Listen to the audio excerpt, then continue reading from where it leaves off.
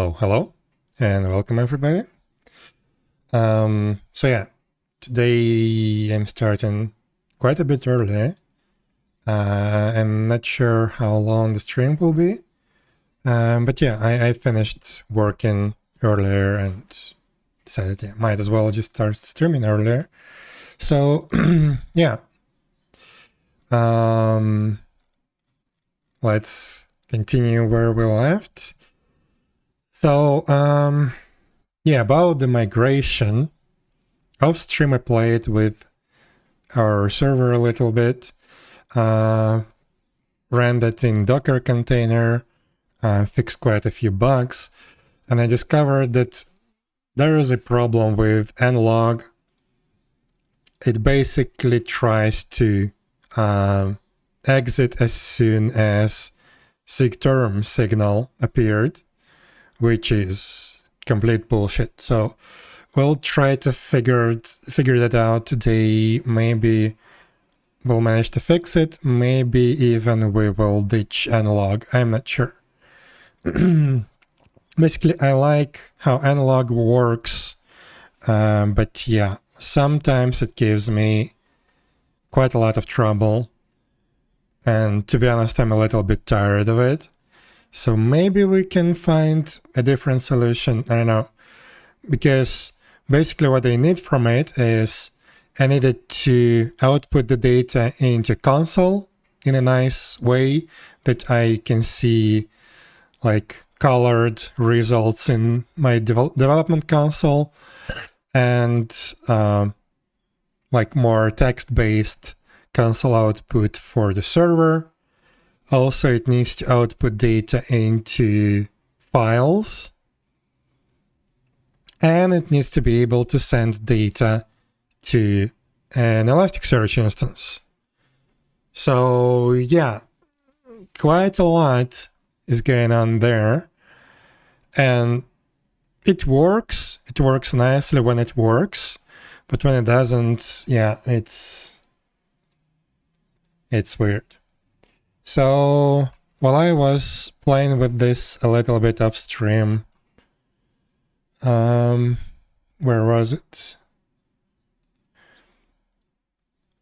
I discovered this issue, and this is basically what I'm getting right now, even though this was reported at like 6 years ago, and it's still a problem.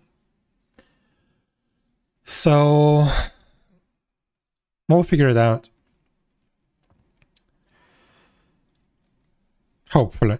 If not, we will ditch nlog. I'm not sure if I really need it at this point, because previously it was basically the only option for nice login solution in .NET. But now there are more alternatives. Hello, I'm Discus. How are you doing? So,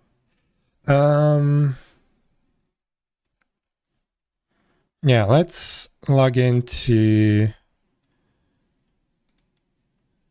the Docker instance.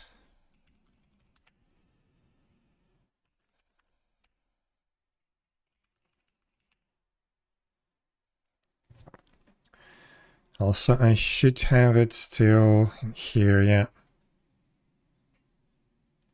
This is not what I meant to do. I meant to open it in a separate window.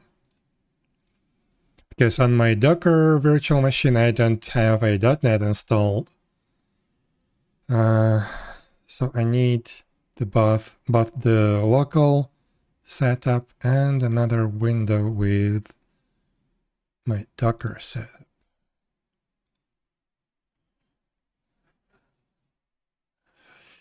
So,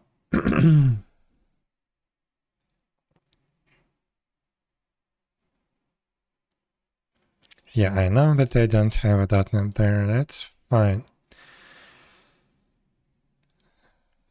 So yeah, I've already been playing with it a little bit. It works without nlog, no problem, but yeah, it just outputs the data into the console, and I really don't like the default .NET way of rendering that.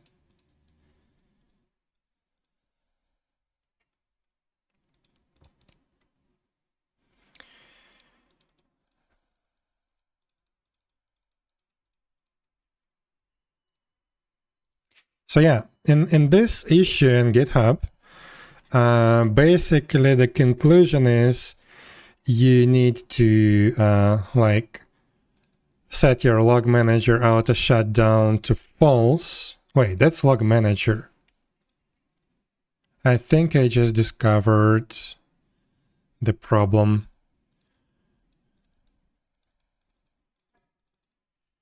Yeah, log manager.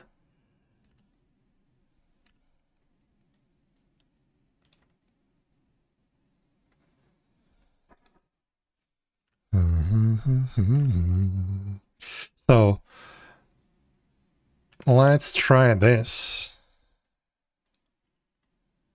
Where do we set it though? So this is our configuration. Let's do after the configuration maybe. No, let's do before the configuration.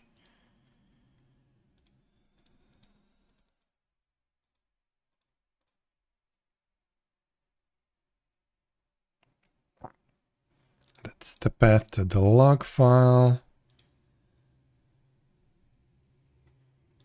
Default configuration. So yeah, basically what they recommend is to set auto shutdown on log manager. I thought that they need to set it on the logger provider and log provider options. I did try to play with that, it didn't help. And they ask you to add this config option to your application config, which I don't have, but at the same time I somewhat do have it. So, well, let's try at least running this thing. Maybe that will help. So, what do I have in my Docker Compose? I've been testing on the login server, right?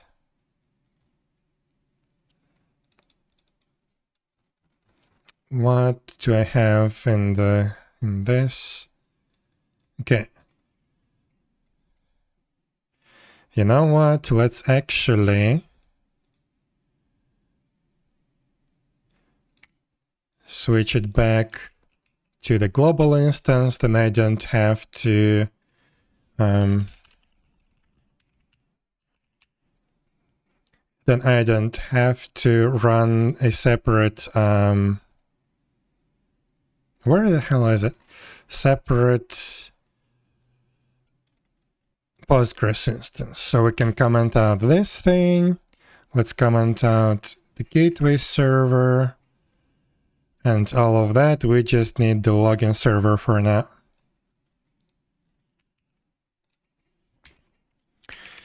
And also let's create a new window.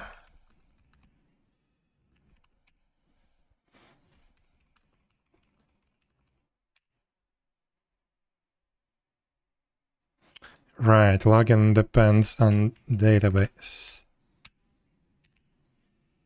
Okay, so Docker compose app login. Wait, that's still .NET logs. Oh, I remember. Yeah, it's stupid. I need to rebuild the container. Also, let's reduce this to 5 seconds. I've been testing the shutdown procedure. So basically, what happens is as soon as you send the sigterm signal to the container, analog exits right away, and no logs produced during the shutdown sequence end up in the logs, which is pretty bad.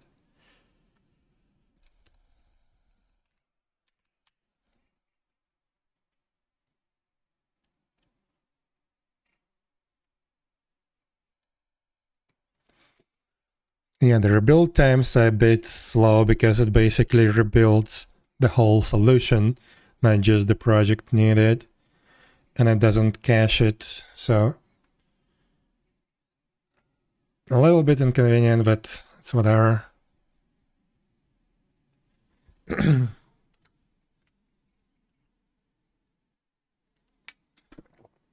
This Docker setup is not intended to use for development purposes. It's just a way to run it in production.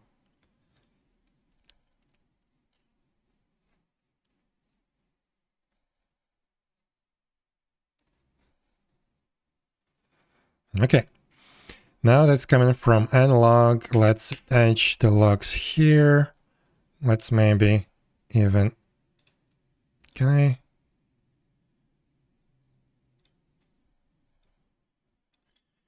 So have logs there. We have the actual running instance there. Test happen. Oh my god, it works. That comes from analog.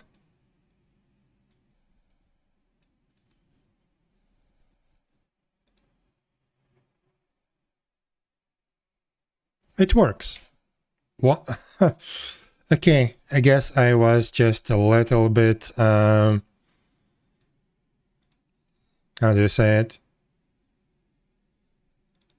I wasn't paying a lot of attention to there. I actually had to set it on the log manager level.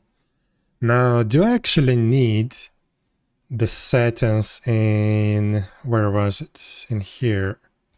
Can I comment this out?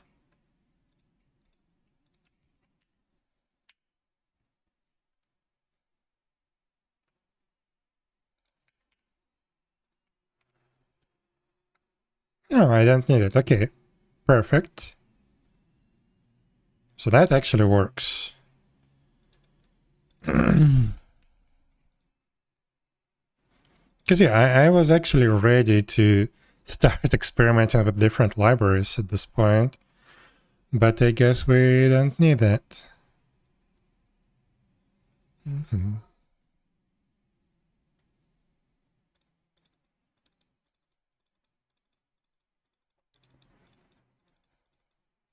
Now this auto shutdown, I'm pretty sure we still need to shut down the system, the logger properly, but let's copy this and let's try this. So register and shut down in settings, that's here. Register shutdown true. So by default, that's true.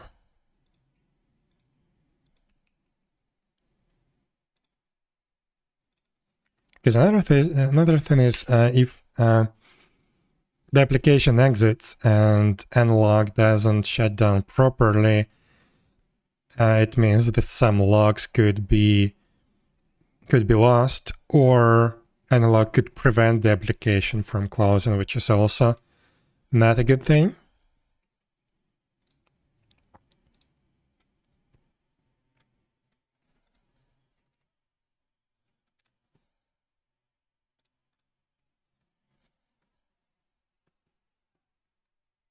Also, let me make the font a bit bigger.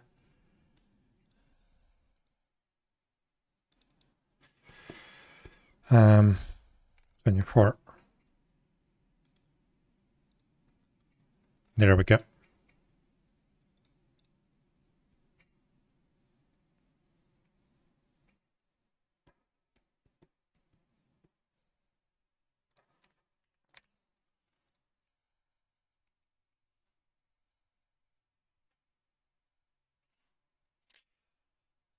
Okay, so that works. It still works.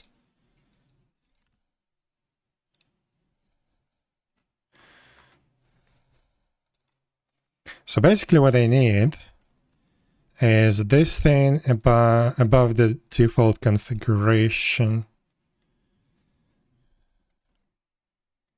There. Hello, Aninia. How are you doing? Hello, hello.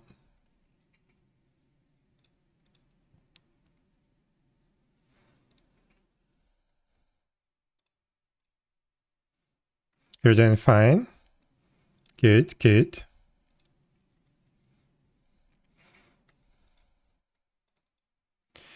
So, this should fix it. We get rid of the general config, that's good.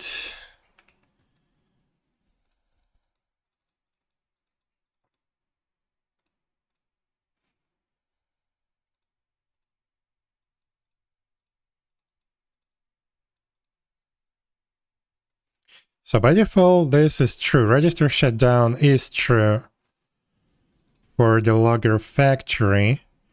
Now let's see, will that help if I enable the internal login?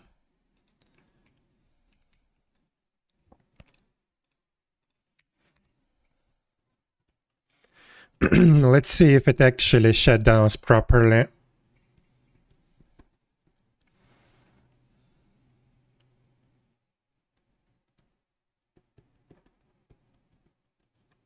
Huh? What's wrong? This is weird. Sometimes this thing pops up. It's a weird problem because next time you run it, it shouldn't produce any errors. Oh, actually, wait. I know what this is. This just indicates that we have an error somewhere, like a formatting error, like this thing probably.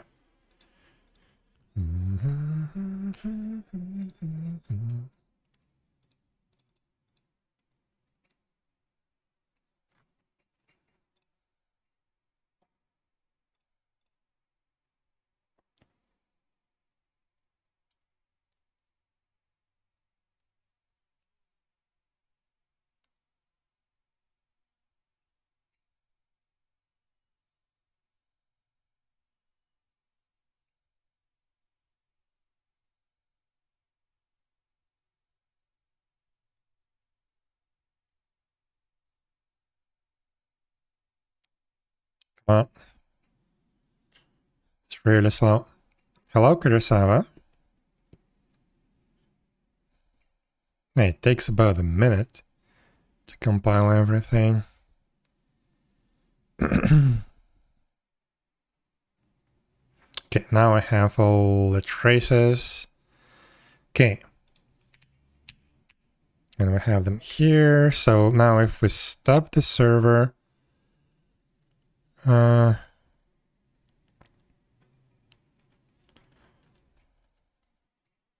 so let's take a look. 1004.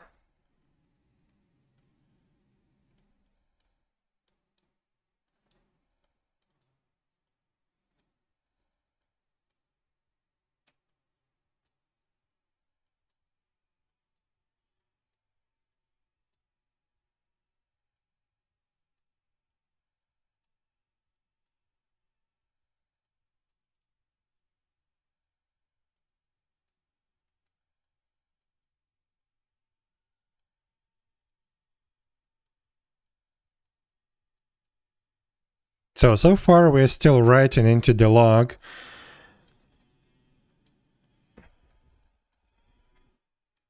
It's not stopping.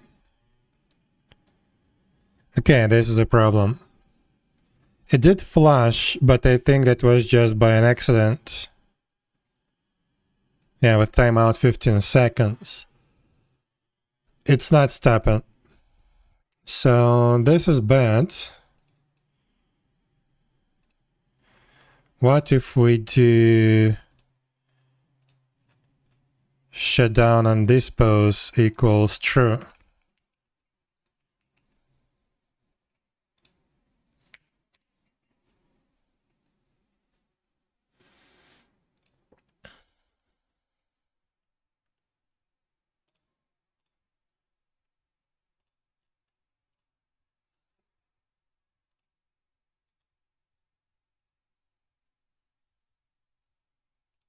Wait, why isn't it?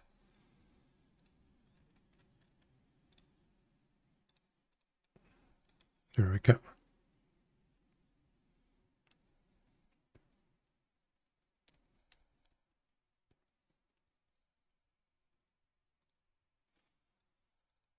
I mean, I can execute the shutdown manually. Probably this is what I should do. This is Logger Factory, right? And I don't have the access to the app instance from here. Well, I can create a service, I guess, that will call the shutdown on application stopped. Okay, so we have the logs.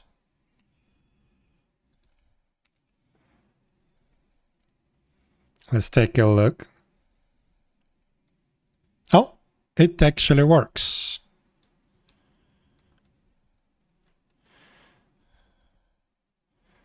Shutdown called logger close and... Huh. Okay, perfect. Absolutely perfect. So now I need this in here. And let's...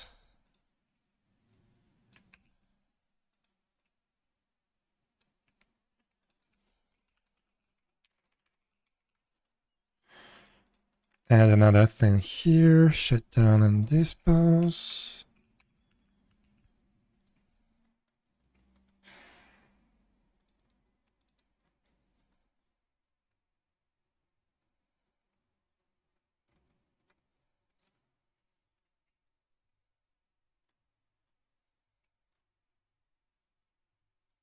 Let's move this thing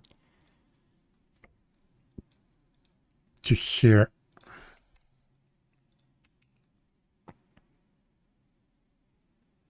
Or even here. It's all going to be in one place.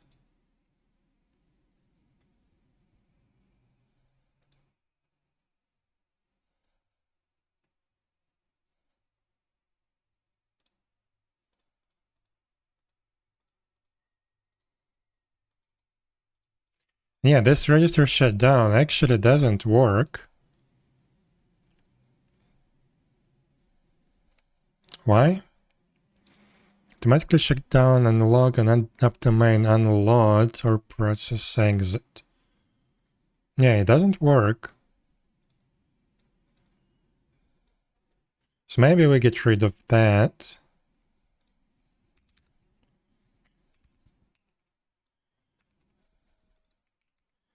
Let's test this theory.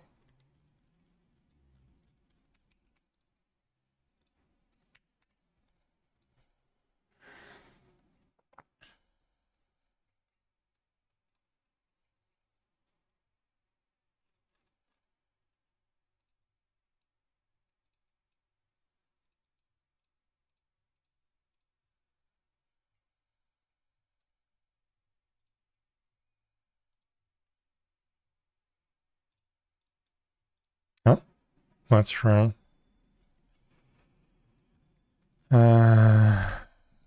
What do you want?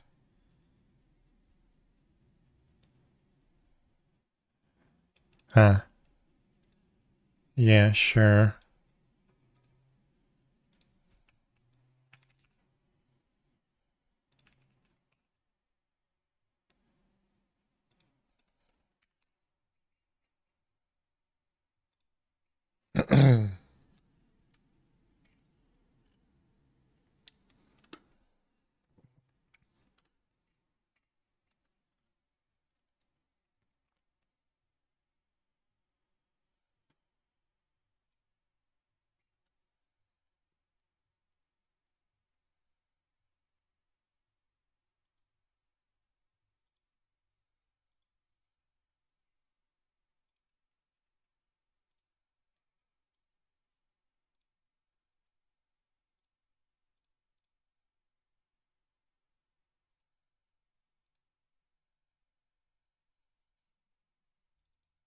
I mean, this can be this option.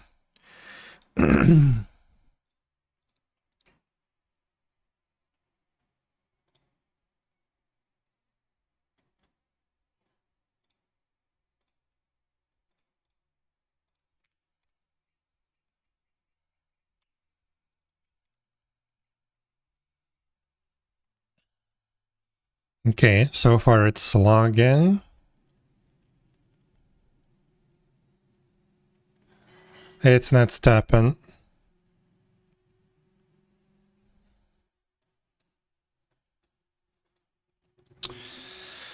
So we do need this to be true. Shutdown and dispose also should be true.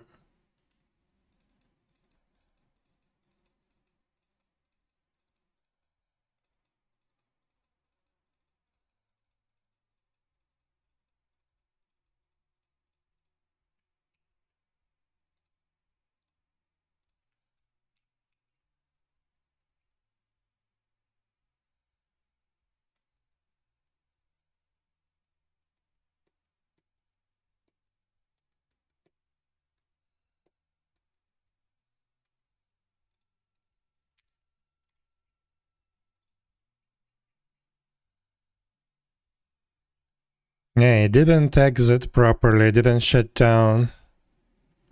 It did log hosting stopped, and then that's it.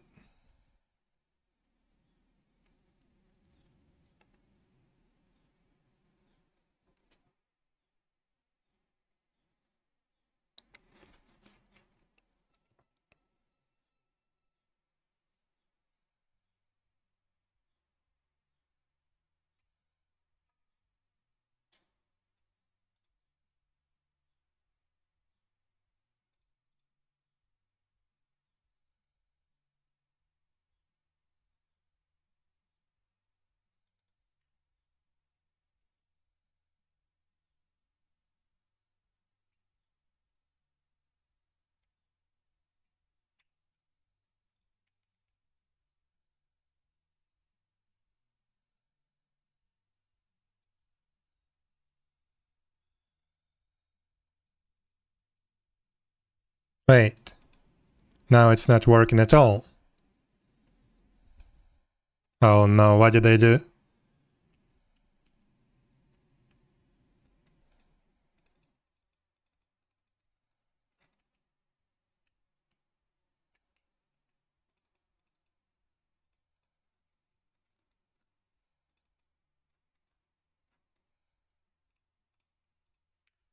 Or is it intermittent?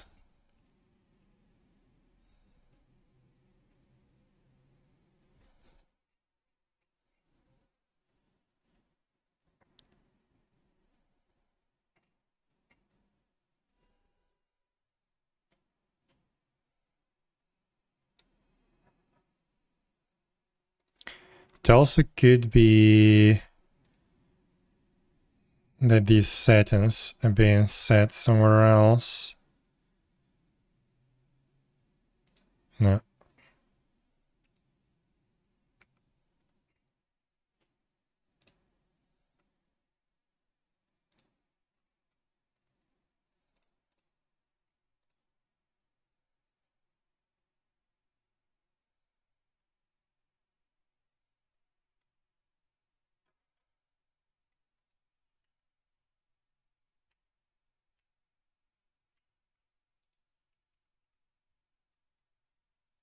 Also, let's reduce this to 2 seconds, I guess.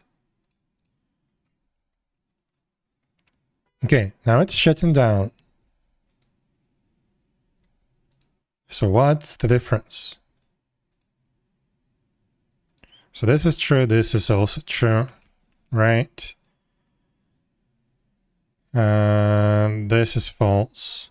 Maybe the order of this thing, like if we call it as the first thing before calling anything else, maybe that matters. I don't know.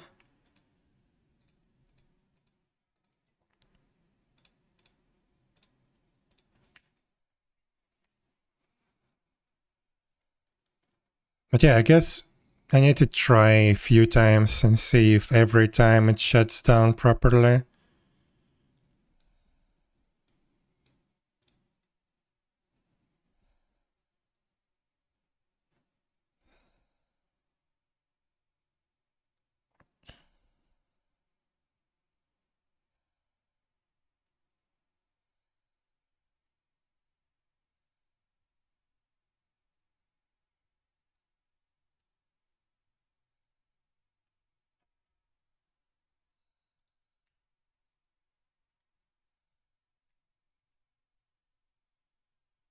Come on.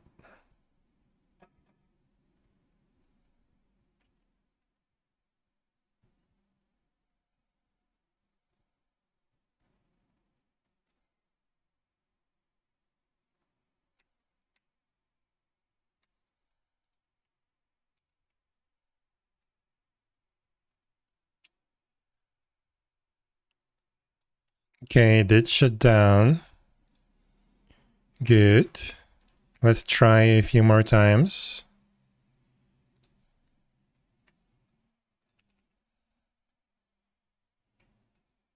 It did shut down.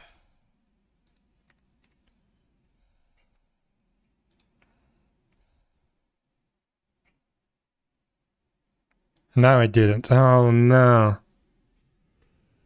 So it's basically unstable. Sometimes it does shut down, sometimes it doesn't. So this doesn't work. This doesn't work.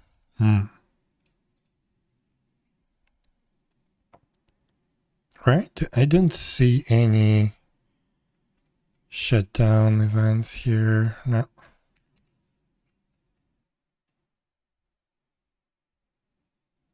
Maybe in the files.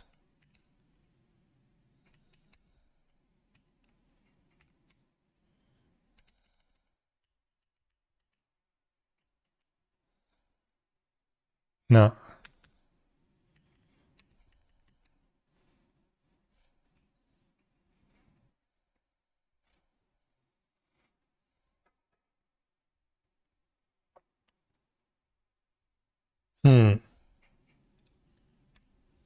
Really weird.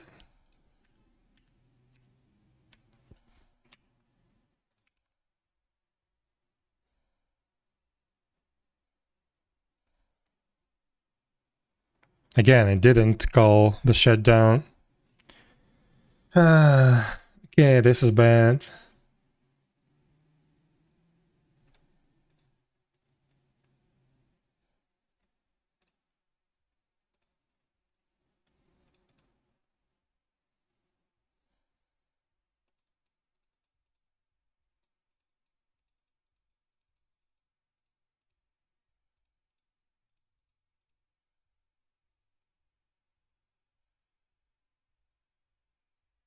I mean, I can register a service. Make sure that shutdown is called when the application is stopped. But I don't like that.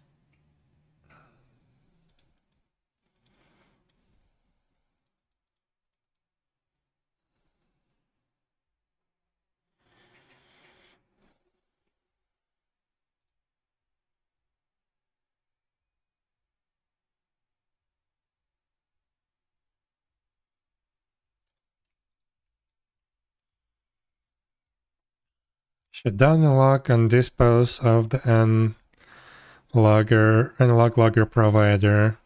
Automatically shut down unlock and app domain unload. Process exit.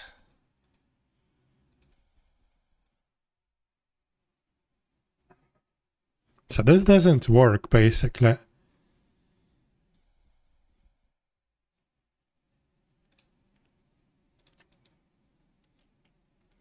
Let's try this. So if we comment out these things and we add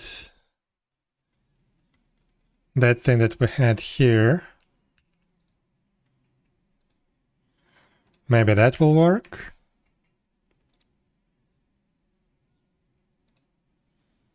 So we're basically doing what they tell us here.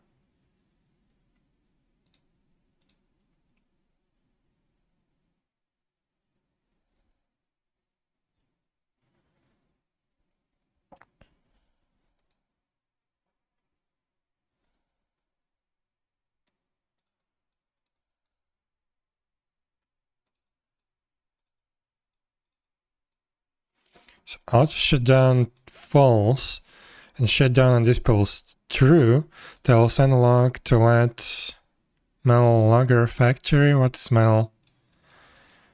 Trigger flash and shutdown.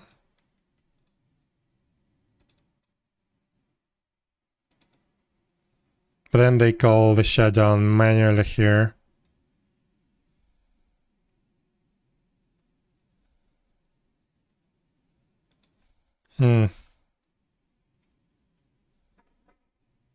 I don't know, this is ridiculous to be honest. Why do I have to bother with all of this?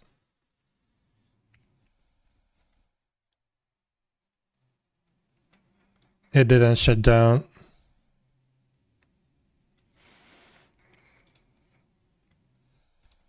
Okay, so this doesn't matter at all.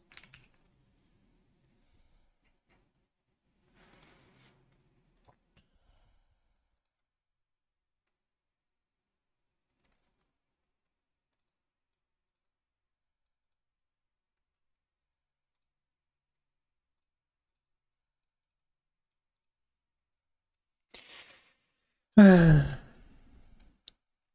I guess I'm gonna create a service.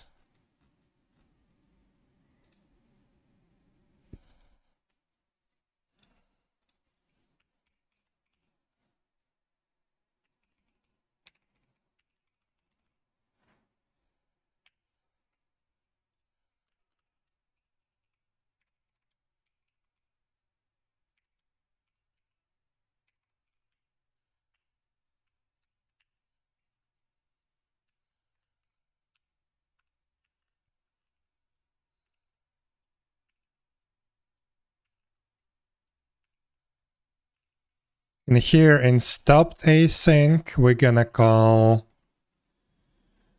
auto shutdown. No, we're gonna call shutdown.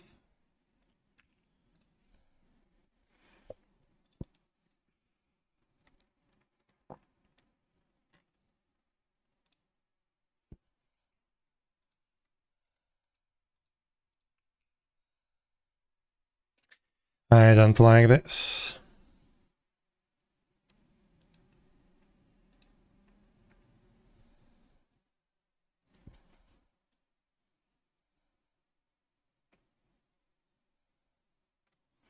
I really don't like this because I may need something, some other service to work during stopped async. Actually, no, that should be fine because analog service will be registered first, so it should exit last. Okay, that should be fine. That should be totally fine. Maybe we can move this thing to starting async.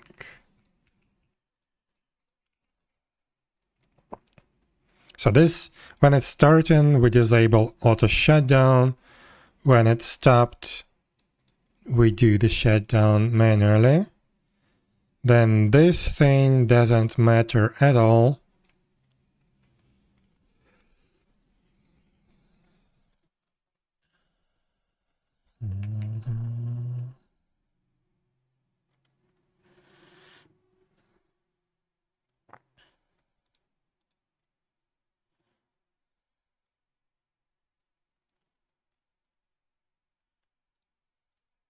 Right, but I need to replicate this in here.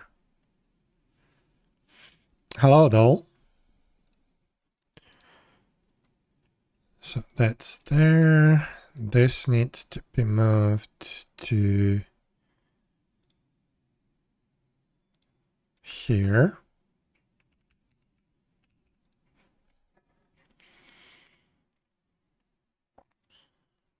We don't have anything in general. Have our test settings don't matter. Okay, so this should be fine.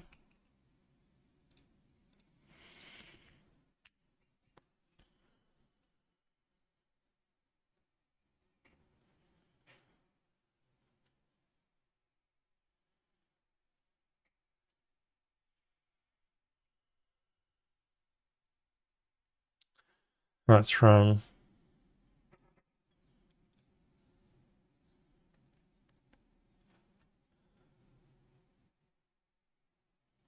Close embrace. Where? Unlock service 43.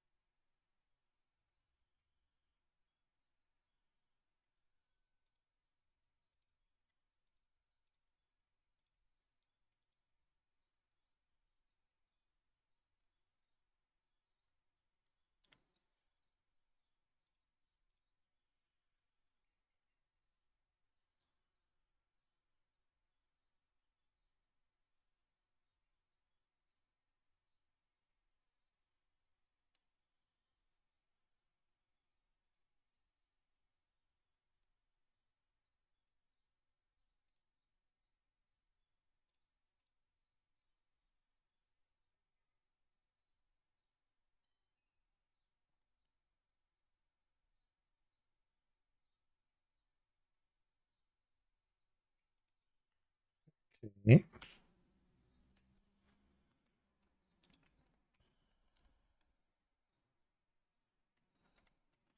I saw an info somewhere. Up the main shutting down. Lock factory closed. Are you kidding me?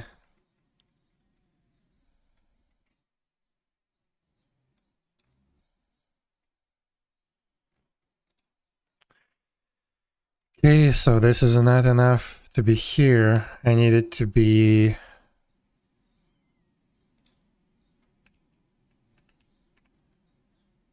Right.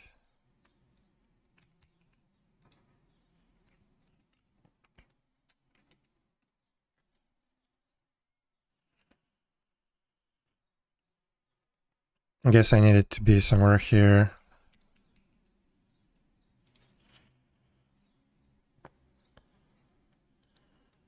I really don't like this.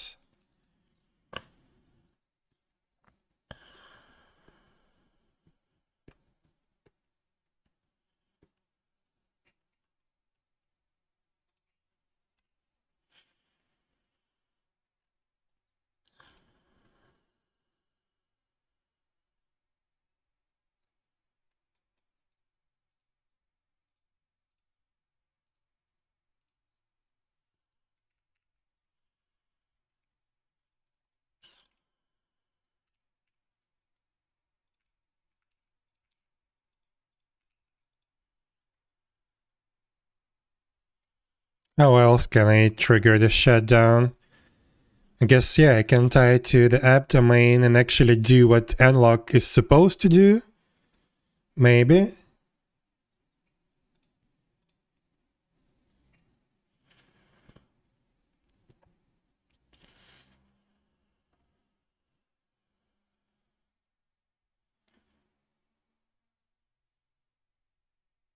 I don't know.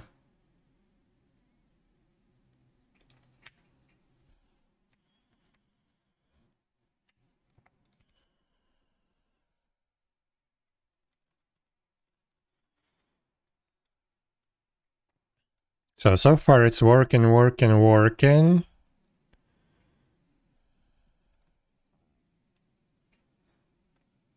I don't see a shutdown. Oh, wait. I know what's wrong. So let's remove that. I didn't register the actual service. Ah. So this can be registered.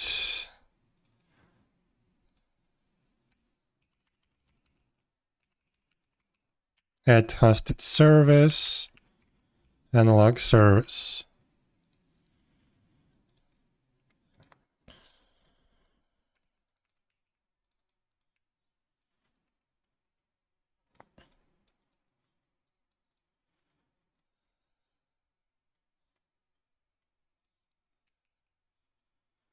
Okay. I need to also replicate that in here.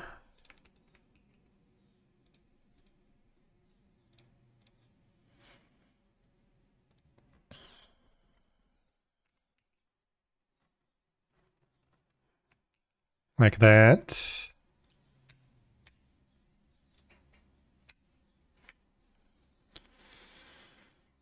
Can I attach right now? No, I can't. I have to wait for it to start.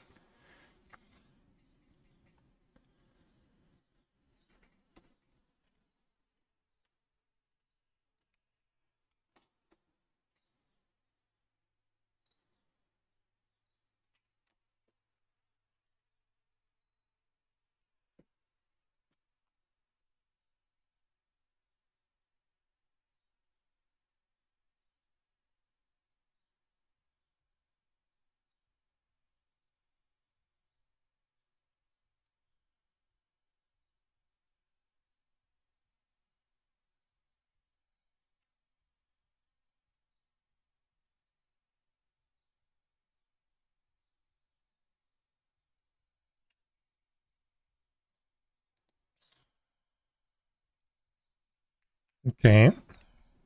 Let's try again. Okay, now I can see it stopping finally. No, app domain shutting down. Oh my god.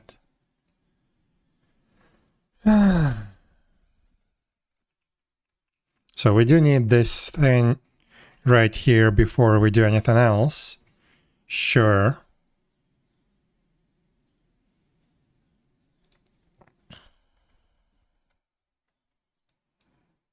Oh, wait. Oh my god. I made another mistake.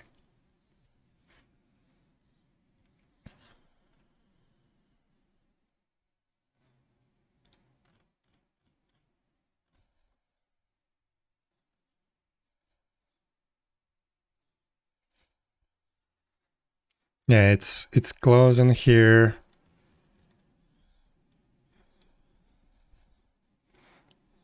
Why does it think that app domain is shutting down? Weird.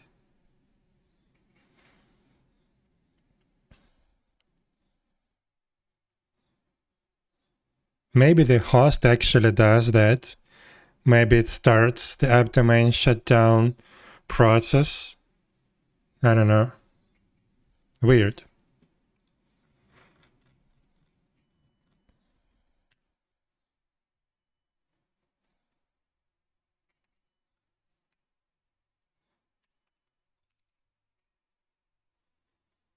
Okay, I think it works. So I don't see any shutting down. I see all the logs. I see the logs, that's good. libuv worker stopped.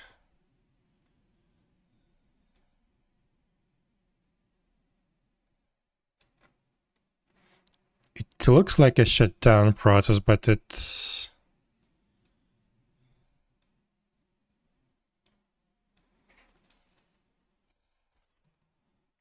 Continuation and what is that? Parallel task. Finalize file. So yeah, it does close the files. Oh yeah, it's right here. So after libuv workers has stopped. Why do... Oh, okay.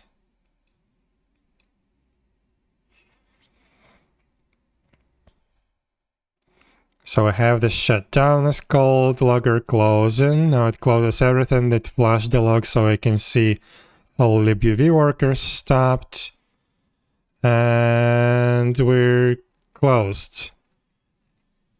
The only thing that I don't see is the hosting stopped output. Like here we have hosting started. I don't see the hosting stopped. Yeah, that could work. Let's try to do that a bunch of times.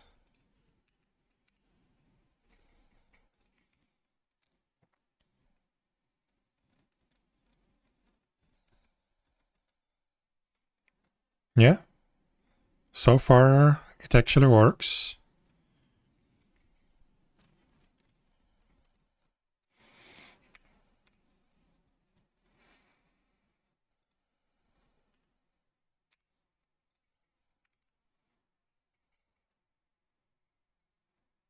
Yeah.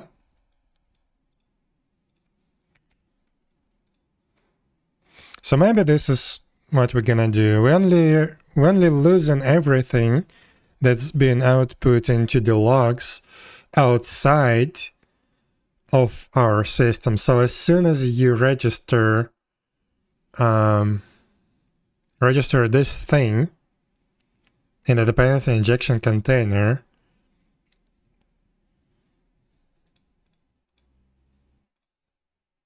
it switches to, so basically everything within this, I don't know anymore. But yeah, basically it's not going to output anything besides the no, not even that.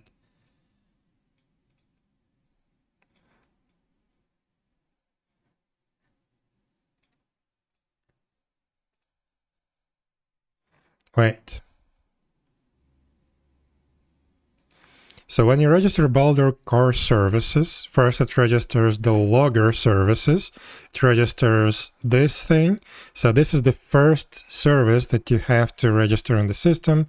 It initializes, doesn't initialize the login technically. The logger factory does that. But this means because it was registered first, it will be called last. And that means that, yeah, it will shut down the analog, which is okay. But yeah, everything after that will not end up in analog.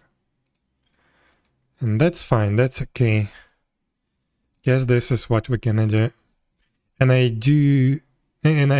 am able to actually use the stopped method in other services, and I can output logs, and they will be visible because they will be registered after this one. So far so good.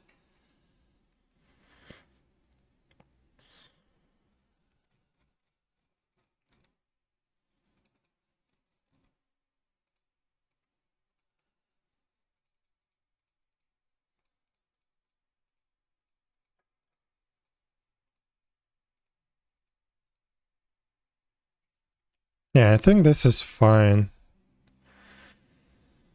So, but now I don't need these settings. These are not being used anymore.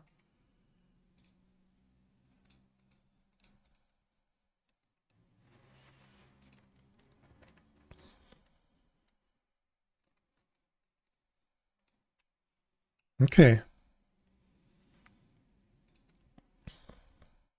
And I'm just curious, what if I do domain and load event?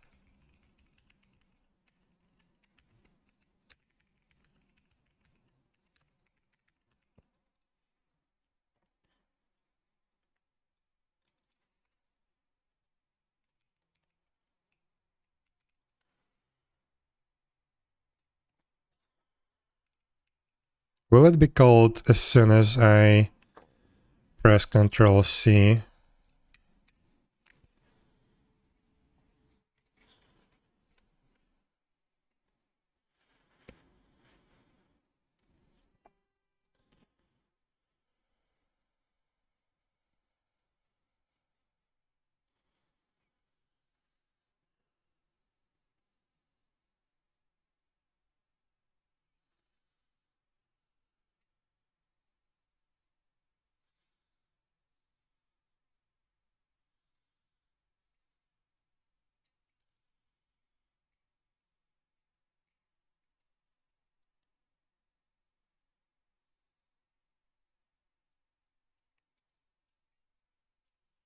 Come on.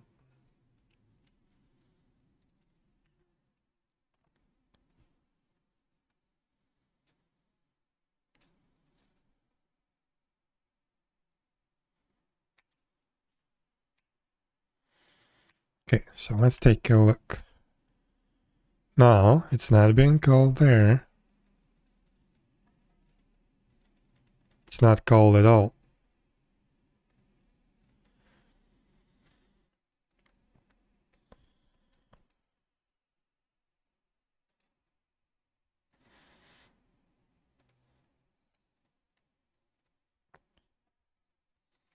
Okay, weird. So yeah, this is not an option.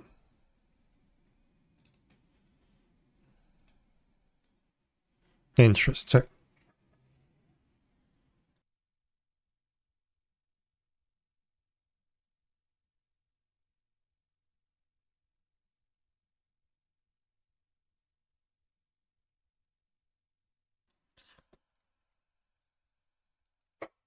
What else can we try?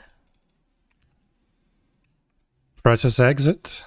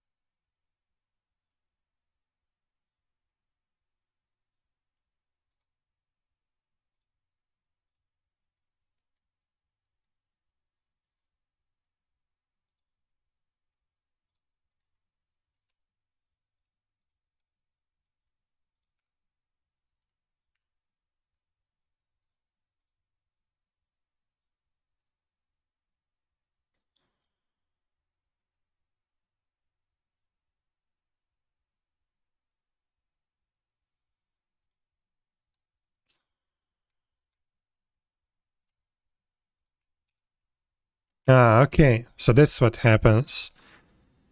The process exit is being called. I see. So now I understand what's actually going wrong with analog, because it thinks that the process actually exits, which is technically true, but not at that moment. It still runs the shutdown. But okay, now it makes sense.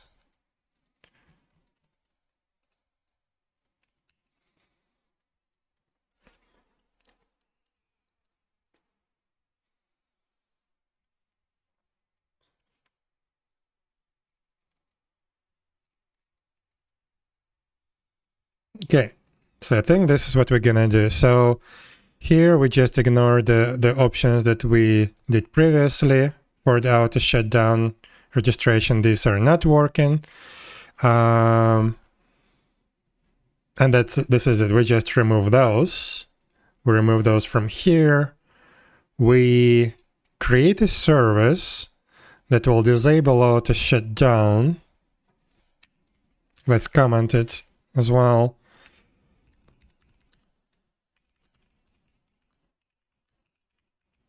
So disable the built-in auto shutdown because it doesn't work properly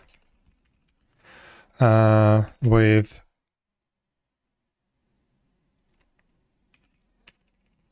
doesn't work properly with the .net generic host and Docker inside Docker a Docker container. Instead, we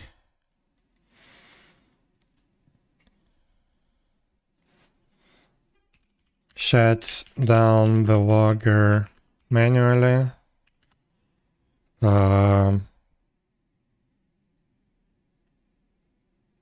On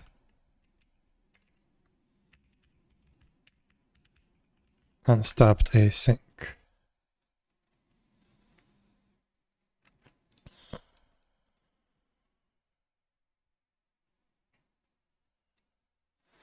Let's move those to the top.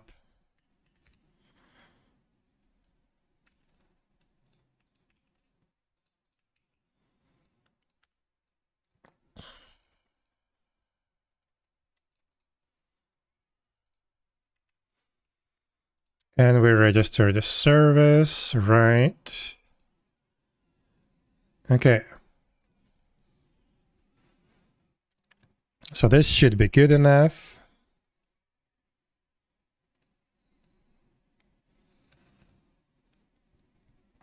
We only losing one line in the logs that shows the hosting stopped, but that's okay.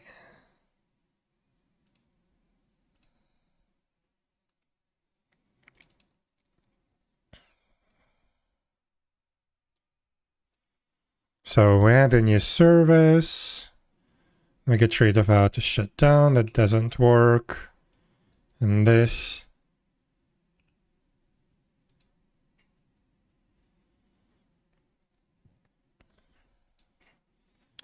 And yeah, we create this service. Okay. So this fix and log exiting, shutting down prematurely when running in a Docker container.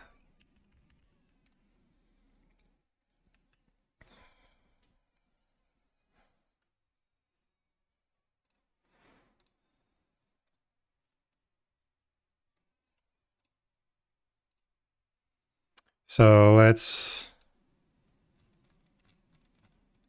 revert this.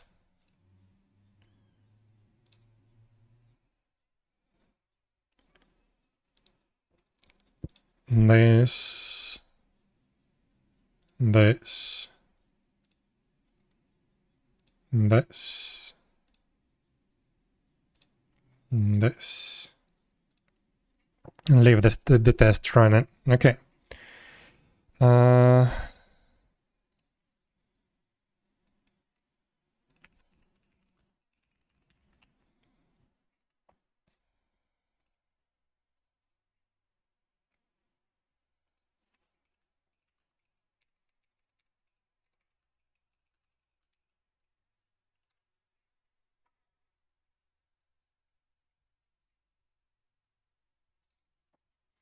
So now here we do git pull recurse submodules.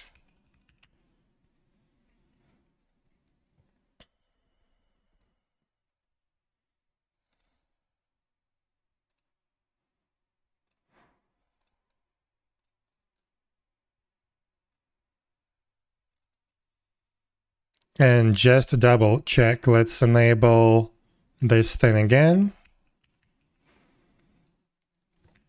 and rebuild.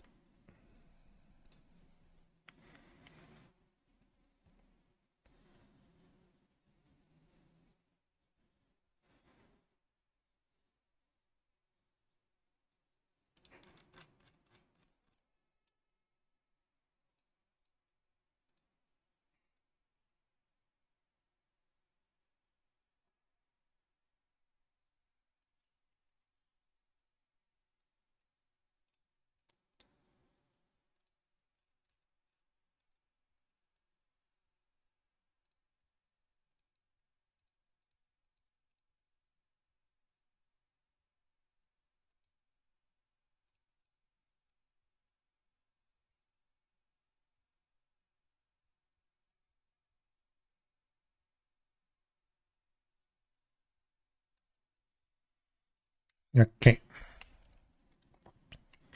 So we have it running. Let's stop now.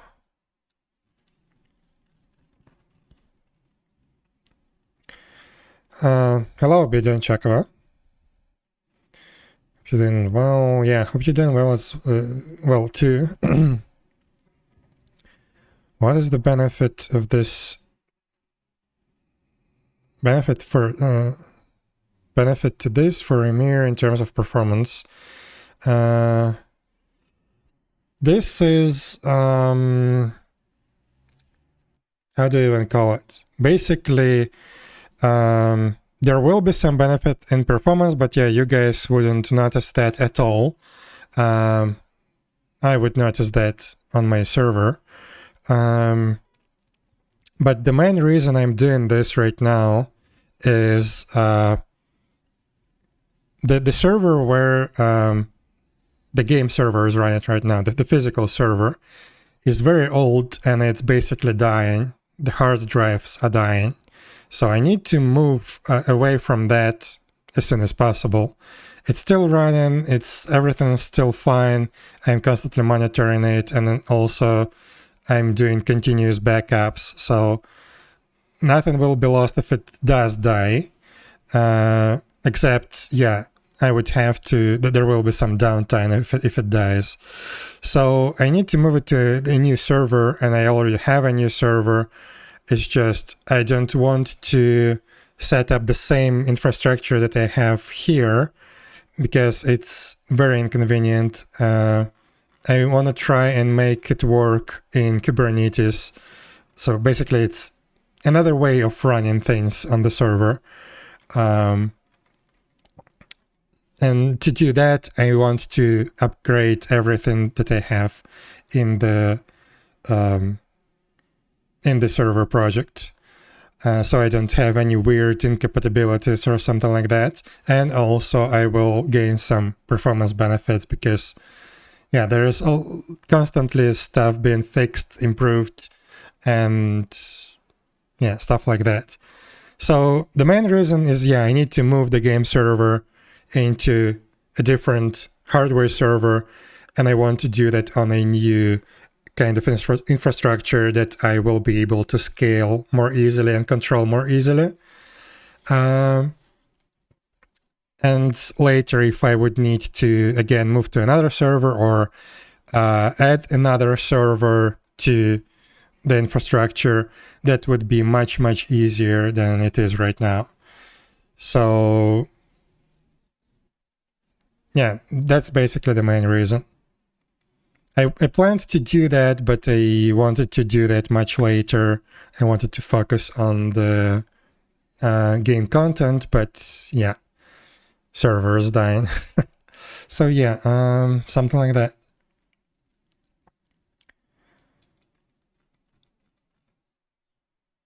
So does it stop? You see it stopping actually, but I don't see the actual message when it starts. Closing everything. There it is. Okay. So this worked. Let's try again. Okay, that worked.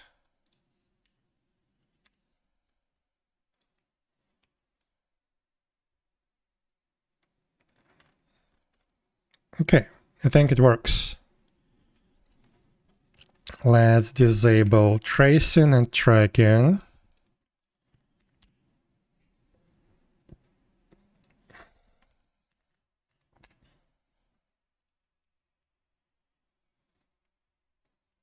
Okay.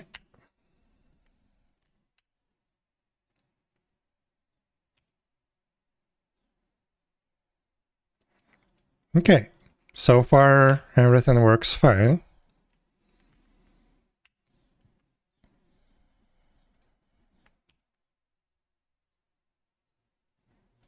Okay, perfect.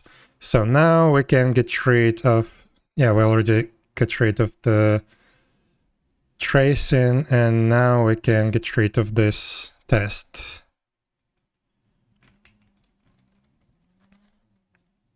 Anything else? No. Okay, so we're done with analog. That's good.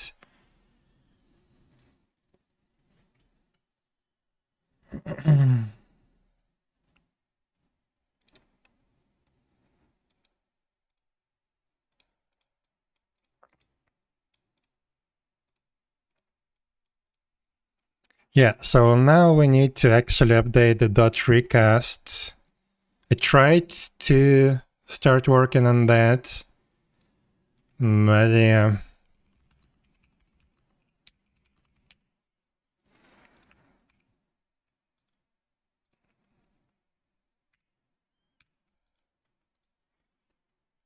So let's close all of this.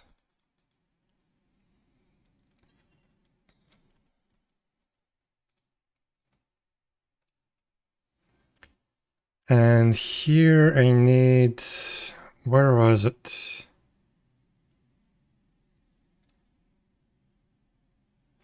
I think it's in the game. Yeah, it is. So yeah, I need to update that recast.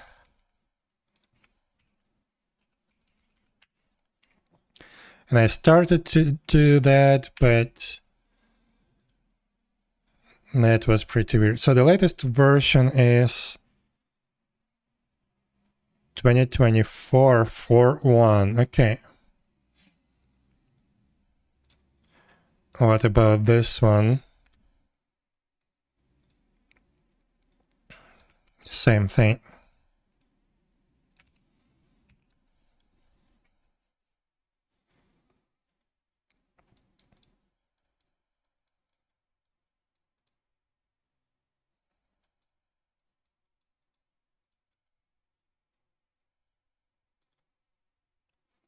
Okay. So now if I try to build this project, it should actually cause some problems. Let's see on the zone server. We should have some errors because certain method signatures actually changed. Yeah, there we go. So find nearest poly. This is now different.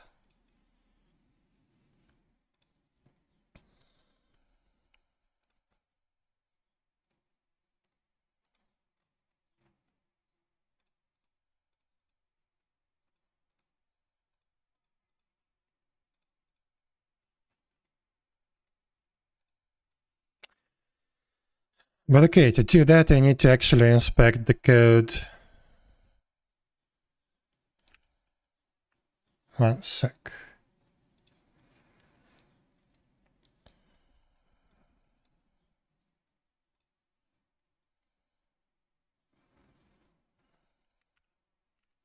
So where is it? It's in detour. Actually, I can just look for this file.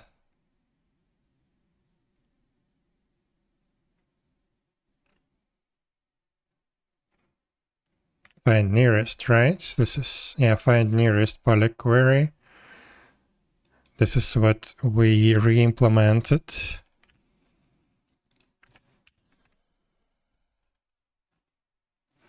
So now this method looks like this. We have the tile, but now we have multiple polygons, multiple refs, and we have count. Well, let's copy just everything here.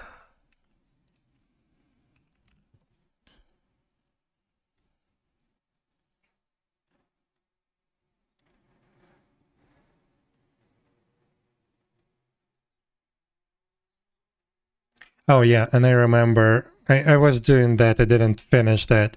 So I need to open, this is the latest version, right? And I need the version of, I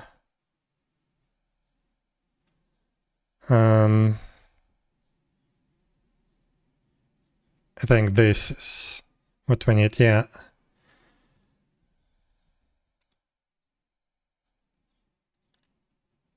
How do I open the file of this version? View code at this point. Okay. And we're gonna just feed it into a diff and see what's changed. Wait. Okay, this is not it. I need a version before that.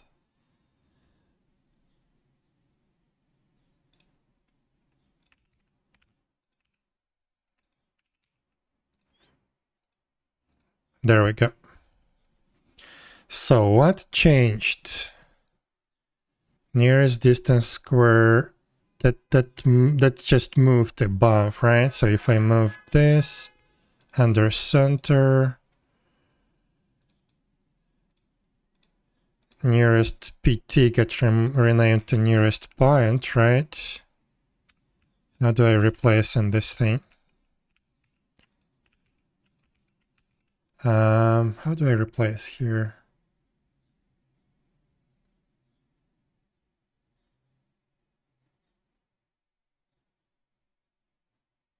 No idea. Well, let's just do that in Notepad++.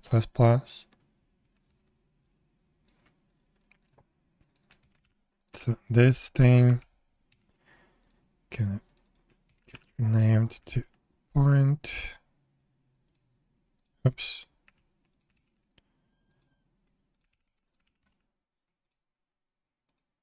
Okay.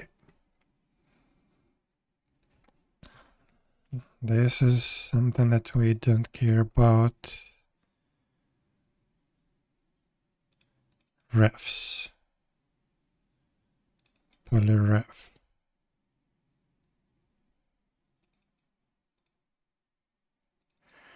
Okay. Okay, so yeah, the logic is absolutely the same. It's just we need to do that in a loop or count for every polygon, every ref. So here, yeah, let's do that.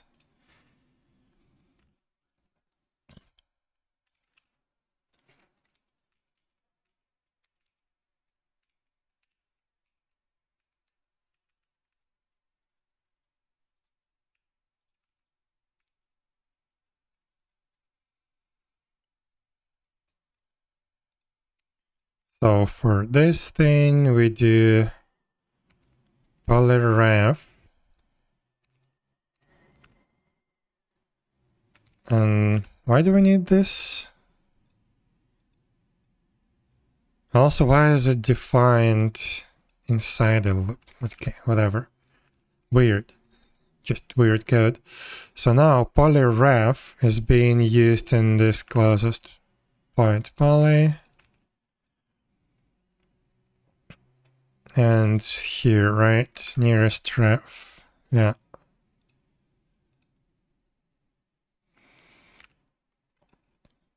Okay. Then this D thing. It's weird. Really weird. So they define it. It's gonna be 0.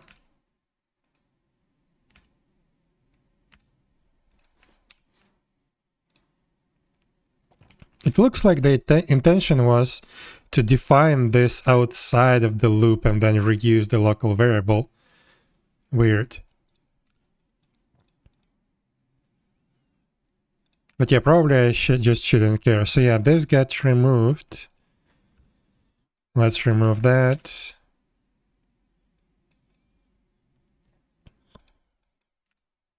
This is defined.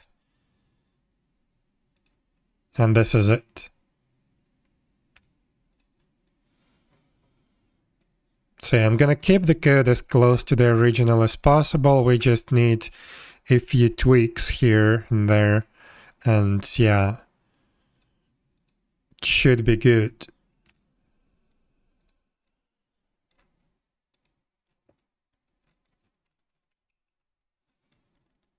Basically, the only tweak that we need is this one.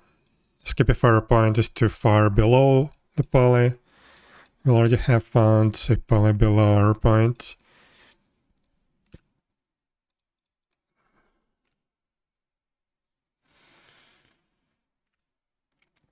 Okay. This is it. Now, what do we have here? Oh my god. RC rand. Oh, I remember that. I do remember that. We just need next double, next integer. Yeah. Okay.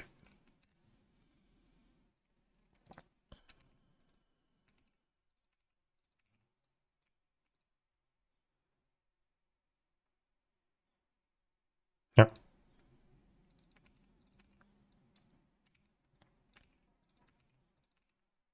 And this is just next. Let's double check. So RC rand.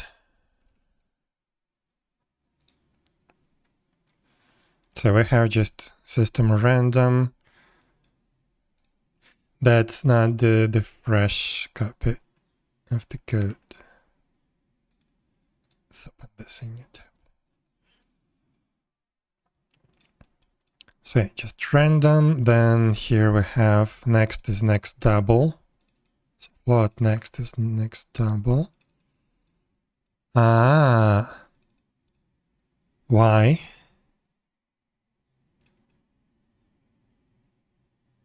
Why do they do next double and then convert to single? I see. Yeah, I'm doing the same thing.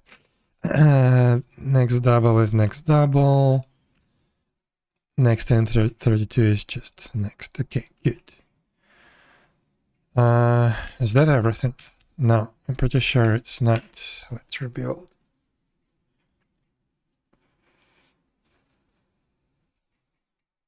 Okay, what's this? Nav mesh.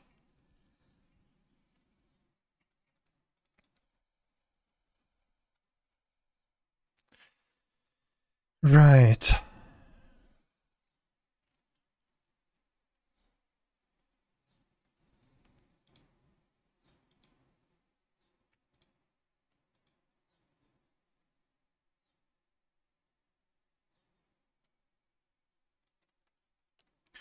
So what's the signature now? Start position, end position. Path poly refs. Now I have path. Yeah. Path size. I guess. No. Straight path. Straight path count.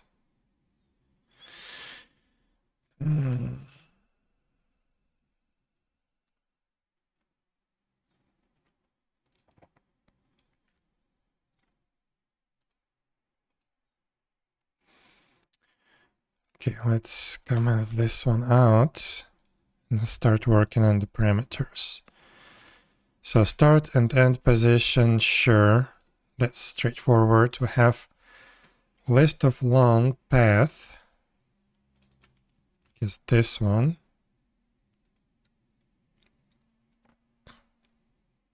Okay. Then have path size.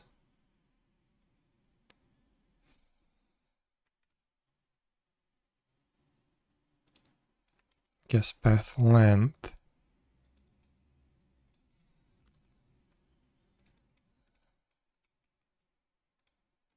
Or path poly refs.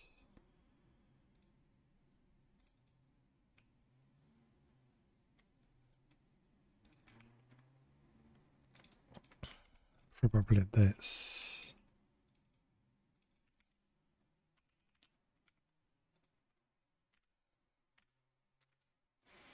Yeah, I guess now I can reuse this path object if I want to.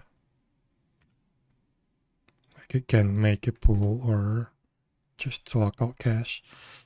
But okay, path size, straight path, and straight path count. Straight path. That's what it outputs.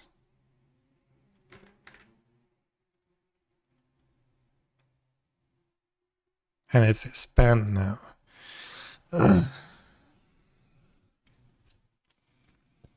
Can I just fit this into that? Probably not.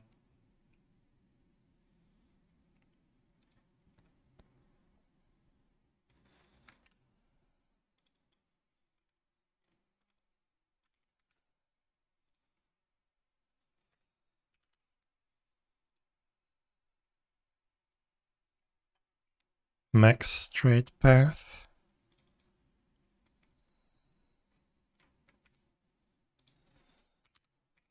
I don't know. For now, let's skip it. And then options, we have that. Okay.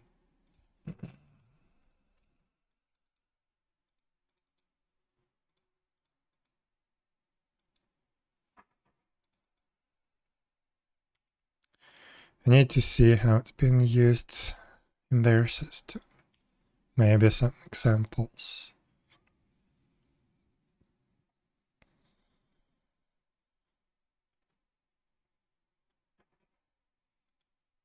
There is some documentation. I wish they ported this documentation to proper C# style documentation, not Java style, but okay, whatever. At least we have some documentation. So an array of polygon references that represent the path corridor, the number of polygons in the path array. So this is pretty clear that it's meant to be reused. This path polyrefs, we can reuse it now.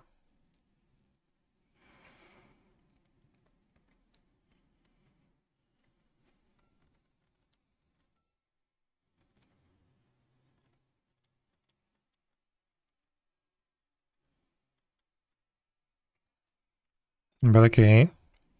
Then straight path points describing the straight path times path count. Yeah, this is out parameter. This is also an out parameter. No. It's just a completely different document. Okay. They didn't even update the doc. Okay, sure.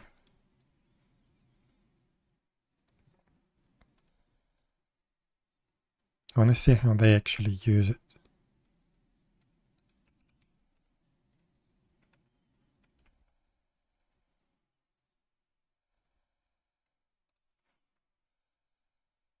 Nav mesh sample tool.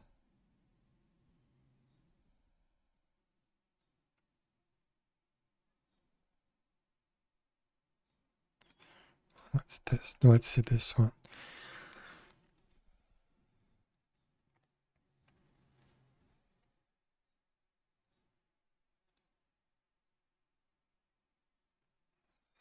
Okay. So start and path. Where is the path? There it is. Path size. Sure, it comes from the outside.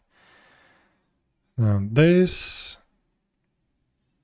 Okay, this now being allocated on stack. Sure.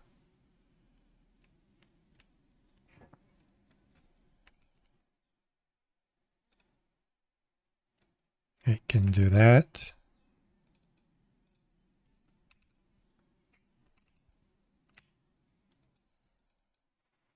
Max steer point. What do they have?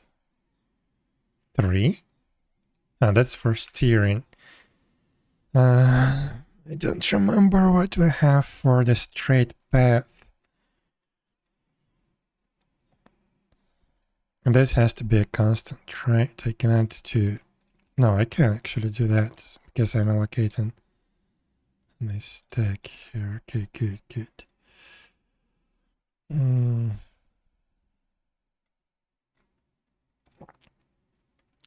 Let's read this. Try to find the direct path first and eliminate files, build the path around obstacles. Okay.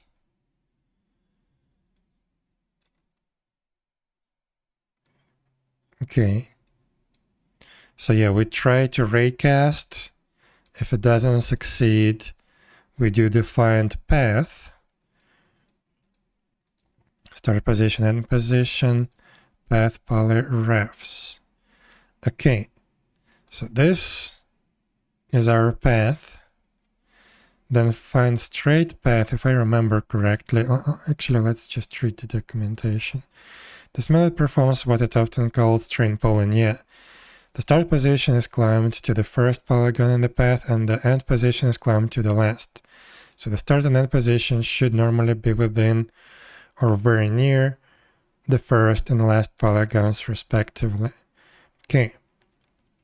The returned polygon references represent the reference ID of the polygon that is entered at the associated path position. What? The reference ID is, returned polygon references.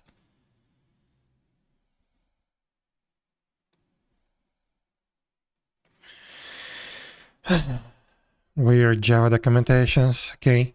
Represent the reference ID of the polygon that is entered at the associated path position. The reference ID associated with the endpoint will always be 0. This allows, for example, matching off-mesh link points to represent the polygons. The provided result buffers are too small for the entire result set. They will be filled as far as possible from the start forward to the end position. I think this is actually not a Java doc. I think this is copied documentation from the C++ implementation, which is even weirder. I thought this project ported the Java implementation of that recast, but maybe not. Okay. So this technically can be just this.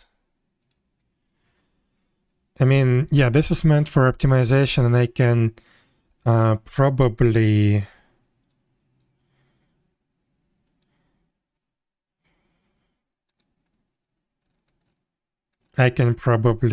reuse it somewhere.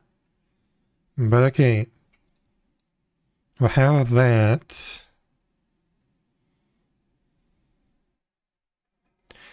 Having a polygon corridor built above, build a straight path through that corridor. This creates nodes with actual coordinates on the nav mesh, and only in places where the path needs to change the direction. Oh, okay, so this is actually less than that.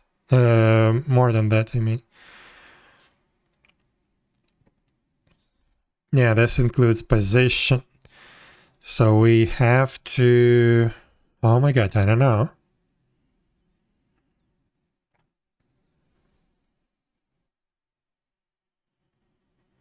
Could this be more than the build path count?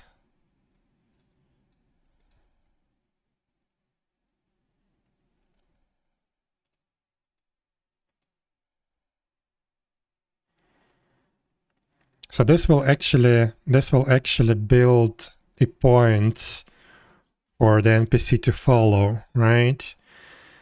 If we have 2 polygons, it could be start there and there, so just 2 points. If we have 3, it start. No, it's more. It's at least... Crap.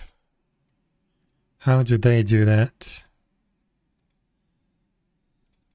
This is tier.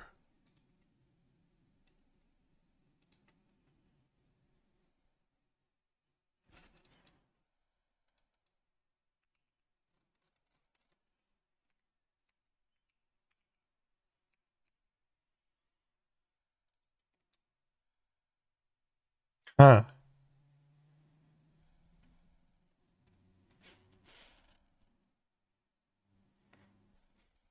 And this is how they reuse it. They just create one instance of it. And this is just an array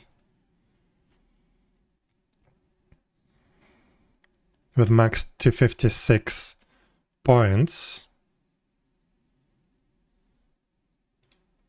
I don't think I can do that, because this is meant to be thread safe, I think. Yeah. That's a problem. That's a problem. Yeah, this is meant to be thread safe. Oof. So I cannot use that optimization. I can only allocate that on stack.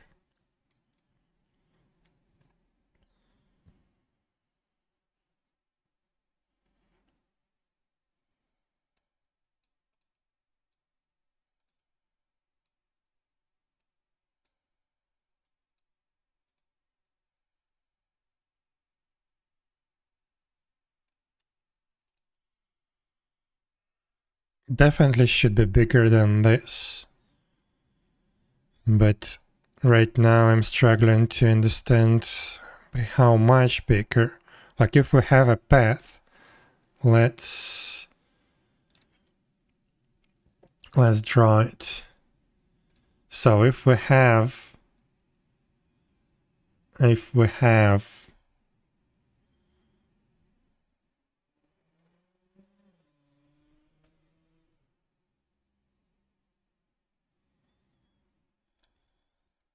something like that, we have polygons like this. We have start here and here.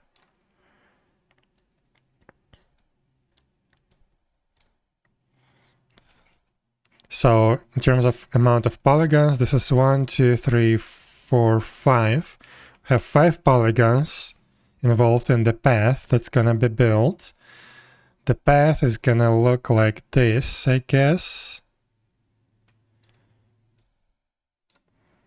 So yeah, plus 1 point. So 1, 2, 3, 4, 5, 6. Also, the last one is always a 0, as they say. So maybe it's plus 2, and it should be enough.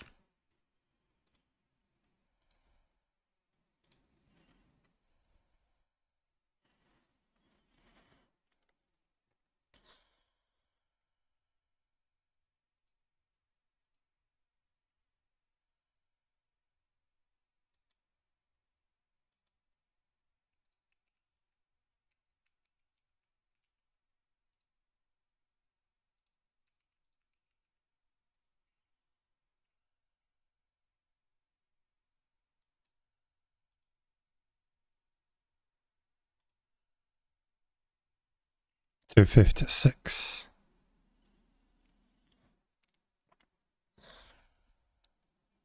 But I don't want to allocate 256 points on stack for each request, even when we don't need that much.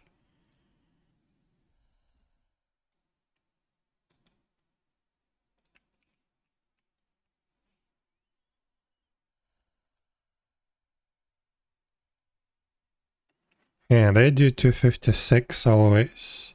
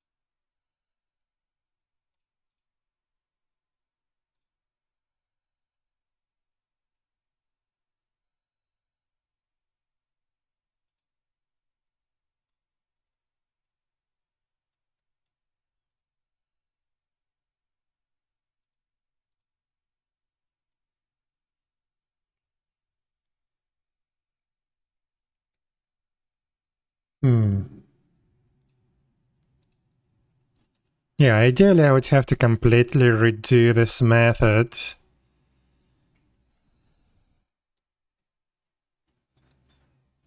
But I don't want to.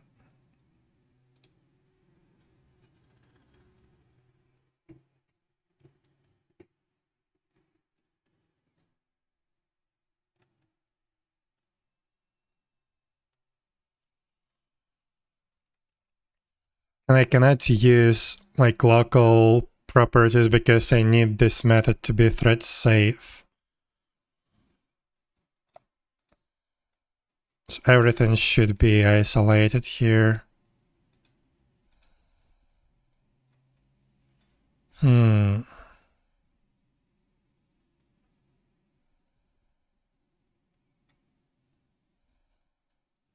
Also, it's weird that the path is still a list.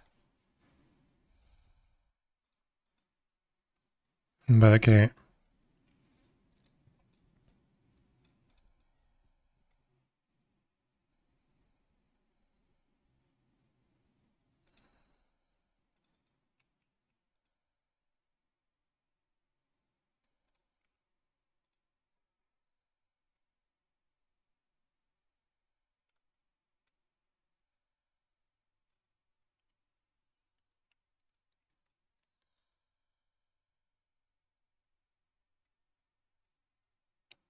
Hopefully that's enough. Am I missing anything?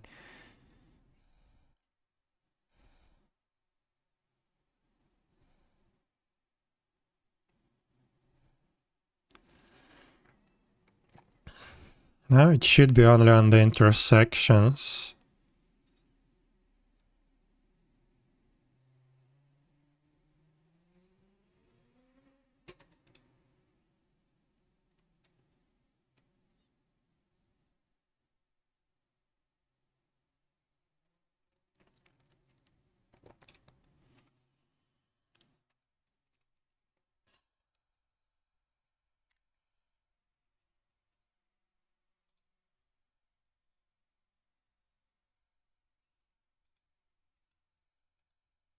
Also, it should be less, even less than that.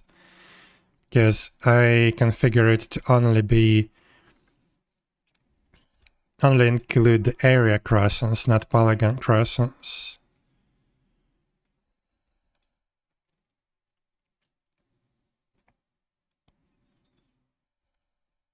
If possible. So if, for example, it goes from here to here, the path will be just the direct path. It will skip these polygon crossings.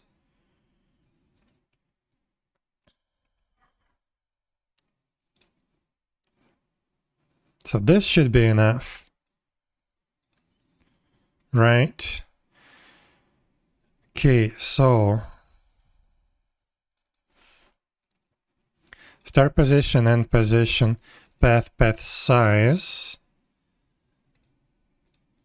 We do have that. I see. It's a list because it meant to be reusable. Okay, sure. Path size, straight path count. Straight path count.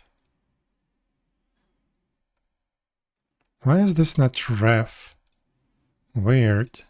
This is a structure. Ah, it's ref structure. Ah, yeah, okay. Then max straight path.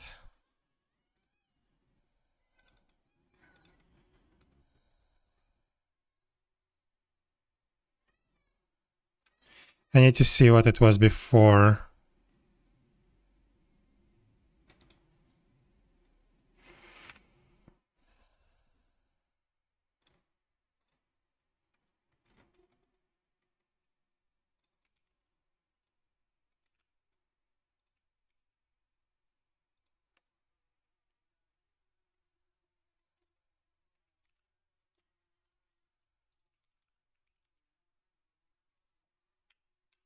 So not a single method, right?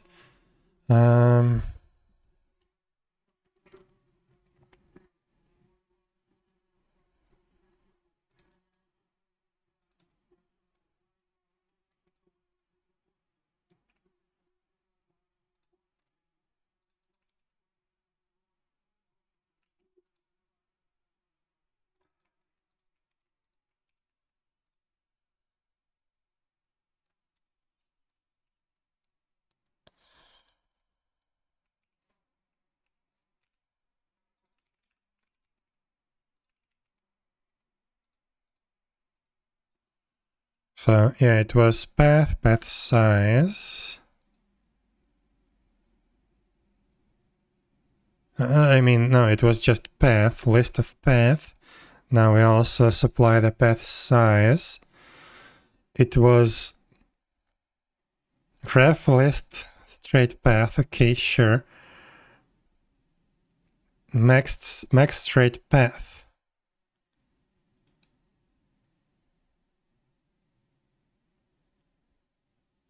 So we did have it, right?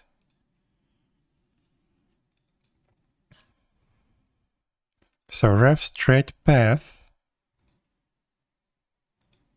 max straight path was equal to path count, path length.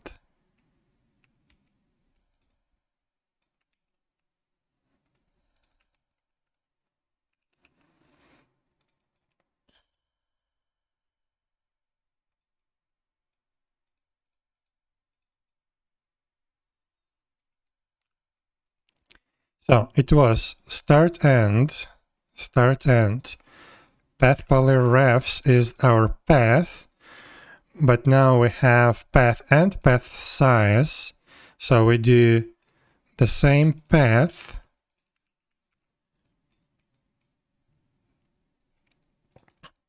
and its count. Sure, then straight path, wait, then it was straight path, it was ref list. Why ref? No idea, but okay. Straight path. We use that again, but now it's a stack allocated array. And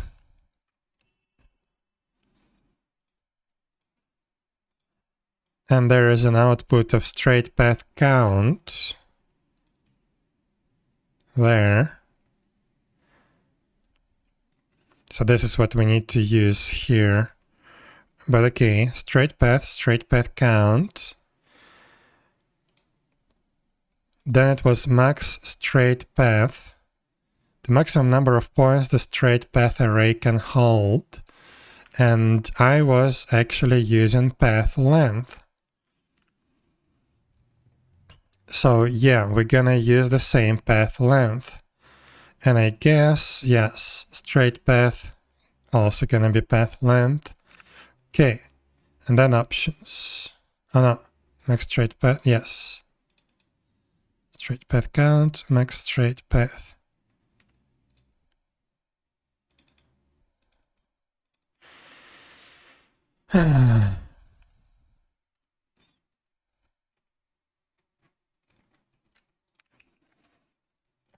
Okay, so now this has to be used instead of this. Right. This is our new length of the array.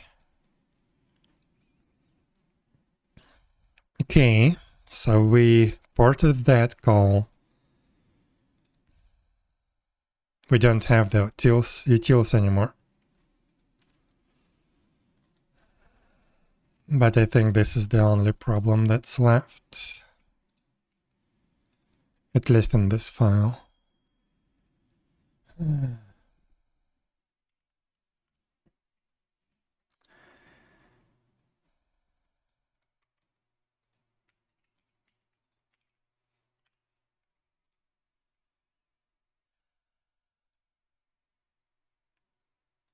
It actually doesn't state in the changelog that rc vector utils.math get removed, but it did get removed.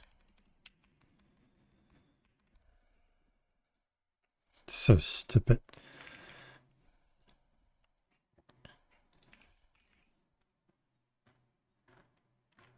Guess it was a really long time ago.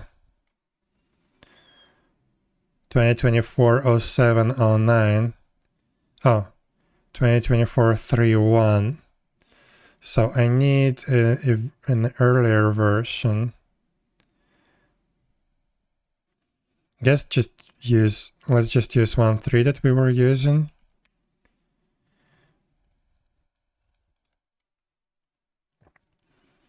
Scaled vector addition.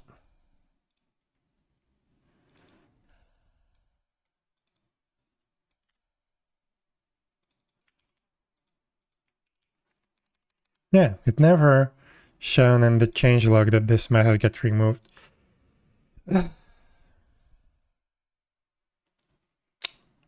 Why?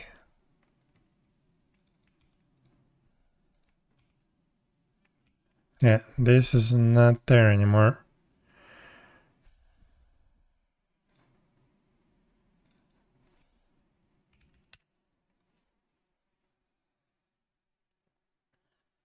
Oh. It's here.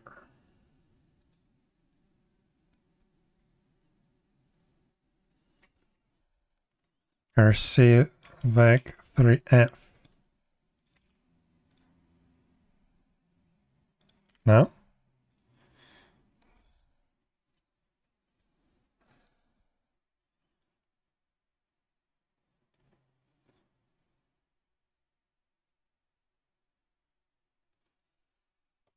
Is this not the latest version? Probably it's not.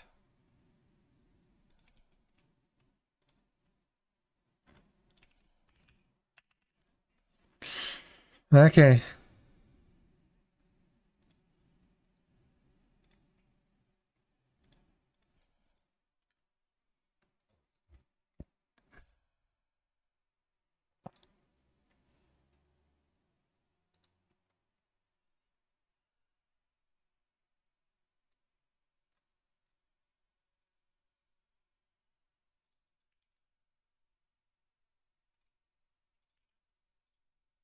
There we go.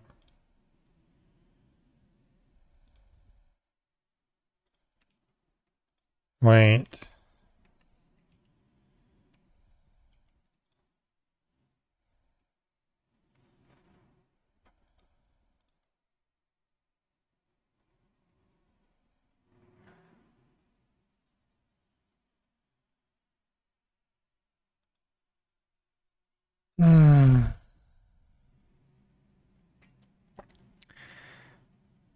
So long, yes.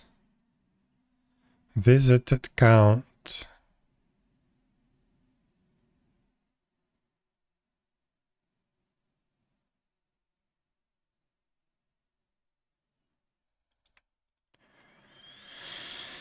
So start ref, start position, last position, end position. That's that. Interpolated position, I guess. Filter, sure. Out result position. Okay. Out visited count.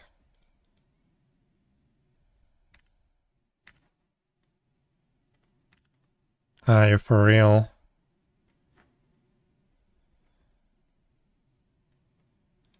Max visited size. Where do I get the visited polygon list now? Starting to hate this library.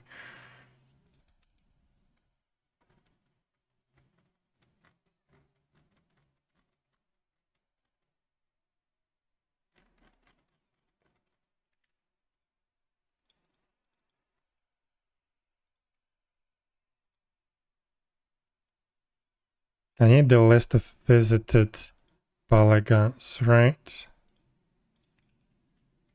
Maybe not. Maybe I don't need that. I need visited count and the last visited.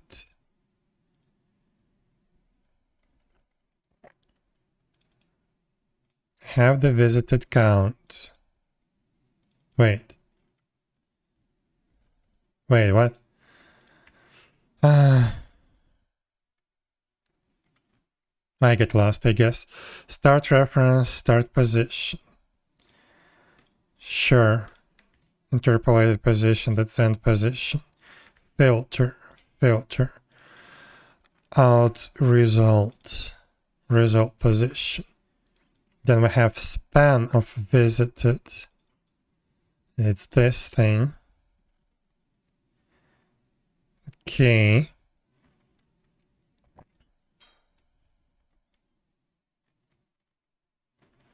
So now this can be allocated on stack, right? And visited count.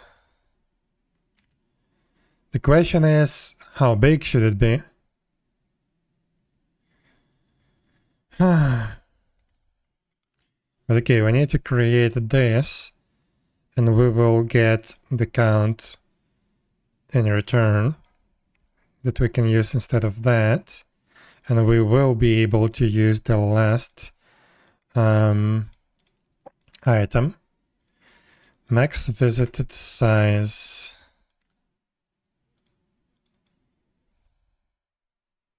No idea what it's supposed to be.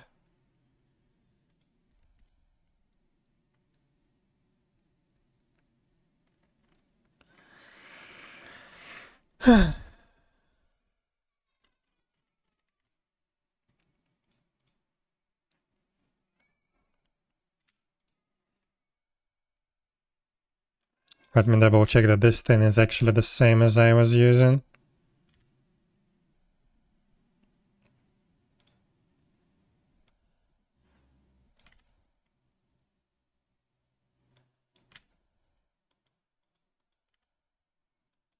Yes.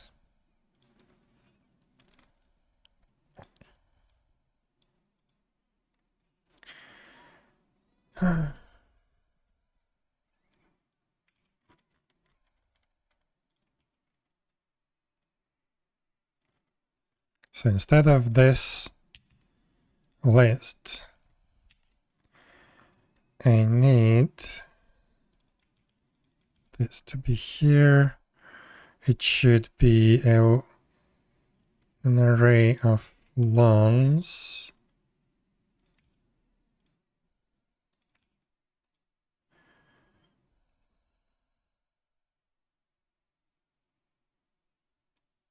Right.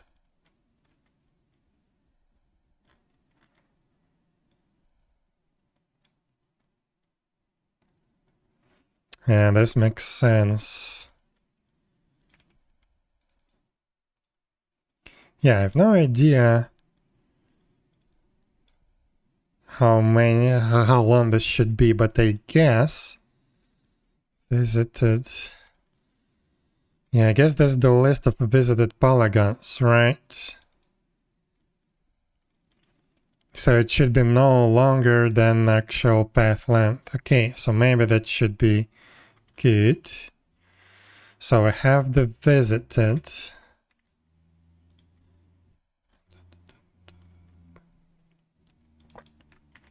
We don't have to make it a reference. It's already a reference. Now I have visited count.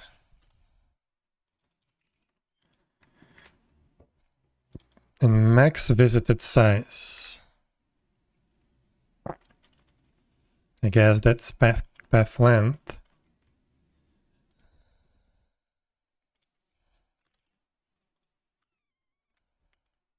Weird. Can you not take it from the span?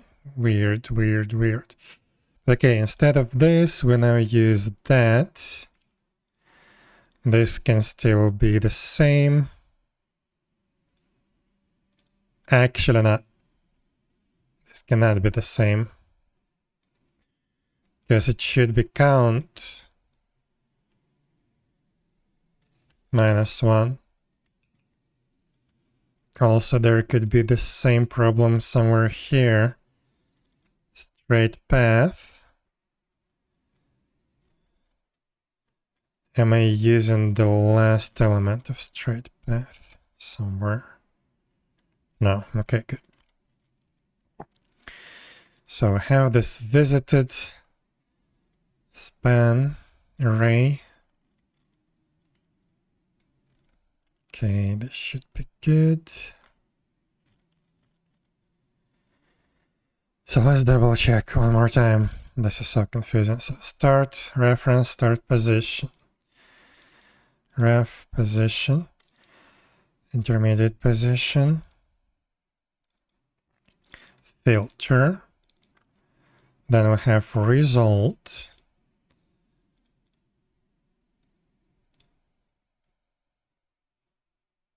Okay.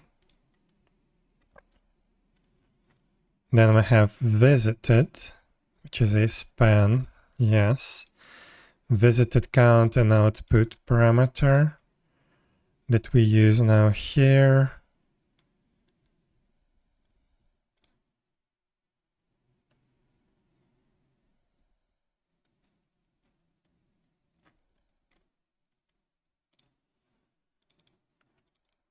And the max visited size.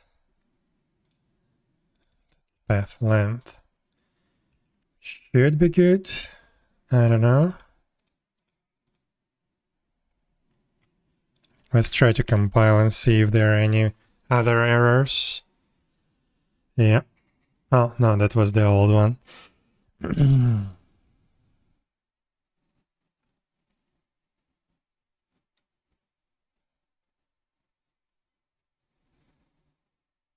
Okay, at least it compiles now. Not sure if this is good enough. So introduce intermediate path nodes to reflect vertical position changes. This is needed because even if we use the all crossings option for straight path, still doesn't handle curved polygons. So sometimes the NPC can go too far below the nav mesh and get stuck or fall through the ground on the client side. This creates intermediate nodes with fixed small intervals in checks for vertical direction changes. This creates intermediate nodes with fixed small intervals. Aha, I remember that. Actually, I probably should have fixed this on the nav mesh generation level, but I believe there was more problems with that. When the angle is too big, it keeps the node, otherwise it skips it. Yeah, I guess ideally it should be handled during the nav mesh generation.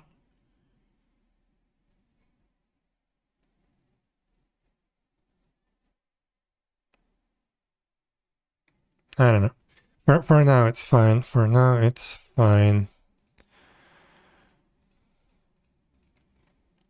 Ah, okay, I remember now. I couldn't fix it during the nav mesh generation because it can't handle such big maps.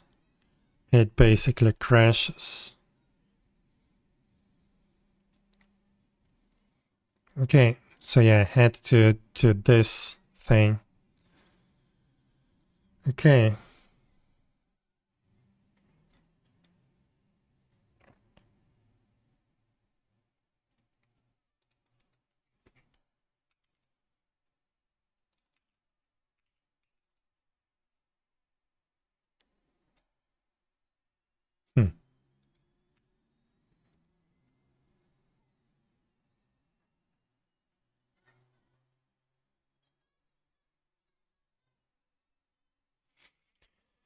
Weird library, really weird library, but okay. Should be good enough. Not sure if it works. I think I would have to test it later off stream. I don't know. I don't want to test it right now. Let's try to at least start the zone server and the vault server.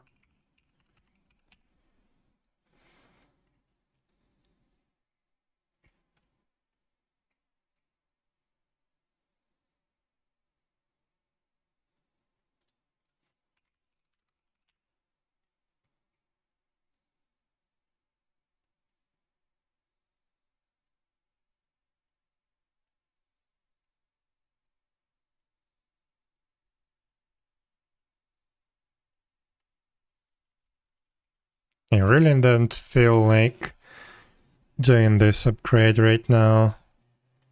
I'm afraid that it's gonna break and I don't really need to update the library right now.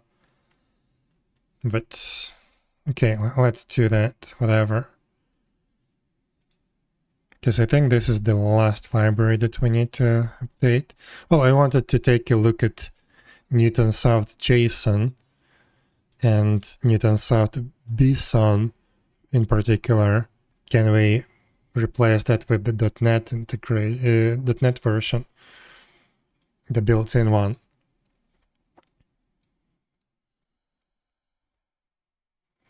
But yeah, I think this is it. So what I'm gonna do is, looks like it's running. Not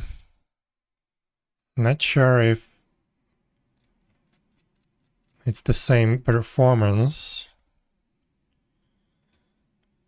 Yeah, it looks the same. About 3%, 4% of CPU.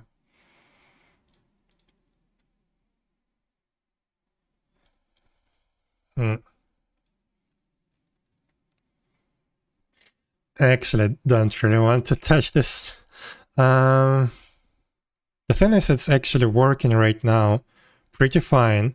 We do have some memory pressure, but this will not fix that. Well, it will technically, because most of the memory pressure, I believe, is inside the library, and I think they did fix that.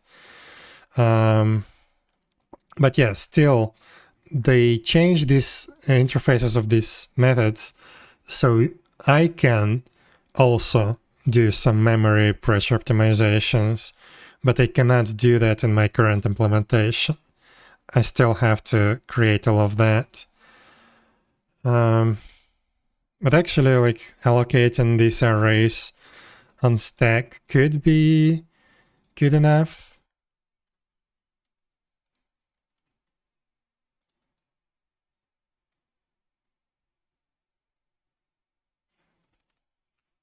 Is there an overload for this raycast without an array? Without the list?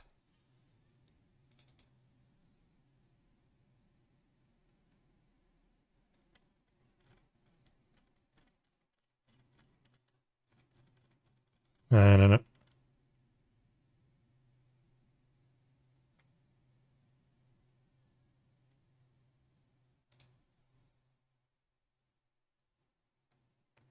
Yeah, looks like it cannot do that.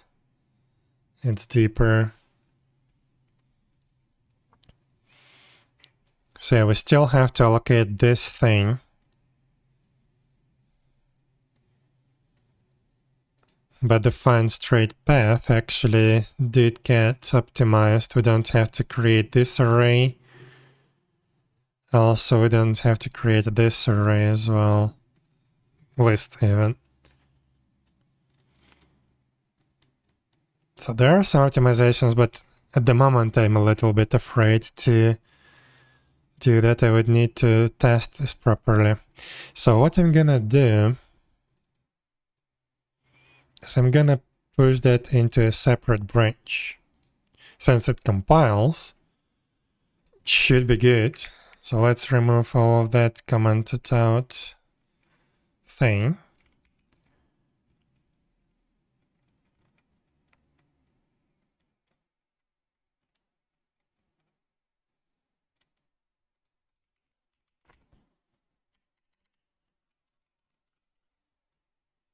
Also, yeah, they did work on the system numerics implementation.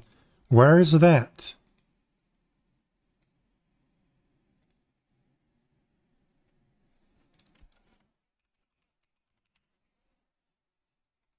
Ah, it's still... No, wait. Performance with system numerics and multi-threading. Oh yeah, it is the same issue, I believe.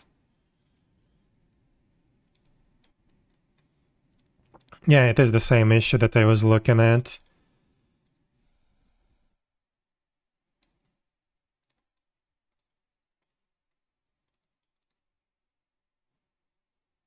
Seg fault.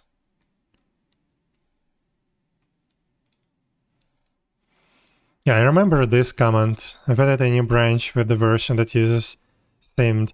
So yeah, I think I did test this branch. It was actually working fine. But yeah, I guess it didn't get released. February 2024, any updates. We're using it on the server side for, yeah. I remember this comment actually. Another MMORPG developer. My condolences.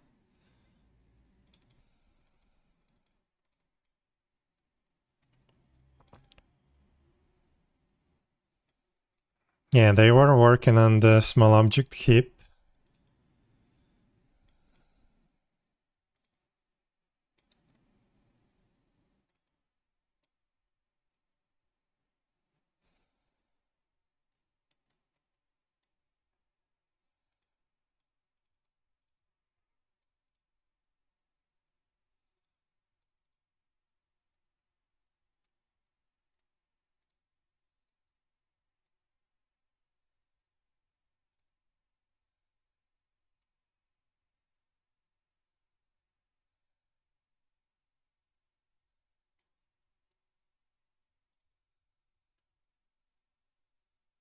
Plan to make the change around November 24, when the .NET 6 support ends.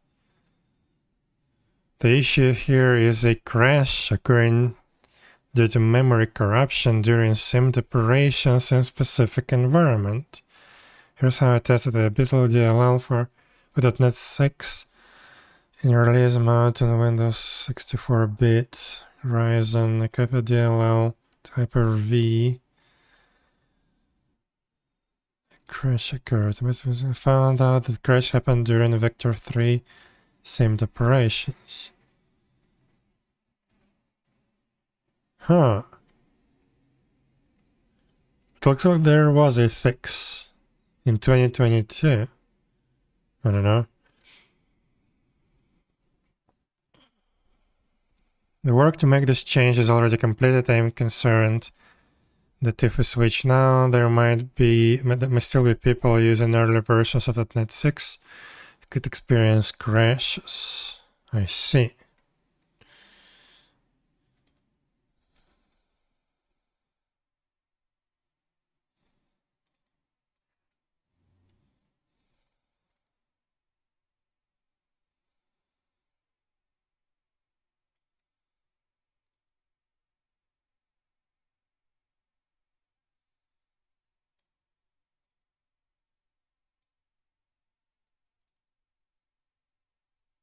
What is this comment?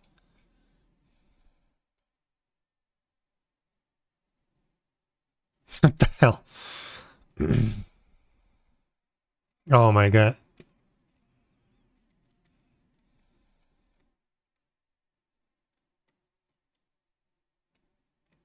Hell.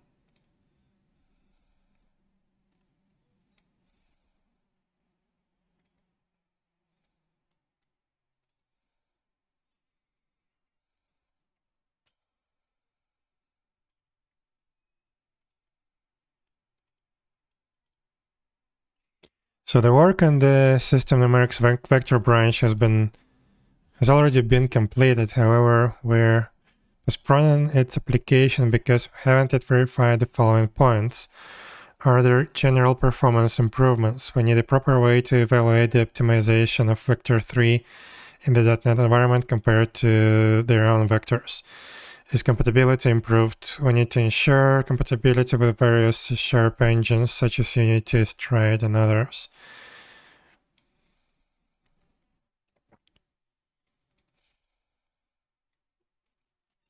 So this was 3 weeks ago. Okay, I see.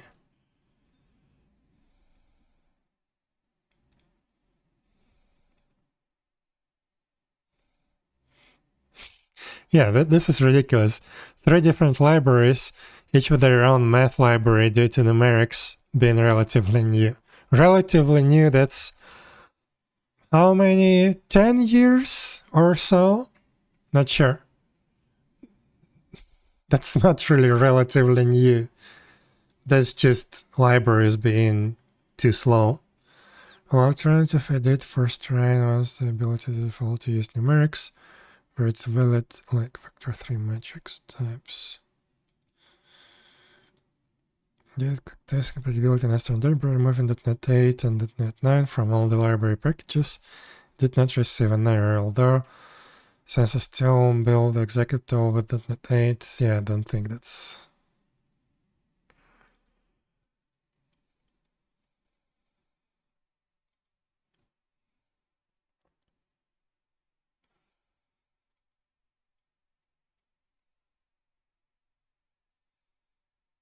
There are still issues.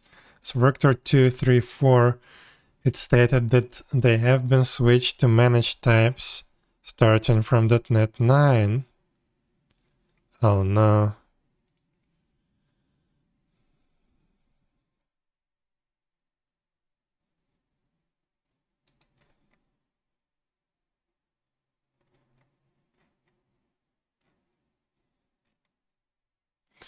Historically, a number of types, such as vectors, had their functionality implemented as intrinsic in the JIT.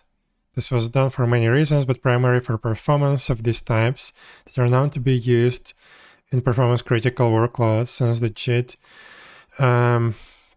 needed to generate specified instructions that were otherwise not accessible. Since then, we've had a broad range of support exposed around platform-specific hardware intrinsic APIs that it is now possible to implement many of these other APIs purely in managed code, or this has not been done due to concerns that it may regress performance. This concern is particularly relevant in complex algorithms, where the inliner may decide that it is out of the budget and no longer tries to optimize this code. It will be beneficial to actually prototype the work of moving some of these implementations out of the JIT and purely into the managed code. This should let us see what is the JIT may still be getting pessimized and work towards fixing the long-term benefits. Okay. If I understood correctly, it seems there are still unresolved issues.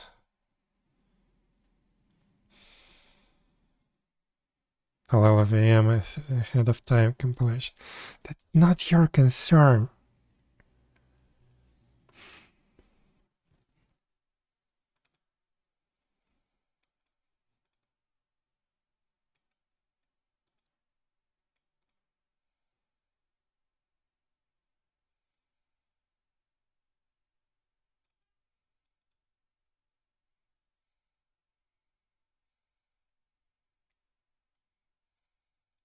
Like this library is just a mess. At least it feels like. Why don't you just properly implement the algorithm without copy pasting code from C++ and trying to make it a C#?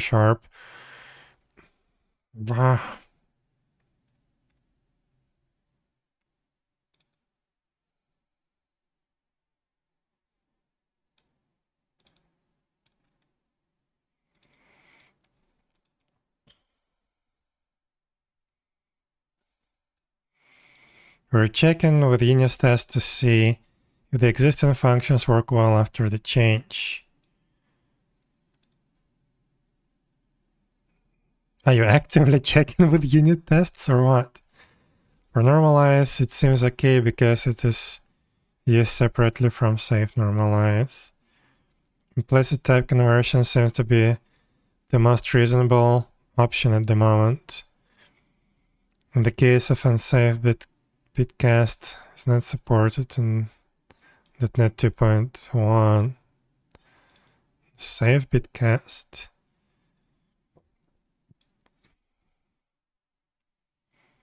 Add implicit operator. Ah.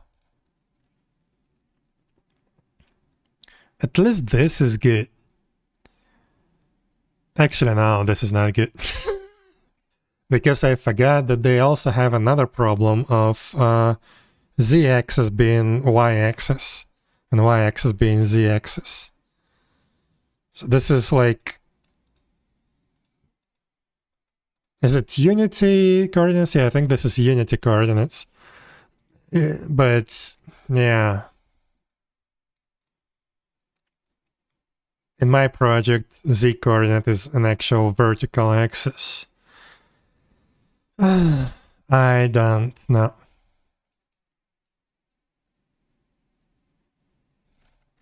So I would still have to do the conversion.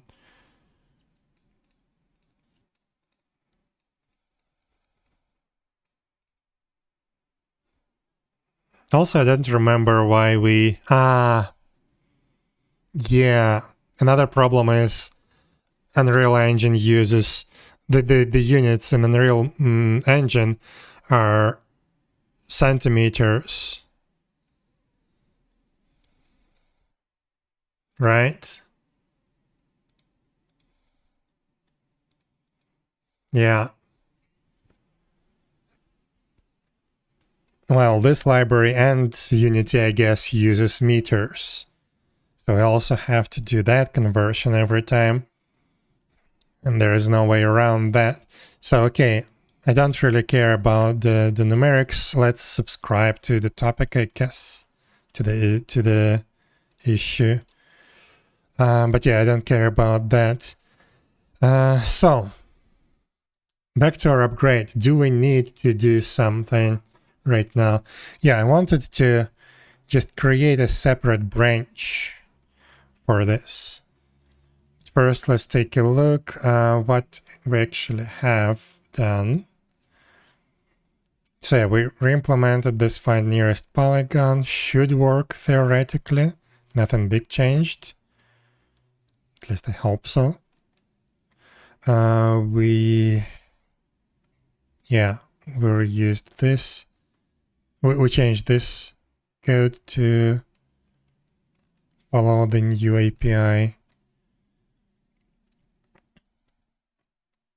Sure, should work theoretically, but again, there could be problems.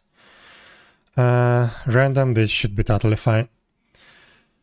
But still, let's create a separate branch for that. I'm not going to merge it right now into master. Maybe later. So this is... how is the library called again? .recast. .recast upgrade.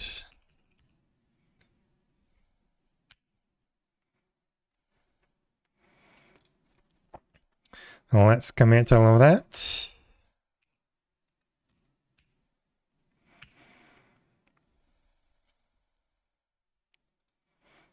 Like, it should be theoretically better in terms of performance, but I need to properly test it.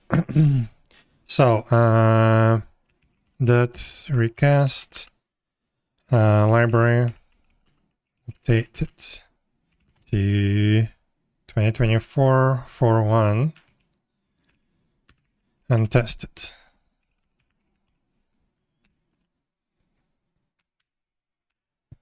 I'll try to do some extensive testing off stream. We'll see how it goes. Or maybe I can do a stream of that in the future, but not today. Okay, then let's switch back.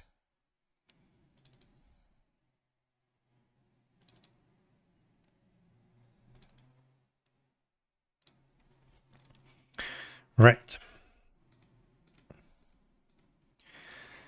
Now, let's try to update the JSON thing.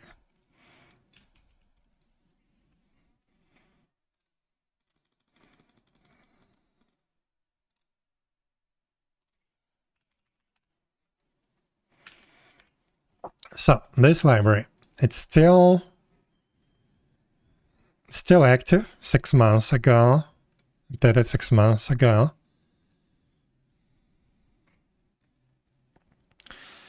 So is there an alternative built into .NET? Let's take a look.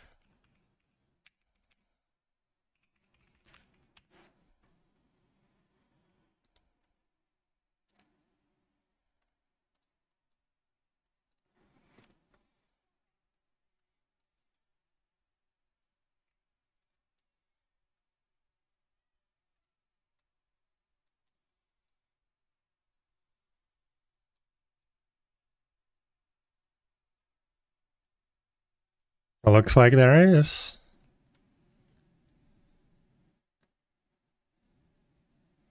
What is this HTTP configuration 𝙽𝙴 media type formatter? Oh, maybe not. Maybe this is just for HTTP. Internally, it could use whatever it wants to generate the 𝙽𝙴. It could be the same Newtonsoft library that I'm using. How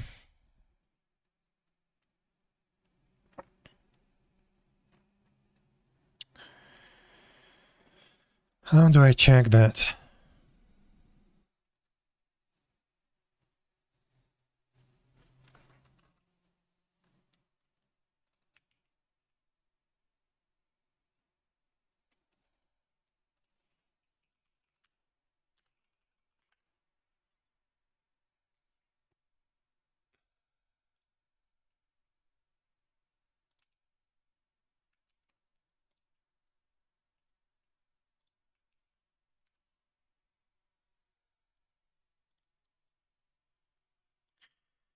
So, ASP.NET doc.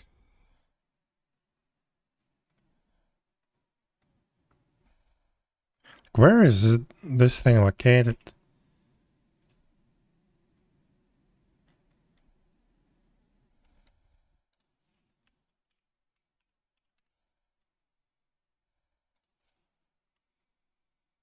SystemNet HTTP formatting.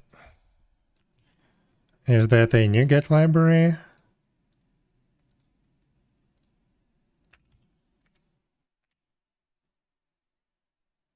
Formatting extension. SystemNet HTTP, I guess. Where is the repository for that?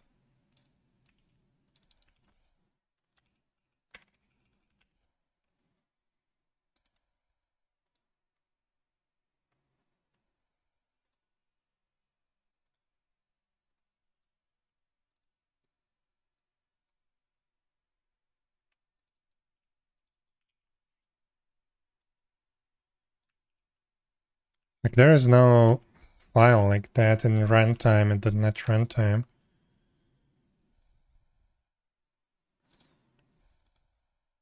This is ridiculous. Where is it?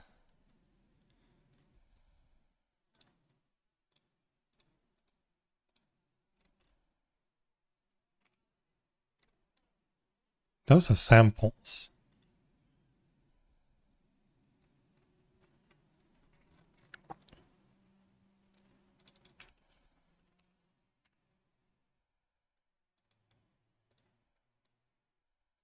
There it is. Oh no, it actually uses Newtonsoft JSON 𝙽𝙴. So the same library that I use.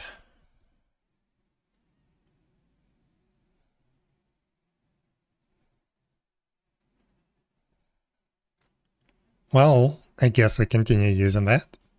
I was hoping that maybe I can like use the .NET implementation of JSON, because they did promote something like built-in JSON implementation, but they probably rely on Newtonsoft underneath. Anyway, and here I can see that, yeah, they rely on the Newtonsoft version for BSON at least. So I guess we continue with that. One thing that I wanted to check is, do I use the latest version of it? Because I could postpone that because I was expecting to migrate to a different library. Where is the project file? Where is it? What? Oh, I think it's... No, it couldn't be in the zone store. Actually, it could be. Yeah, it is there. So what is the version? The latest version for it? 103. Okay, I'm on 102. Do we have a release note for that? Dated to Newtonsoft JSON 1301. I'm actually using that.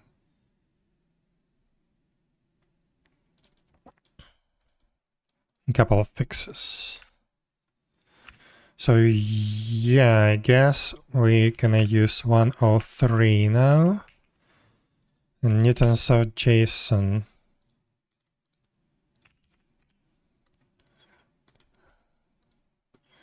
(1303).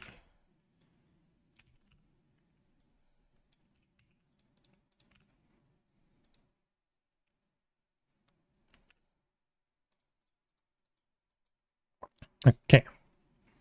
Let's try to rebuild.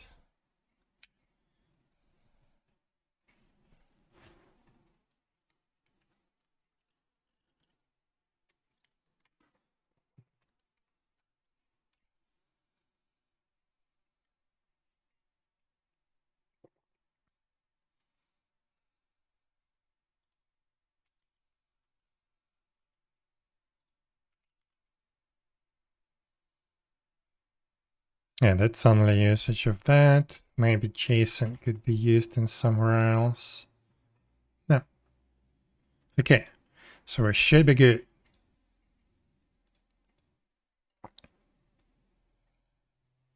I'm pretty sure I used JSON somewhere else. Like in the... Oh, yeah, okay, that's in the zone templates, sure. Okay, so this is updated. I didn't update it last time, I guess, because I was thinking about maybe migrating. But okay. Right, this is in Boulder.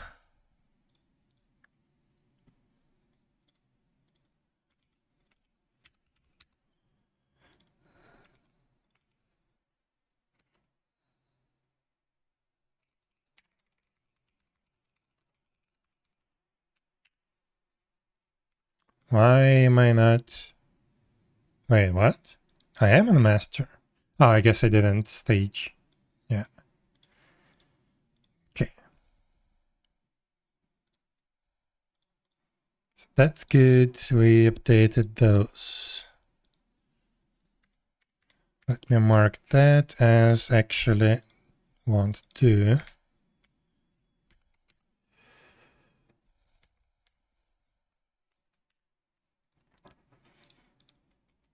Okay.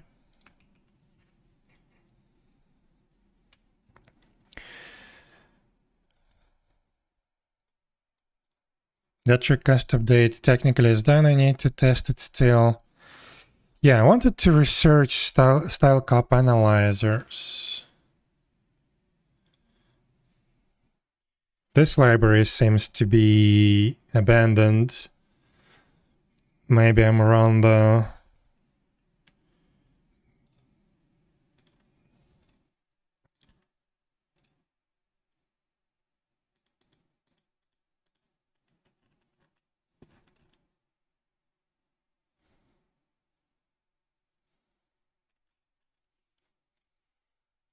So do they say, do they recommend something else instead of this? package.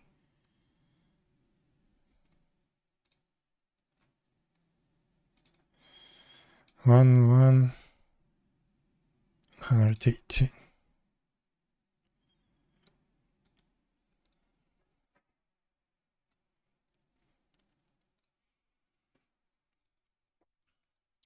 This repository contains an implementation of the style cup rules using the .NET compiler platform. Possible code fixes also provided. Yeah, the thing is, style cup is such an old thing. I don't think it's being supported anymore, right?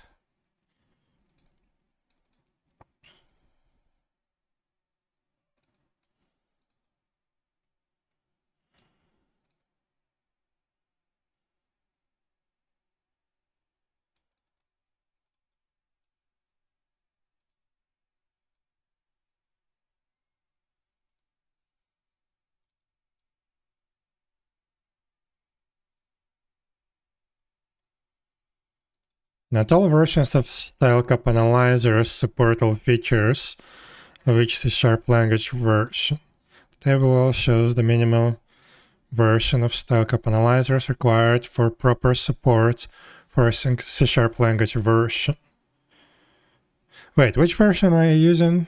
I'm using the latest stable, 1.1. Oh no. Yeah, this is unfortunate. Like, the current version of C# that I'm using is 13. This is version 8.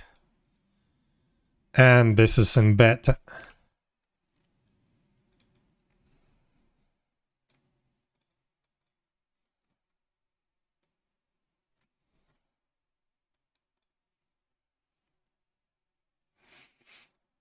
Up-to-date list of which style cup rules are implemented and which have code fixes can be found here. Great. Great, nothing. Sure.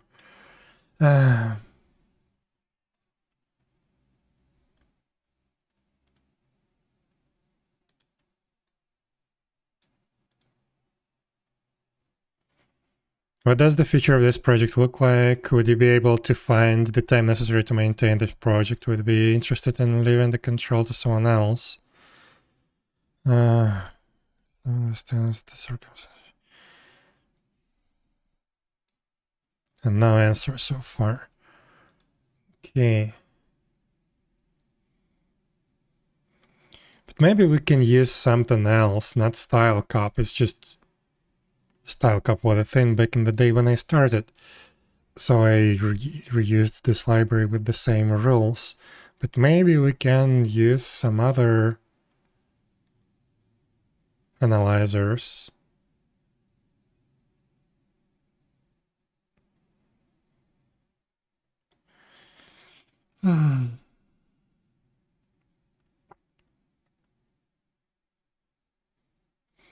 By the way, I did have some false positives with this library. Don't remember specifically, but yeah, there was something. There were some problems.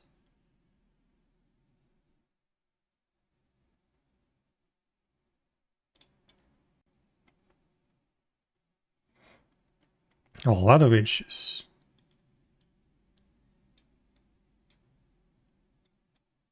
Okay, can I select? Thank you. It's been 5 months since the last release. By the way, when was the last release? Oof. 1.5 years ago. They're talking about the same release that we can see here. Is it time for new beta?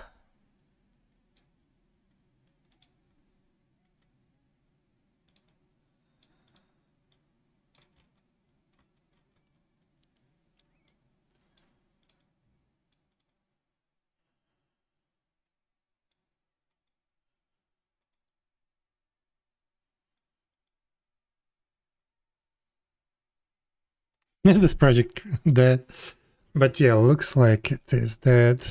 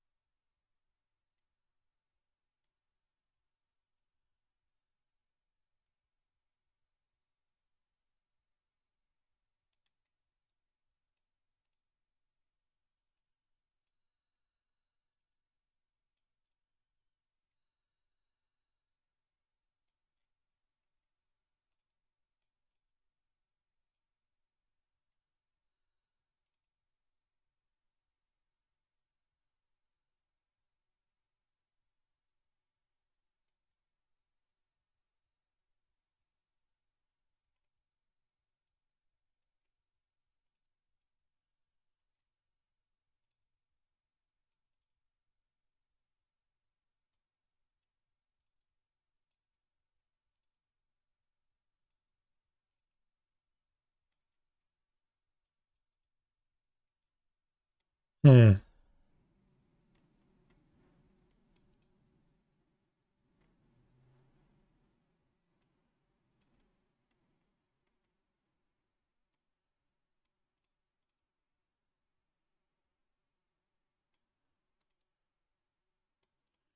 I don't know. I can technically use a beta version, but it works somewhat.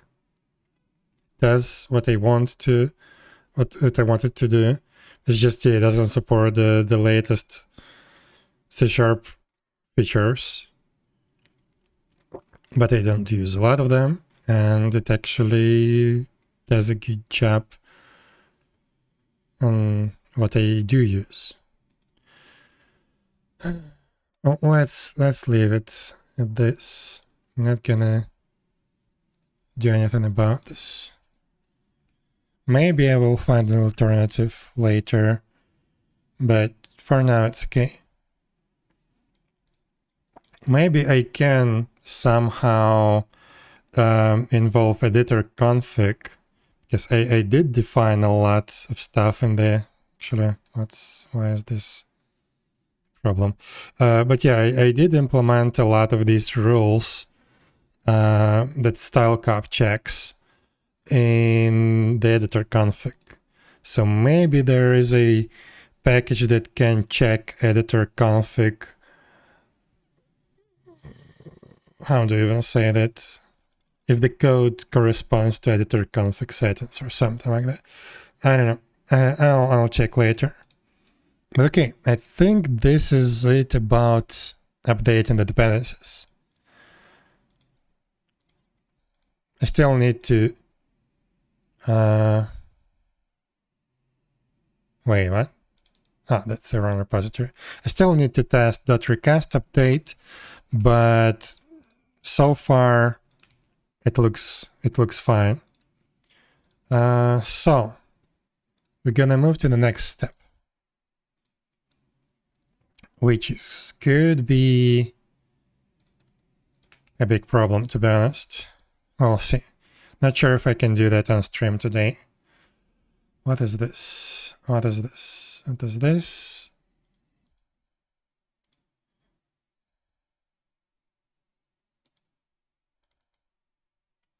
Why does it show as uncommitted change?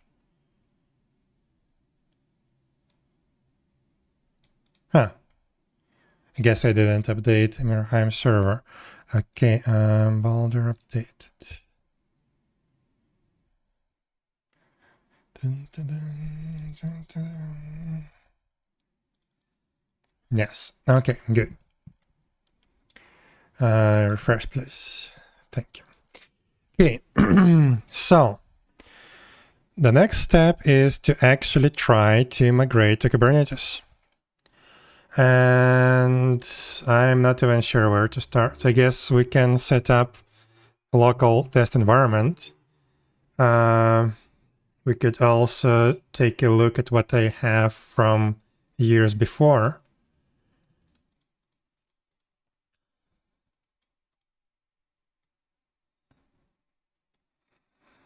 Because yeah, I did try to put all of this thing into a Kubernetes cluster.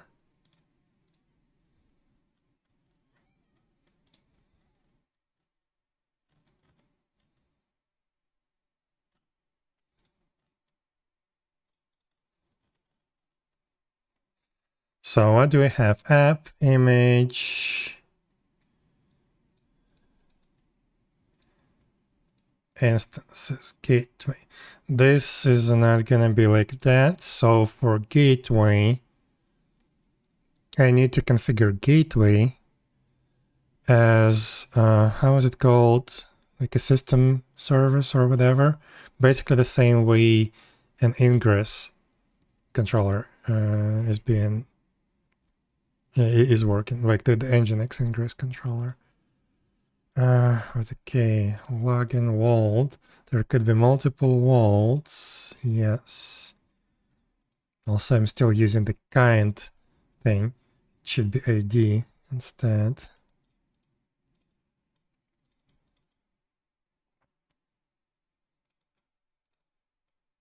Also, another thing is, let me see, in the configuration of a Vault server, how do we define? Okay, perfect. This is perfect. So this is what I wanted to take a look at. How do we define which zone server instances are required to mark a Vault as running? Because I was suspecting that I could have done that in a weird way and actually require specific application IDs or kinds in my previous terminology. But now it's just the group, required zone groups. So as soon as we have, for example, one town, one field, one dungeon, one transport, it could be the same zone, technically. We are good to go. And this can be changed in the settings. So for example, if we decide to run the world, like distribute the fields across 5 servers, we can set it to 5 and it will work. Okay, sure. So this is supported. So excuse me in advance because I am going to basically brainstorm, and you guys probably not gonna be able to understand a lot of what I'm gonna do. This Kubernetes config, interesting. But yeah, I do have a Helm chart. Do we have a Helm chart support in VS Code? Helm IntelliSense.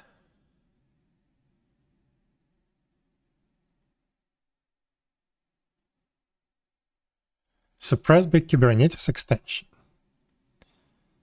Official Kubernetes tools.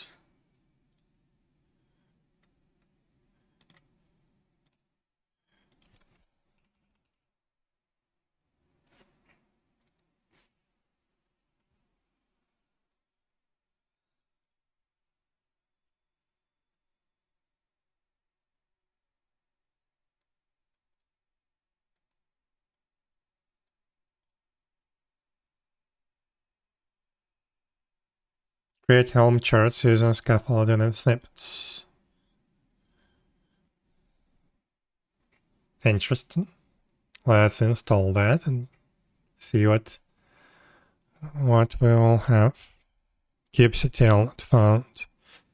Well, sure. Should I start with installing a Kubernetes cluster locally?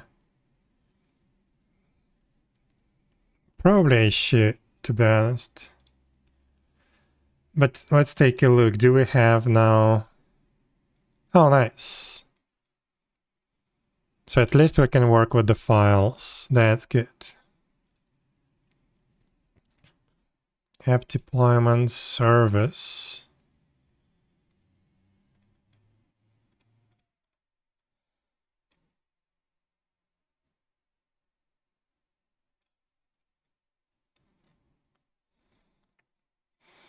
I don't remember how this works.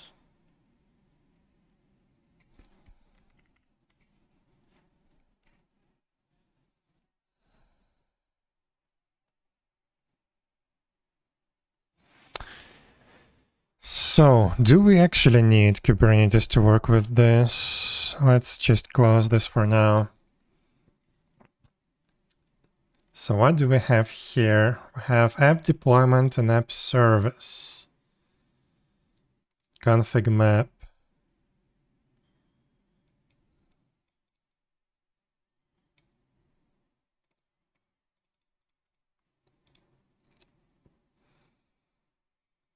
Yeah, this is not what I want in the end, unfortunately, but okay. These are the services, right? So for each app instance, that should be in values. App instances. type kind, release name, Ymirheim server. So what do we have? Cluster IP, ports for gateway, client ports.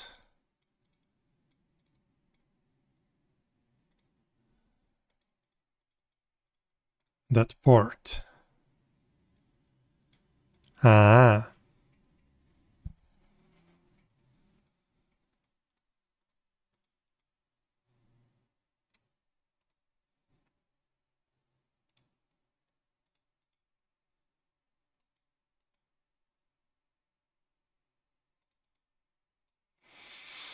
I mean, yeah, this is a valid way of doing this. It's just I wanted to make gateway a system service, or how is it called, that runs on every node in the cluster.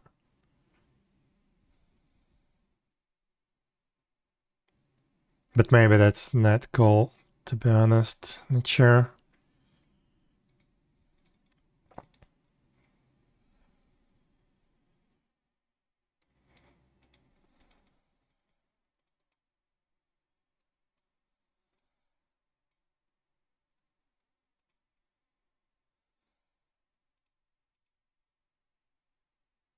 Also, if I say replica count 2, it wouldn't work with the ports.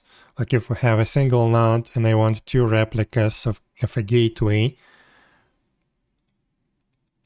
that means that this port is going to be used. One of the services will break. So probably this is why I wanted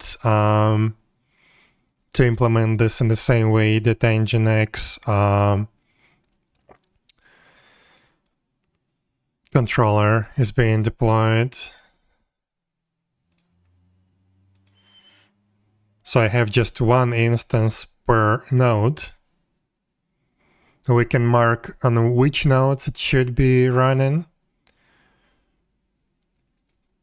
and with which ports.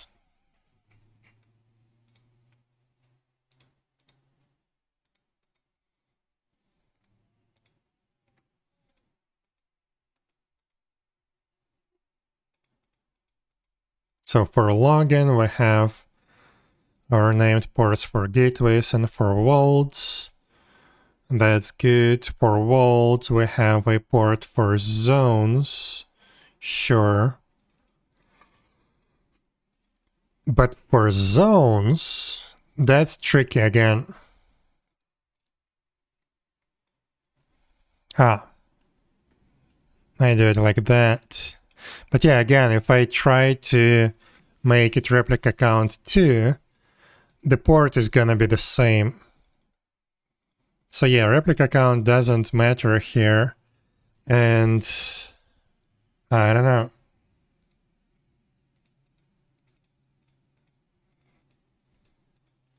Okay, we would need to figure that out. Not sure where to start, to be honest. Do I try to reuse this project, or do I just start from scratch? Because we need quite a few things to handle this. This is definitely not everything that I need. Like, this is cool and stuff, but it's not gonna work.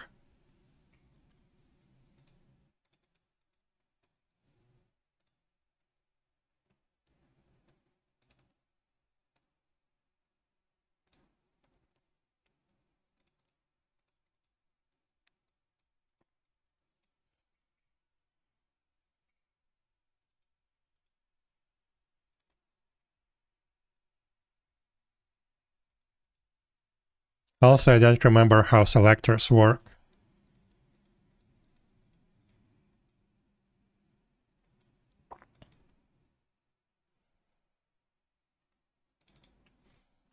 Okay, what do we have in the deployment?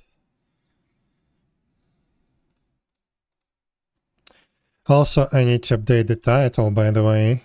we're not updating the dependencies now. We are, how do I say it? Giving Kubernetes another try. Something like that. So what do we have here in the deployment? For each instance,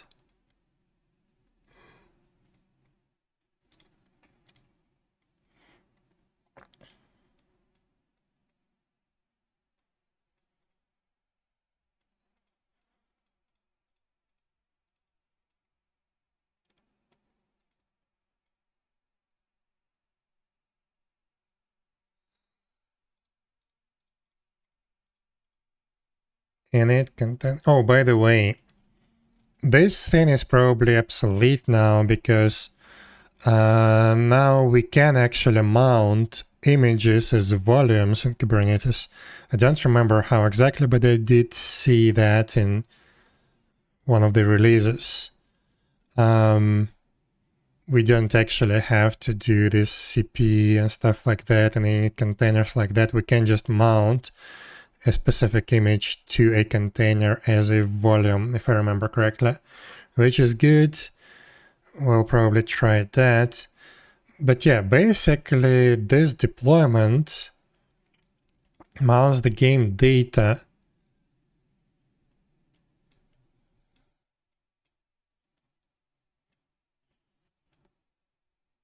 Yeah, it mounts the game data for every single thing, even though we don't really need it for gateway, for example.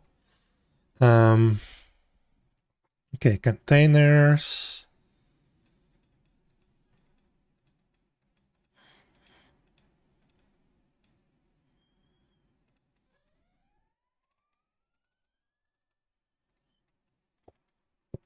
Okay.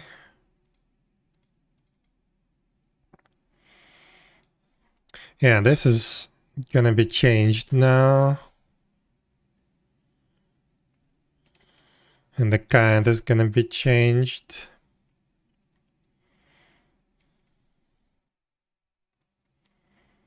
Ports.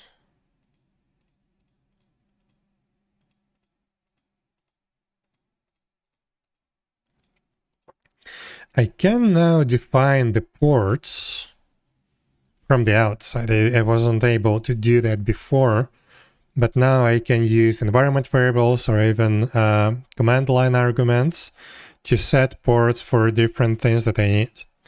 So I can make it more coordinated. So in the Helm chart config, I can define, for example, ports for the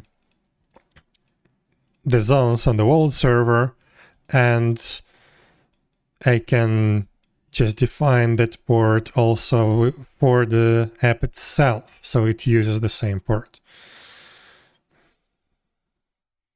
But technically I don't need that because I can just use the Kubernetes proxy for that. Volume mounts config.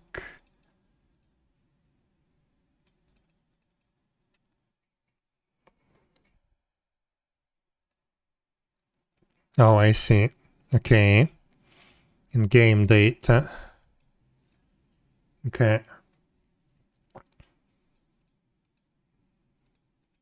So this is why we had that config map.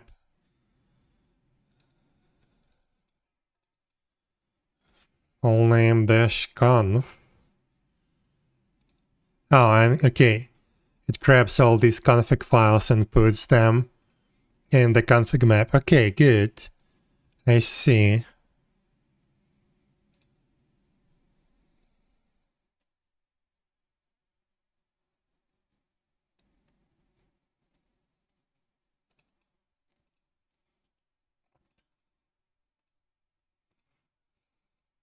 Not sure if I need that. Maybe I do actually.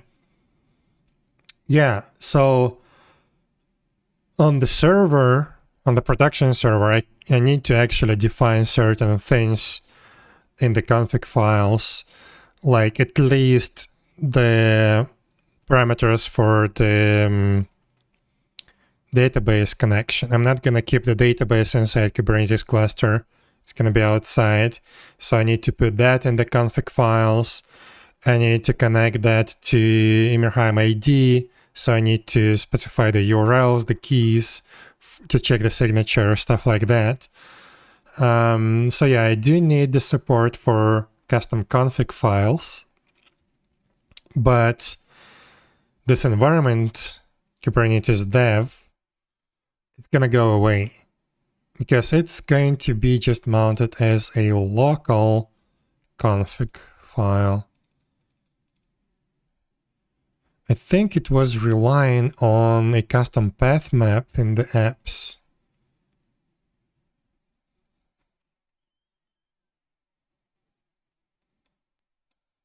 Huh. Wait. I'm gonna take a look at that in a second.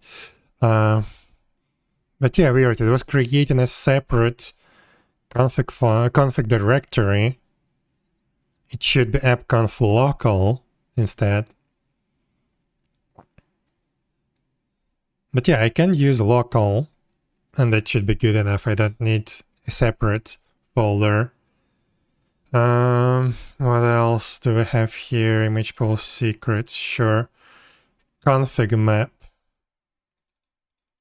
Config map. So this is config map for each instance.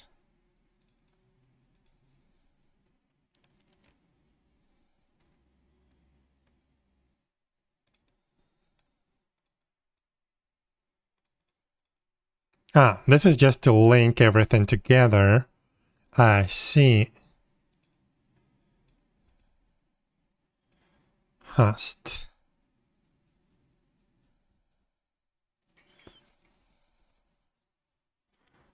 Not sure if it actually works, but it should theoretically. Login.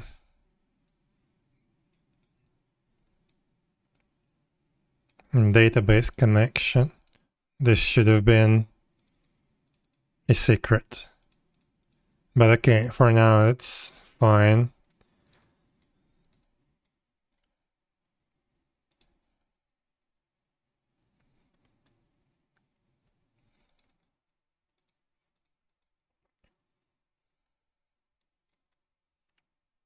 So wall just listens to everything.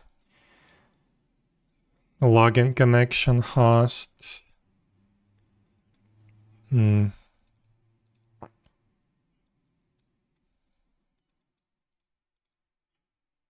This is unfinished. Like this should be like that, I guess. Yeah, weird. But yeah, this is definitely unfinished.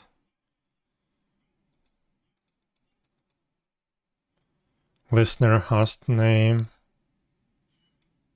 Fields. Yeah, this is definitely unfinished.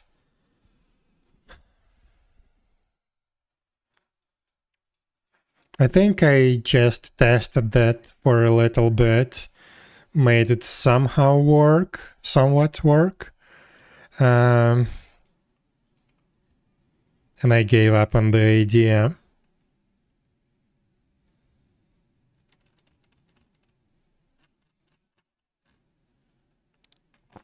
So yeah, I guess the best way would be to start from scratch and use this as a reference.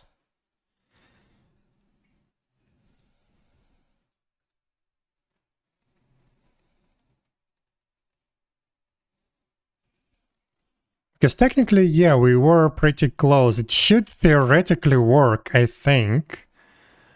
Not sure about the database, though. This is probably not gonna work. Oh, actually, I do have database deployment. Wait. Game data. I see. So yeah, I did put database inside Kubernetes. Well, we can do that on development instance, sure. just to simplify things. But in production, we would need to separate that into a separate instance. Persistence enabled.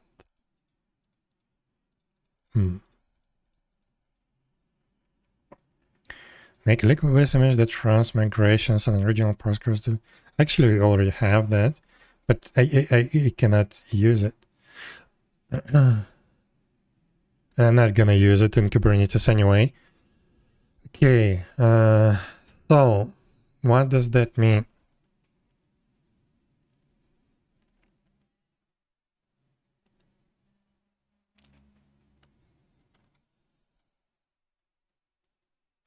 Game data, get data.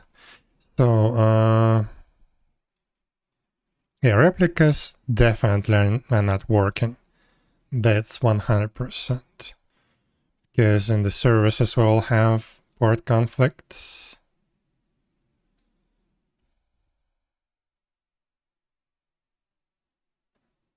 At least for the gateways, because those get exposed, right? No, actually for everything.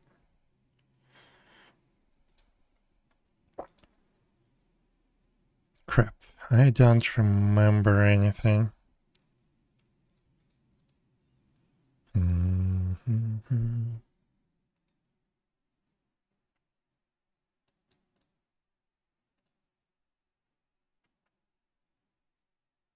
How did I handle persistence?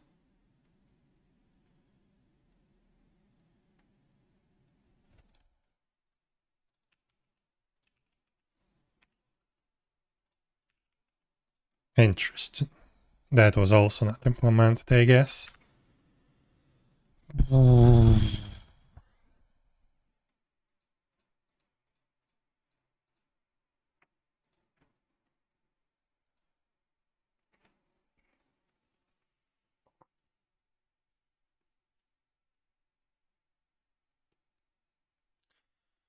Okay, where was our Kubernetes extension?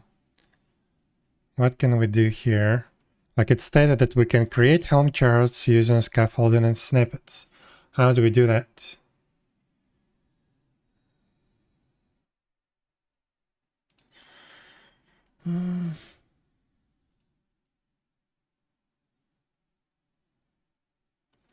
Okay, it needs kubectl. Maybe I should start with setting up a virtual machine with a Kubernetes.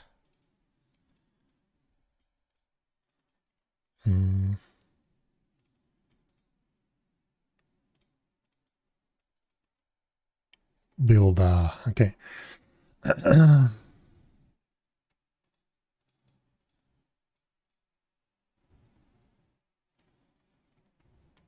can just set up a Minikube locally and play with that. But I wanted to actually try something like K3S in a virtual machine.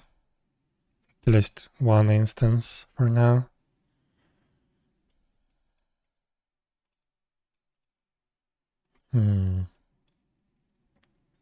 Working with kube configs.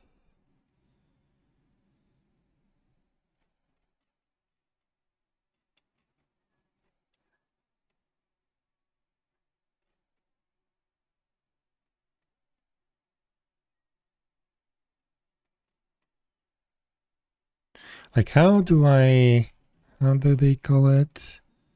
Create Helm charts using scaffolding and snippets. Where is that?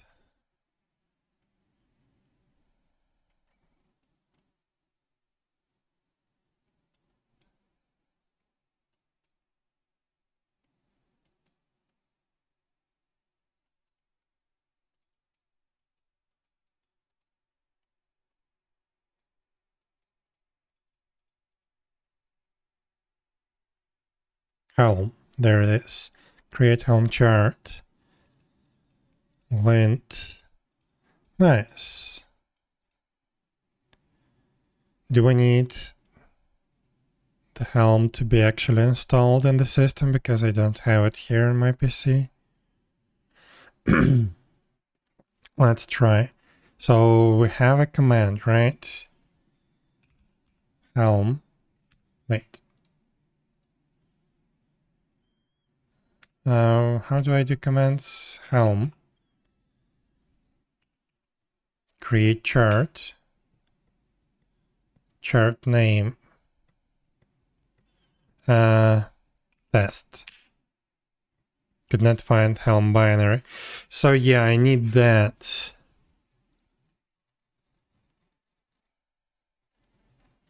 Okay, so we need to set up a local development Kubernetes instance. We need... what do we need?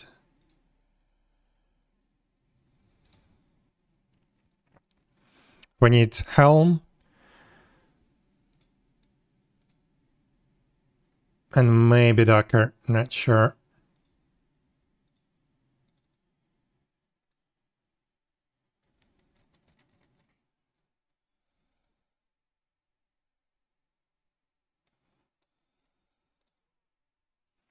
So we need kubectl.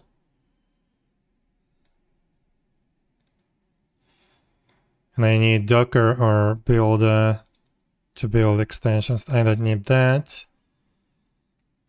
Helm. I need the Helm installed. Minikube. It can use Minikube. Maybe that's a good idea to just install a Minikube and integrate it with VS Code.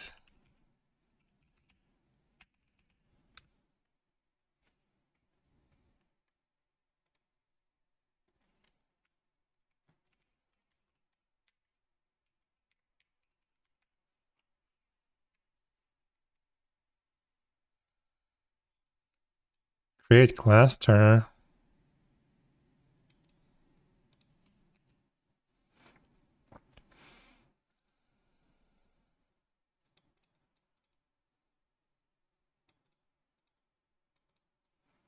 Okay. So we do this, or what do we do? Can you install it over an actual virtual machine? I think you can.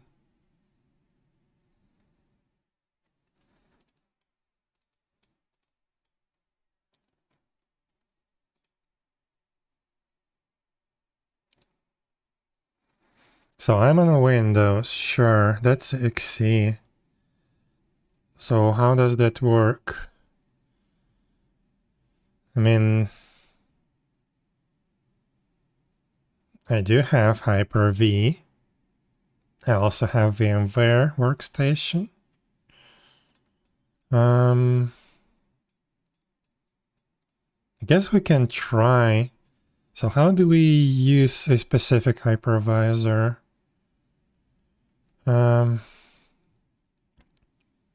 Download and install. Add Minikube to your path. Start your cluster. See the drivers page.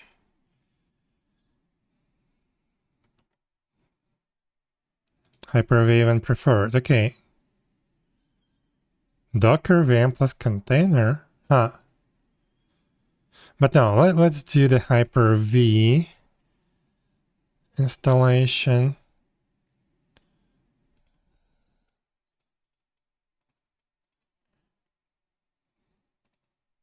We do have it enabled. So we can just do Minikube start dash driver equals Hyper-V, or just set it by default. Okay.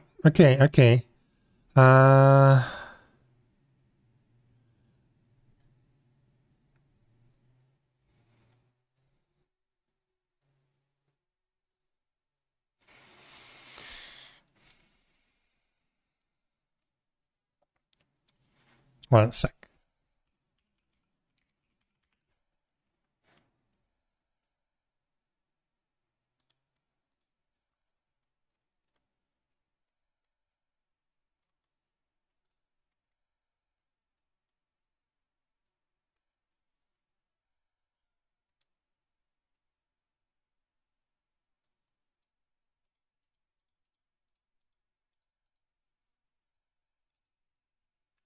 Okay, let's do this.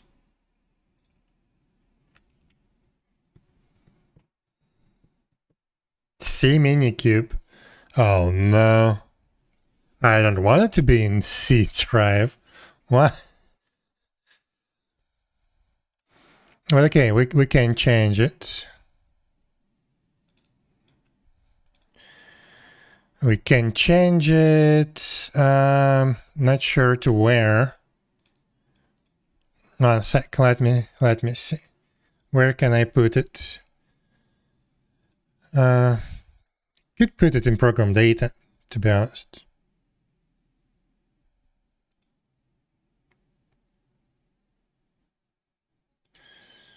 Or I could put it in my users folder. 1 sec. App data.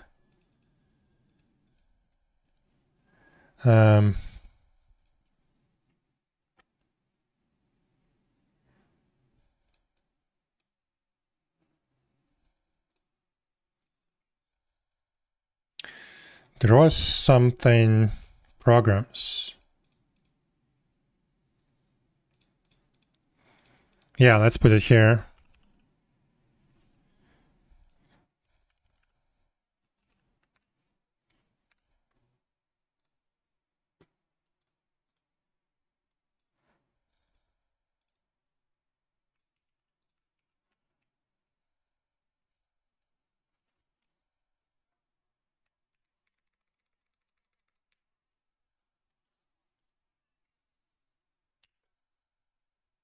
Ah, right, I need the PowerShell.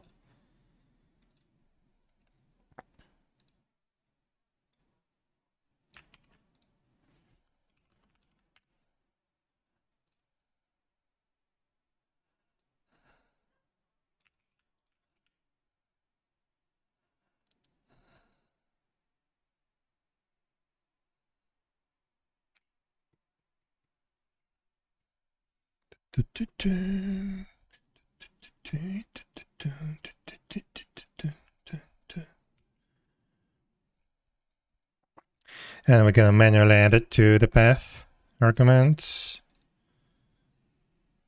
Could have just downloaded it. But okay, environment variables. User path.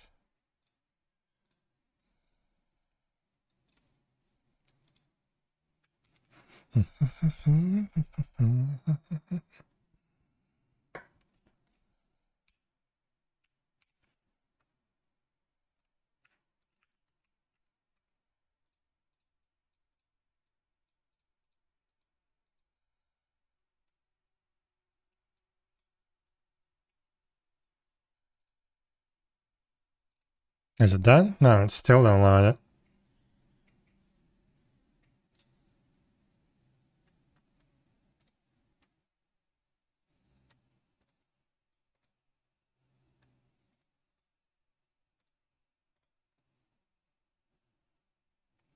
How much does it weigh?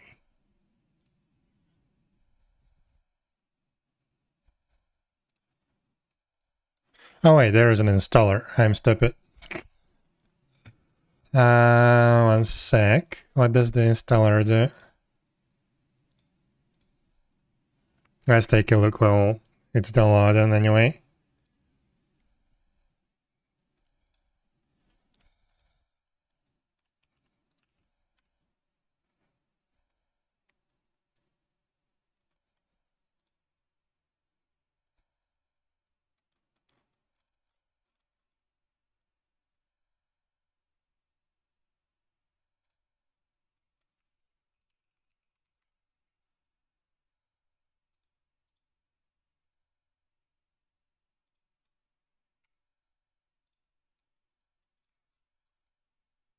One sec.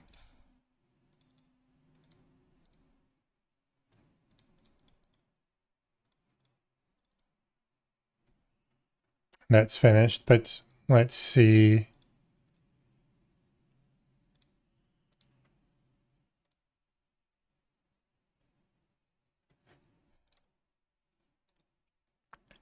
Wanted to actually make sure that I'm doing the correct thing.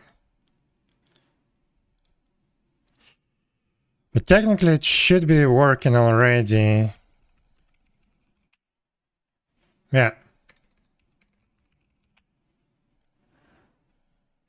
It doesn't have a version flag. Okay, sure.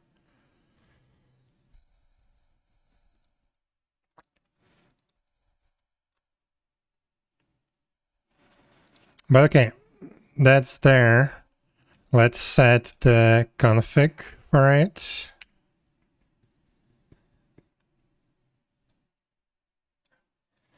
Okay. Just in case. Okay, it doesn't exist. So we have that. Oops. So we have that. Do we just start?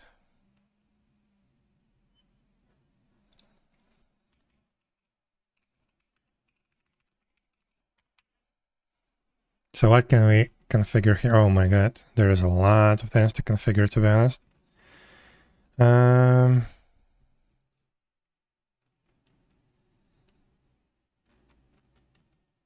don't know, I'm a little bit afraid to just start it like that. Let's test it. Okay. Using the Hyper-V driver based on user configuration, exiting the Hyper-V not running. It requires administrative privileges. Sure. Where is my...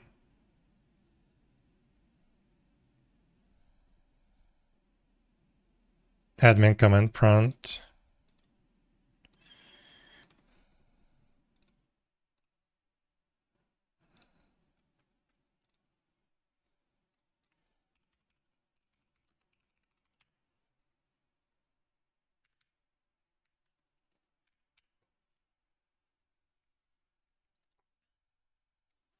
Okay.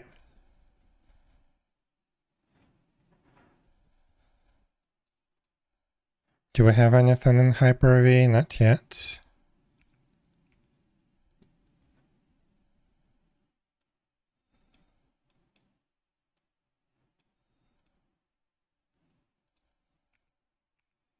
Still no virtual machines so far. I guess it's just downloading the images.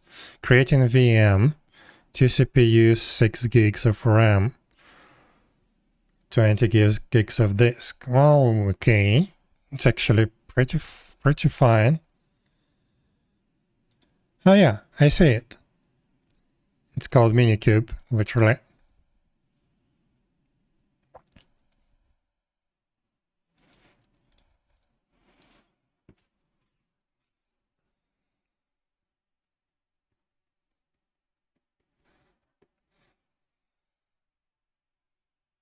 I don't think I've ever played with Minikube, to be honest.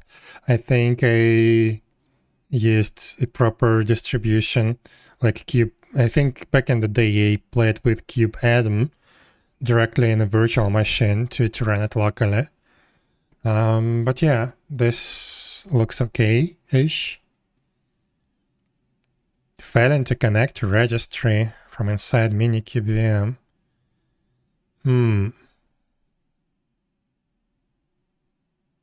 Interesting. Why? Did it put it into some weird network or something?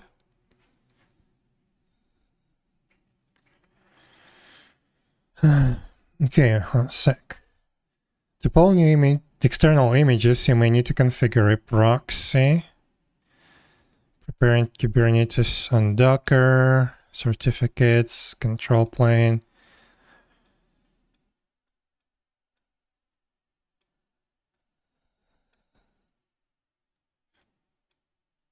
kubectl not found. If you need it, try Minikube kubectl.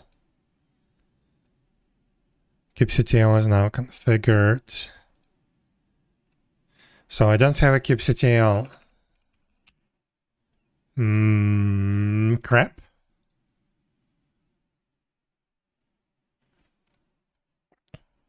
Can I install it from Minikube?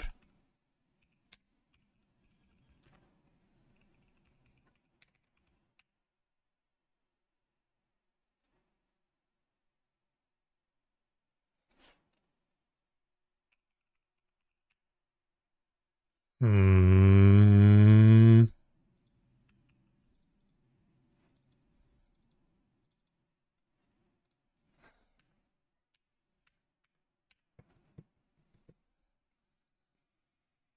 installed somewhere, I don't know where.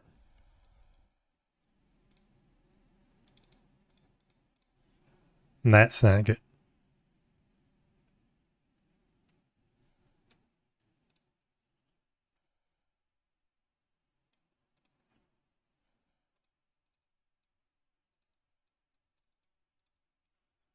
Oh yeah, I guess I could create an ls for 𝙽𝙴𝚁𝙀. But I believe if it saw that I have a 𝙽𝙴𝚁𝚂, it could probably configure it. But okay, let's see if we have any pods. Yeah, if you already have a 𝙽𝙴𝚁 installed to documentation, you can now use it to access your shiny new cluster. Well, if I only knew, I would actually like to install 𝙽𝙴𝚁. Give me, please.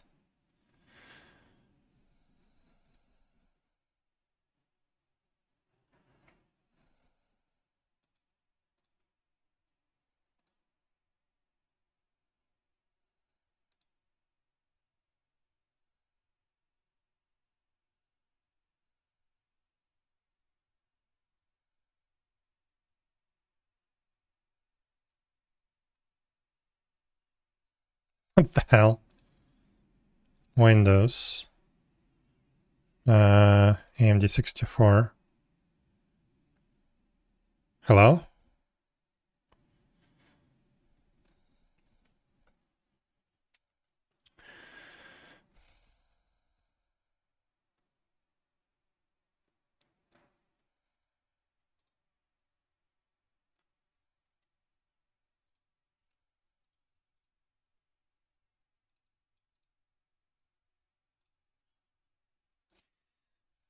This is weird. Failing to connect to registry from inside the Minikube VM.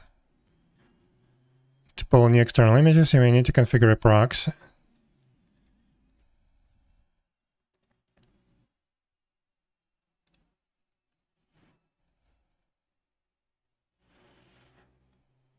What's the login for this machine?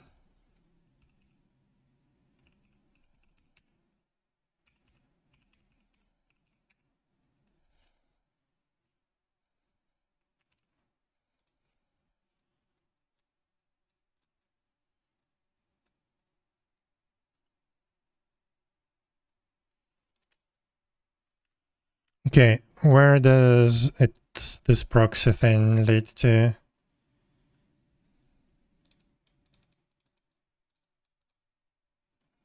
Minikube start.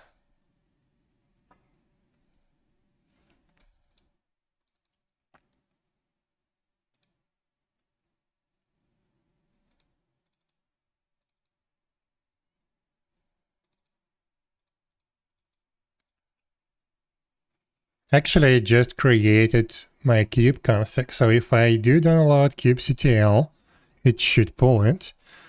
So, give me a 𝙽𝙴𝚁, please.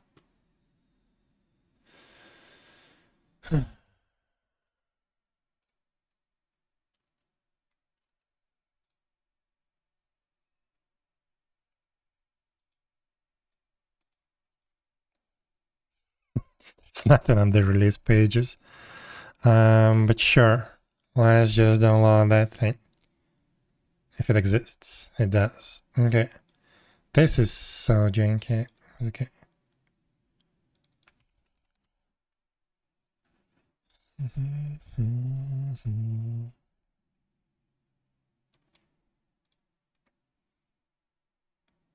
Okay, that's gonna take some time.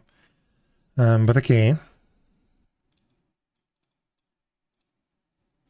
In the meantime, we can create a directory for that next to the Minikube.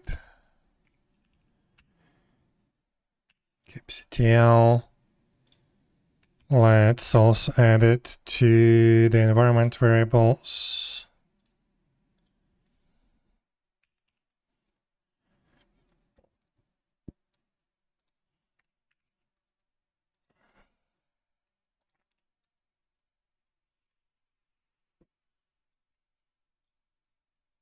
Why is it so slow?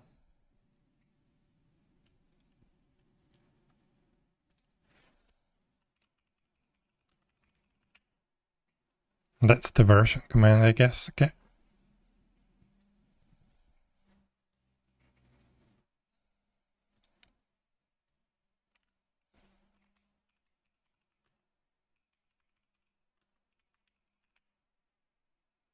That uses version 32. I am downloading 33. Wonder if there will be any incompatibilities. Probably not.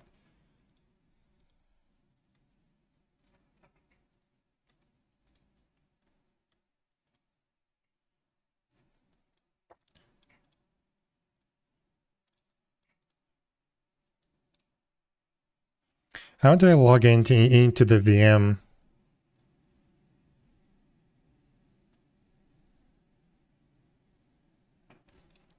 There are probably an SSH command.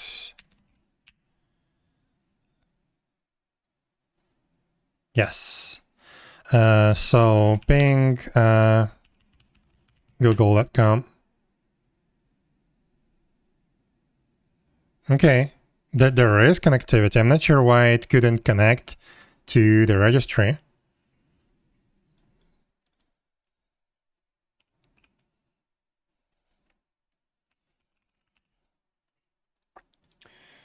Okay, we have 𝙽𝙴𝚁𝙸𝚂. One sec, where is it?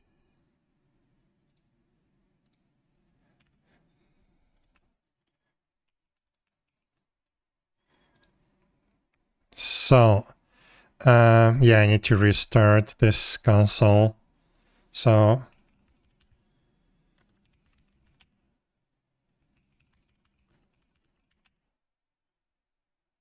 no resources found in the default namespace.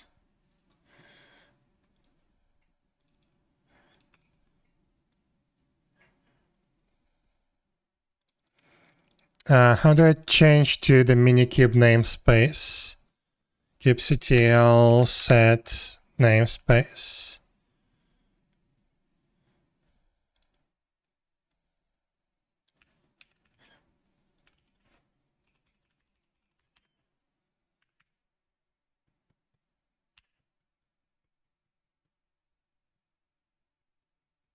What?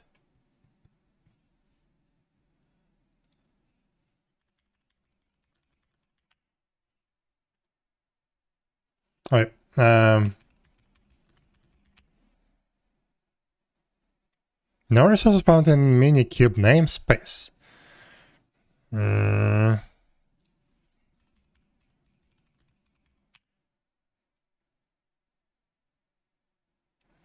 don't have permissions. Sure.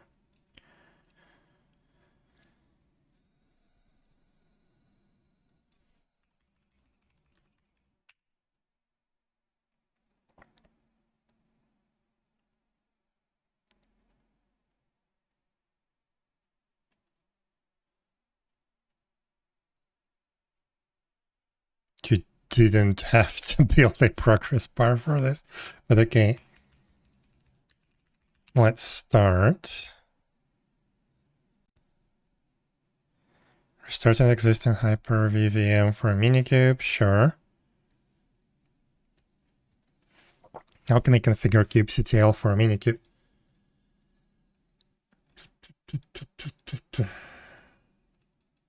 Should work out of the box, but yeah, maybe I needed to restart the machine.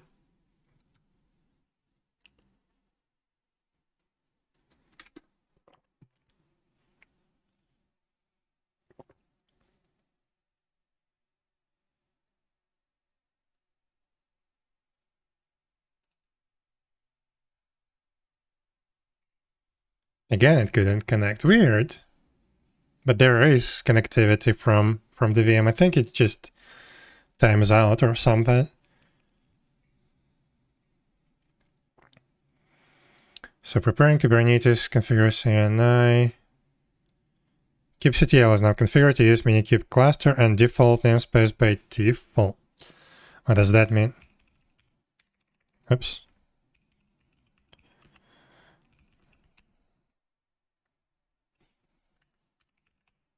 Ah, there we go. It works. It works. I just needed all namespaces. Okay. Okay, so we have kubectl, we have minikube running. There should be... Oh, there it is right now. Dashboard.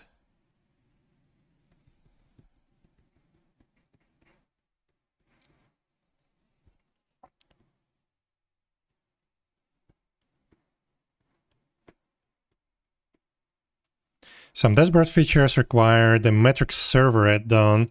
To enable all features, please run minikubes and duns. Enable metrics server. Okay, we'll do that. So will it just run indefinitely? I guess so. It's running the proxy. But yeah, we have our dashboard. Good. Where is the namespace? Default namespace. Kube system. Okay. I guess we don't have an ingress, but that's fine. We don't need it. We don't need it. Okay. So this is now running the dashboard. Sure, you do you. I wanted to enable the metrics server, maybe. Can I see metrics in the dashboard now, by the way? Probably.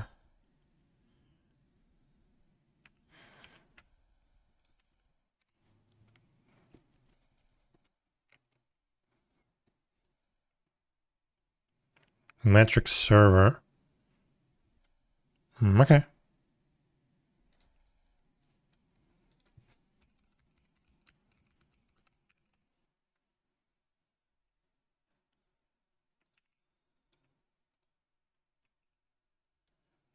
So where are the metrics? Or do I need to restart it or something? Or is it built into... Let's see, wait. Okay, kube system, pods. We do have metrics server running. I'm not sure what it is. Is that Prometheus or something? Probably something more minimalized.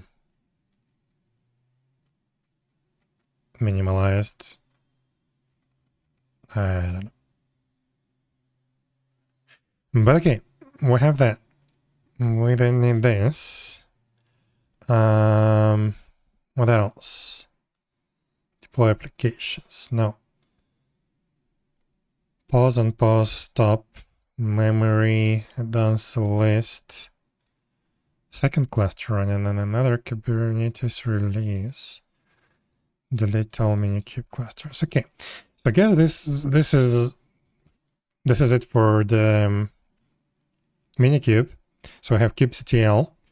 We need Helm.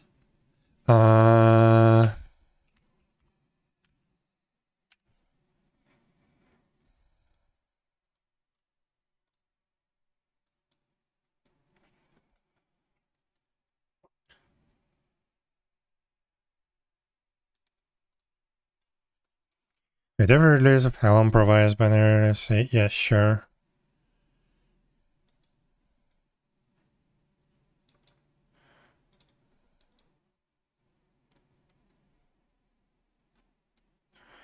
Okay, so we need Helm Windows AMD 64.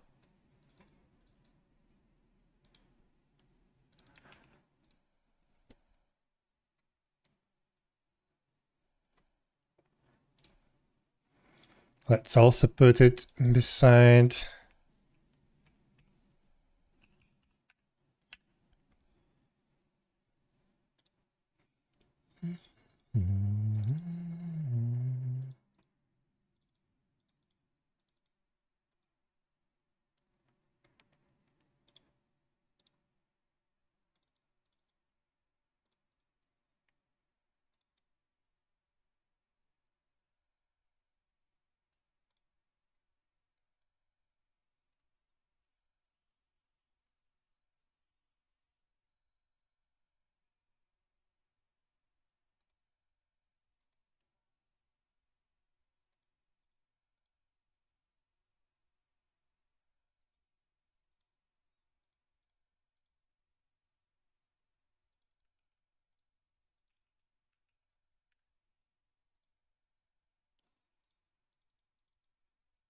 Ah, that's for the zip file. Yes. Okay.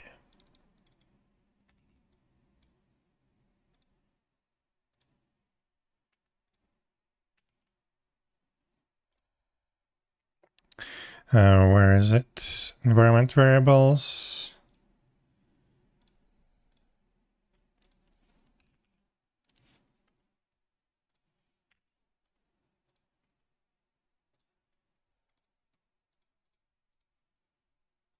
So now I should have Helm. Yep. So we have that.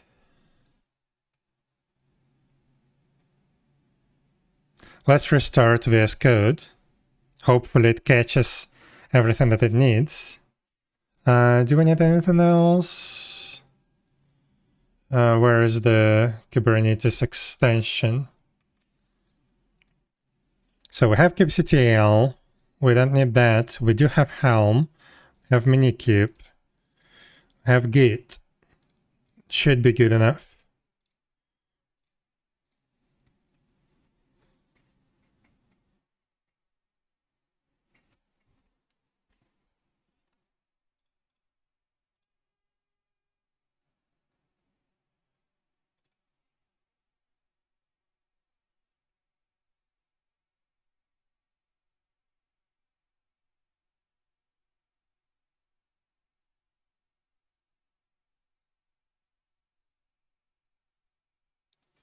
Okay. Screw you. Okay, so now we should be able to use all the Helm features. So, Helm create chart. Test. Where is it? There it is. Oof. Okay.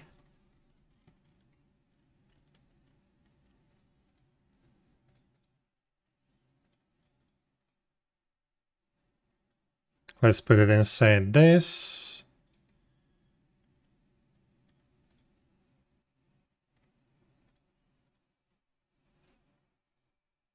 Oh yeah, this is actually a familiar template. But yeah, I need something completely different. This is meant to be used with some kind of web application, I guess.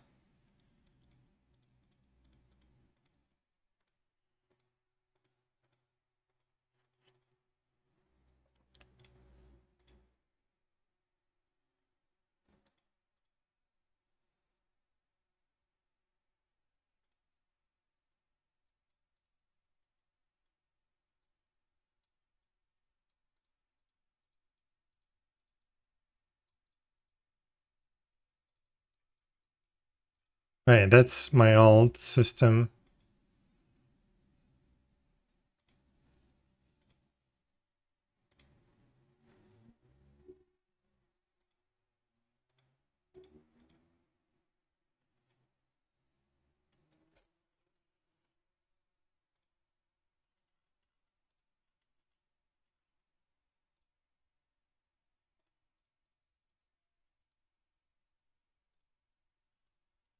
Okay.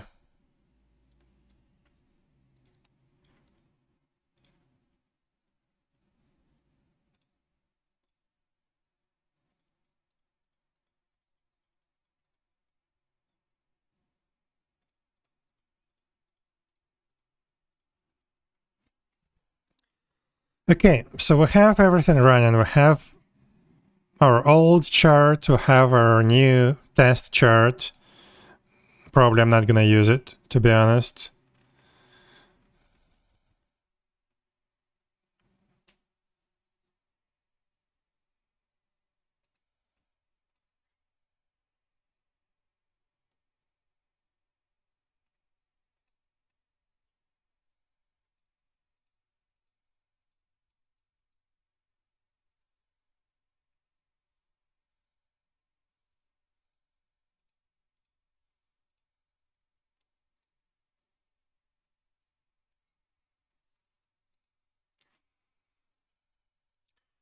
What are we gonna do?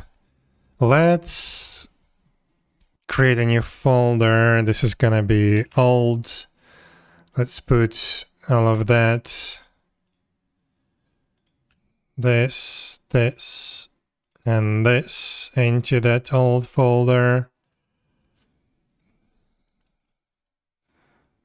Have test, and let's do new folder.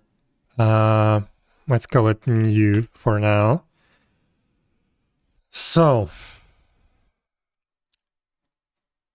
I don't know, to be honest. Where do we even start?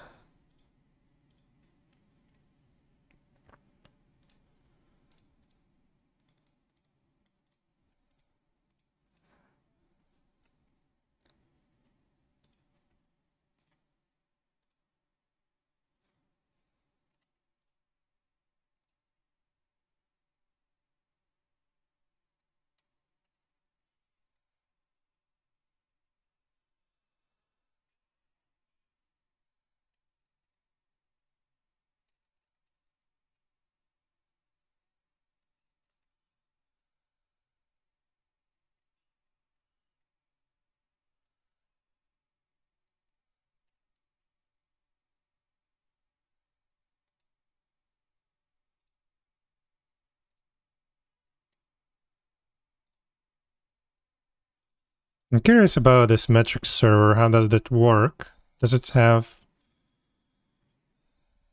public URLs or something?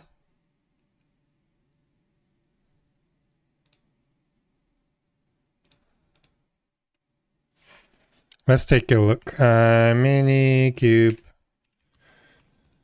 metric server.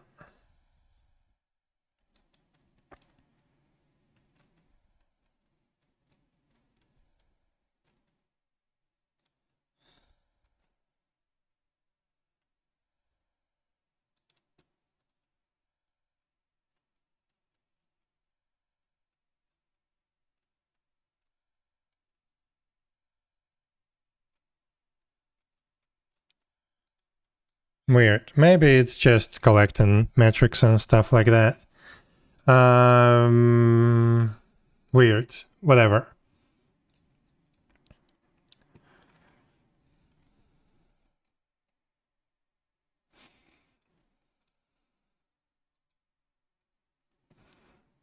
Okay.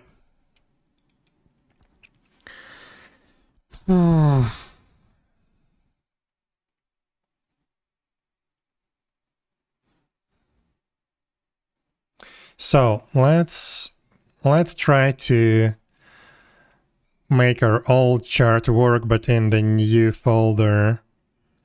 In the meantime, we can probably take a look at this thing. So we can just copy this chart file. So API version v2 name, this is going to be not test. Where was it?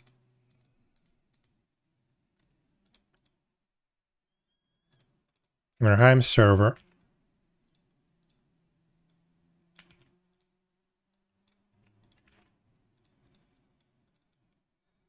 Type application. What is that? Chart can be either application or library. Okay. Library charts provide useful utilities for functions for the chart developer. There's dependency for application charts. So yeah, this has to be an application. This is the chart version. Sure, you can leave it as that. App version.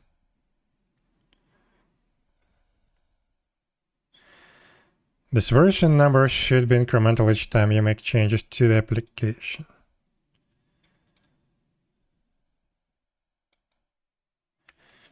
So yeah, we are currently on 0.9.0. Okay. So we ported that, let's say. Values, what do we have in the values here?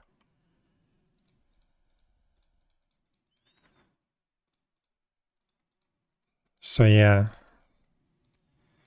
pretty standard service ingress. So yeah, basically all the settings. Sure. By the way, did Helm finally made some implementation for .env variables or something like that?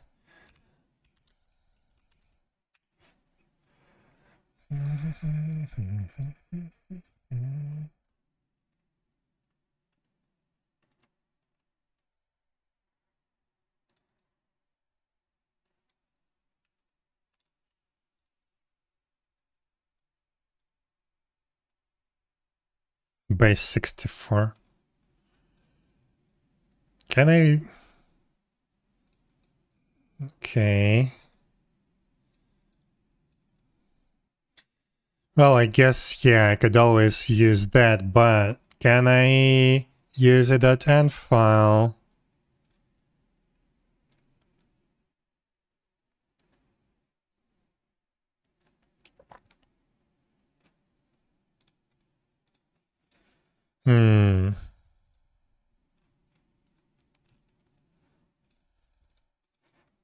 Yeah, looks like it's not possible still. This is weird. Why?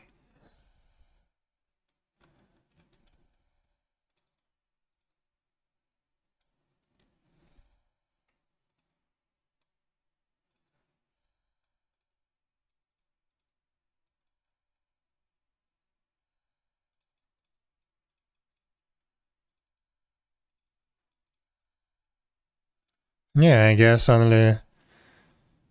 it's only possible to do from the command line. Weird. Weird thing.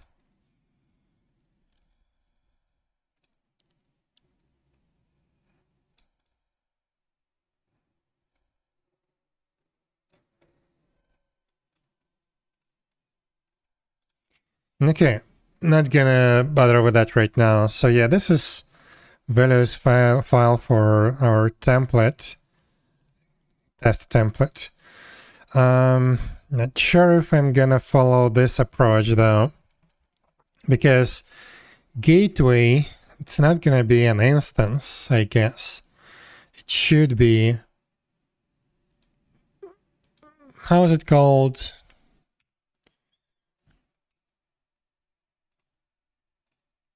Keep forgetting. Daemon set. It should be a daemon set, I think. If I remember correctly.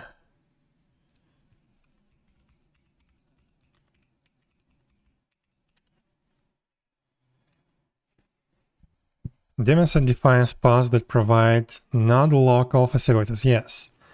This might be fundamental to the operation of your cluster, such as networking helper tool, or be part of an add-on.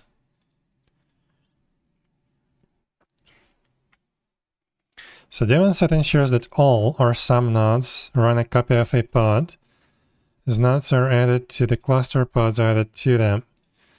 As nodes are removed from the cluster, these pods are garbage collected. Collecting a daemon set will clean up the pods it created.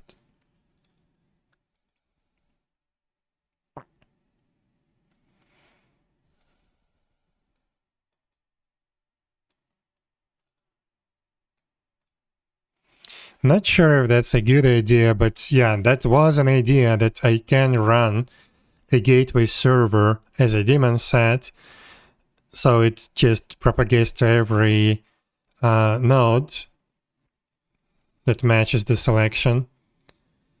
And yeah, it basically provides an ingress into the cluster. But could also technically follow this approach and then configure nodes that have to run the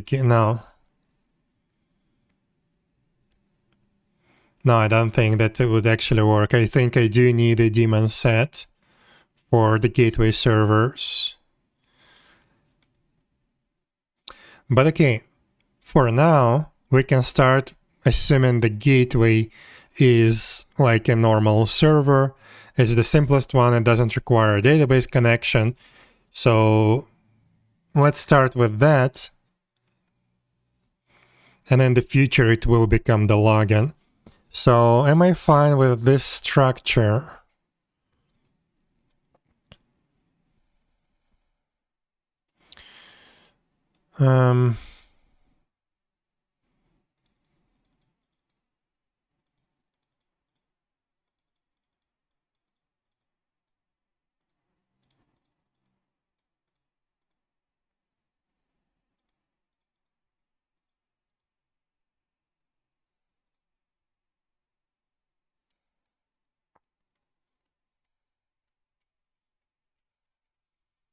Yeah, basically. So if we define our server instances like that, we can define a type. Like gateway is probably gonna be a separate section. Maybe.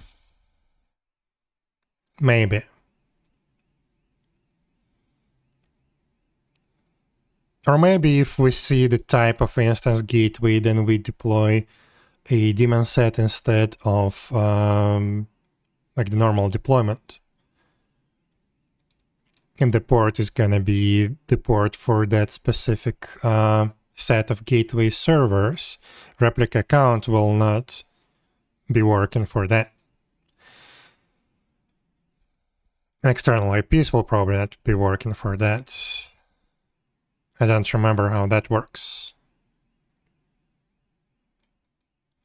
Okay, for now, my goal is to just put some type of server instance into a Kubernetes cluster. So we're gonna start with, do we need values?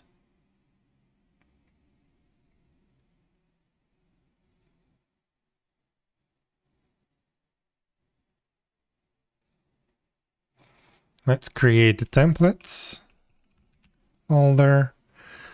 And here we would need what? Helpers, yes. Did anything change in the helpers? Let's compare the files.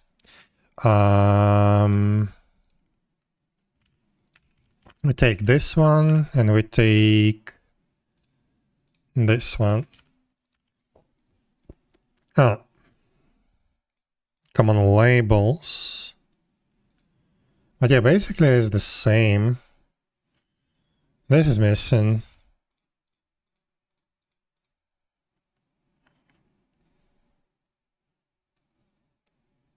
Vim type, okay. So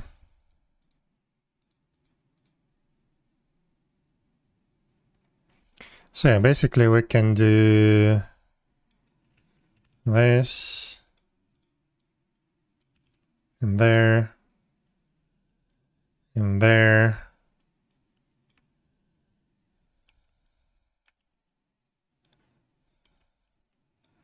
Do I need the labels?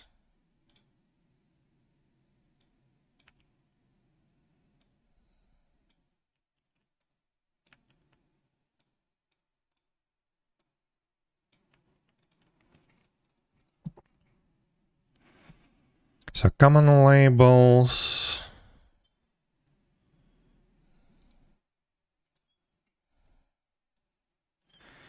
Yeah, it's basically the same. After that, so what we're gonna do is we're gonna copy this file into here, but we're gonna put this version.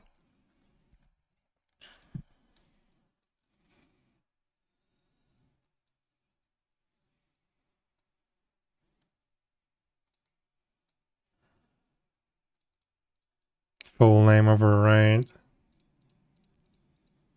But okay, chart, common labels.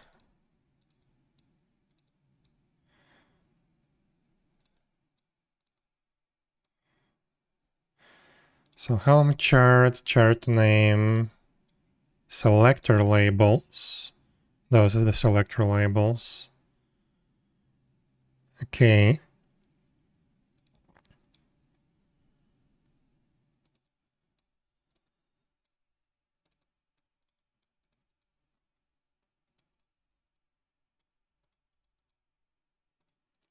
Okay. So this should be good. We don't have values. The values service account. Full name override and name override. Do we have that in the test?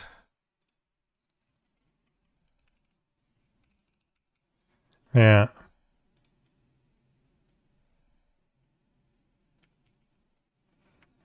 Okay, so let's put that into our values.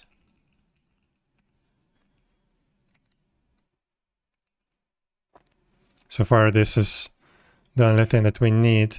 Service account name. Wait, name override, full name override. Service account, create and name. The section bills and the service account for my information can be found here.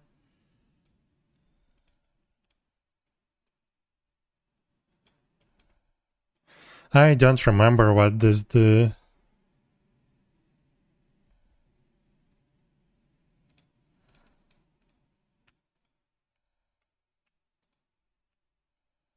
Can you open that, please?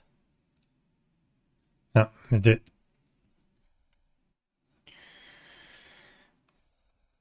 Service account is a type of non-human account that in Kubernetes provides a distinct identity in a Kubernetes cluster. Application pods, system components, and entities inside and outside the cluster can use a specific service account credentials to identify that as that service account.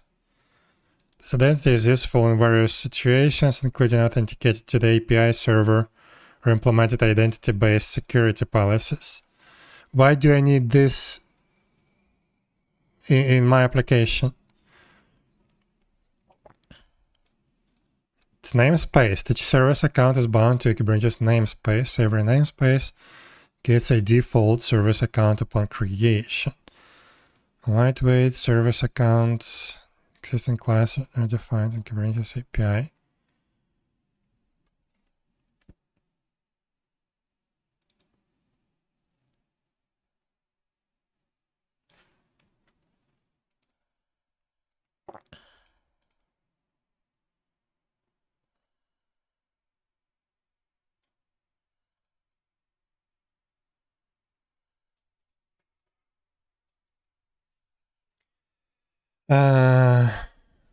I don't know.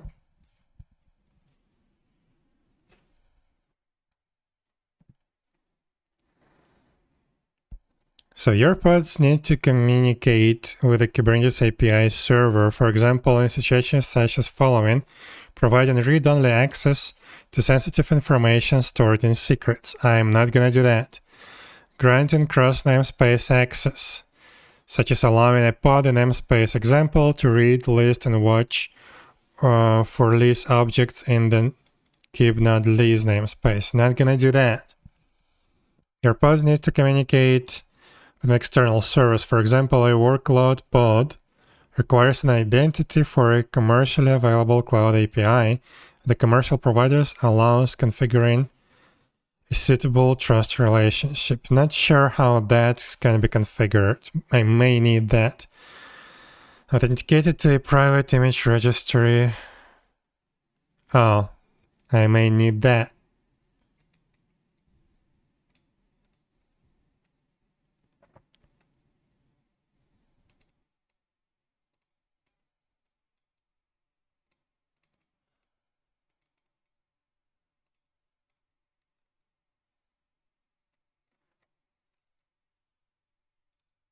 So it adds the image pool secrets to a service account. So this is tied to a service account. External service needs to communicate with the Kubernetes API server. For example, authenticate into the cluster as a part of CI/CD pipeline. I may need that. You use third-party security software in your cluster that relies on service account identity. Still not sure how that thing works. It's a little bit unclear to me. To create a service account object using a Kubernetes client, like 𝙽𝙴𝚁𝙀, grant permission to the service account object using an authorization mechanism. Assign service account object to pods during pod creation. I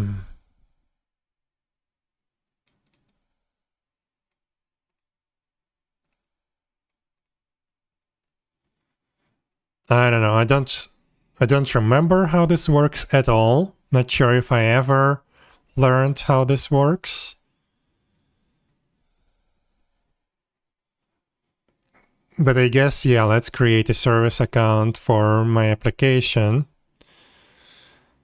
Should be created to automatically mount service account's API credentials. Annotations to add to service account, the name of the service account to use. If not set and create is true, the name is generated using the full name template. Okay, let's add this. And yeah, sure, whatever.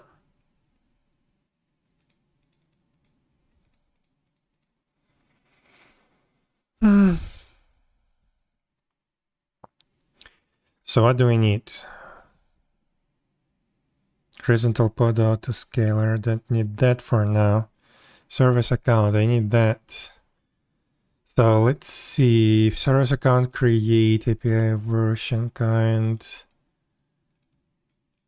service account name, labels, annotations, to mount service account token. Okay, let's copy that. Yeah, I didn't have that in my previous setup. So yeah, probably I ditched that. So one thing is I need to change this to Ymirheim server instead of test. Okay. So I have service account. Notes. So yeah, this appears when you deploy the thing, right? Get application URL by running these commands. Ingress enabled. Else contains node port. Yeah, I don't need that for now. We'll figure that out later. This is just a cosmetic thing. Ingress HBA deployment. So yeah, for the basic setup, I just need a deployment and a service. We can probably start with the deployment and analyze the logs and see if it works. Probably we also need the service. Does the deployment link to a service or service to deployment? I think it's the second one. That's the service account. Container port.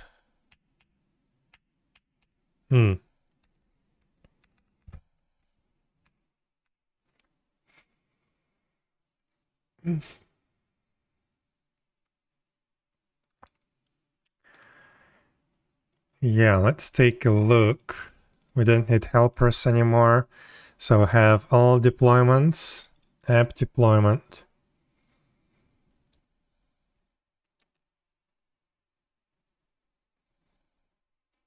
I'm pretty sure I need separate deployment files per each type of the instance. Like one for gateway server, another one for login, vault, and zone servers. Those should be separate deployments.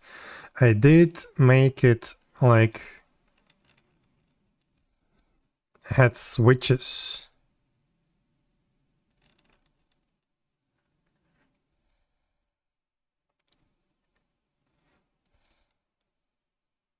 Where was it? There. If type equals gateway.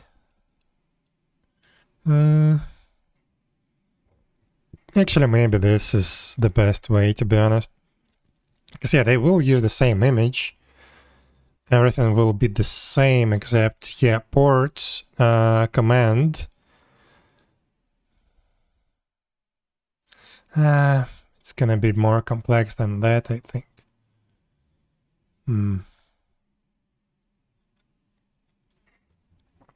But for now, I shouldn't care about that. I just need to start something.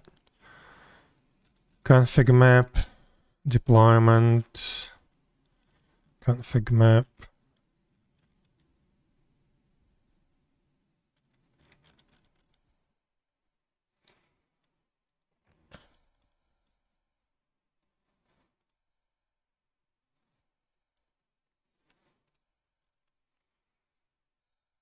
Okay, what's the difference? Yeah, beta. I was still using the beta definitions back then. Name labels. Manually defined all the labels. So name instance. Let's see where that was in the helpers. Labels. Helm chart. Kubernetes app version managed by. Name instance. What is the release name?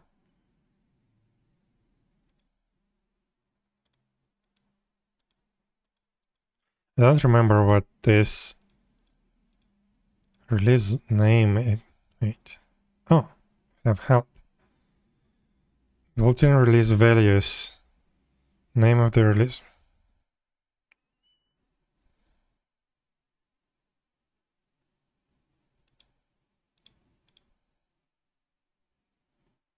Why do they need that?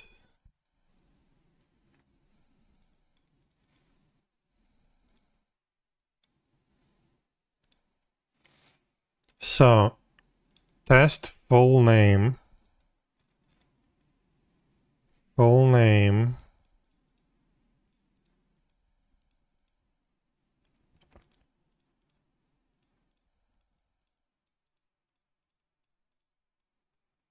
I don't remember how this works.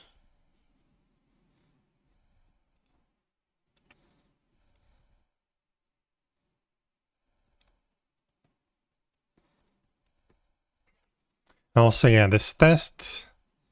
Oh, this is still in test. So, for now, let's just copy this deployment and replace the test with Ymirheim server.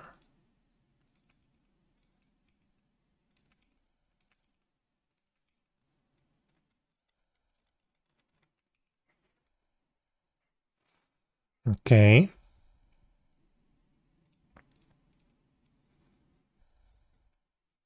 So we have name, we have labels. Yeah, we would need type and kind, type and ID, but for now it's key. Instance part of, managed by. I don't remember any of these. Okay, strategy type recreate. What is that?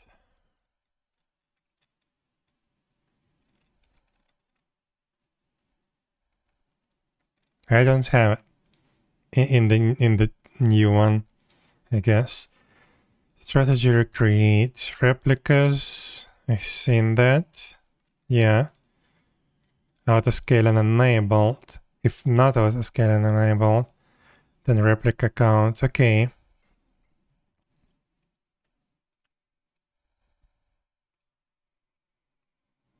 Selector match labels. Selector labels. That's from the helper.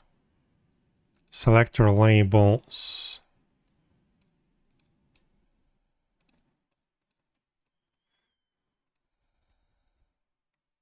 Do I have it? No. I don't know. For now, let's include that still. Template metadata. Another set of labels. Pod labels.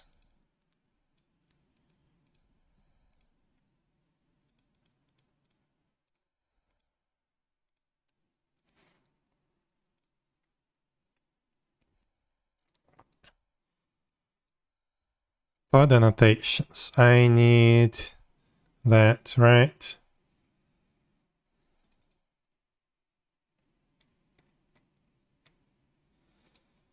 Pod annotations, pod labels. This is for setting Kubernetes annotations to a pod. For more information, this is a setting Ymirheim. Okay. So yeah, we need that.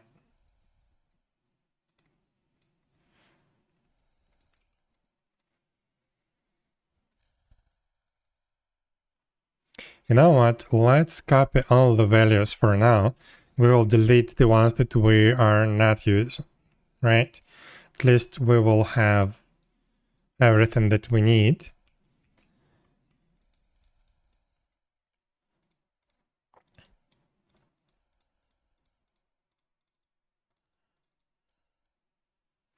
So I guess it deploys Nginx.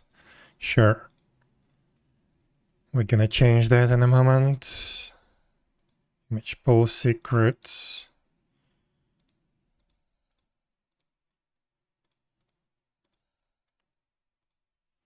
Security context. Read-only root file system. Run as non-root. Run as user 1000. Okay. Service. Ingress. We definitely don't need ingress. Actually, wait. Yeah, for now, let's leave all the values in place. And we will remove them when we remove them from the templates. Resources. Liveness probe, readiness probe.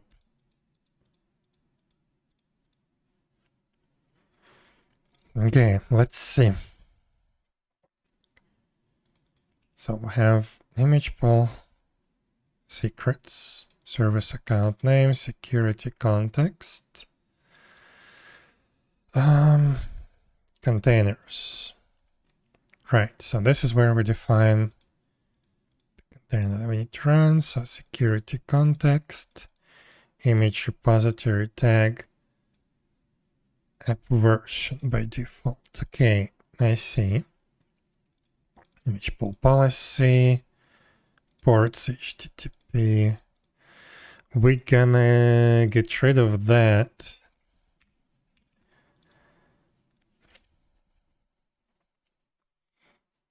HTTP. Actually, let's keep it for now. Maybe we can point the gateway port. Liveness probe, readiness probe. This is definitely gonna be something for later.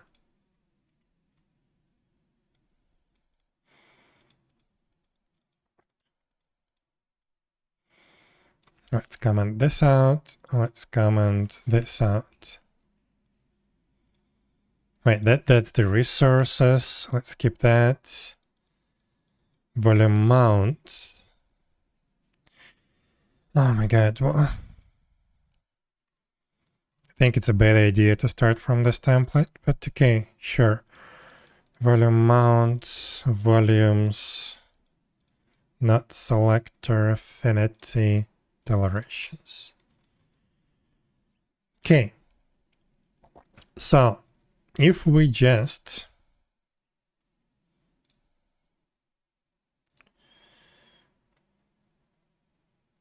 if we just put our image in there. So let me take a look. I'd like to actually export that somehow into a separate values file. One sec. Helm multiple value files. Yeah, you can do that.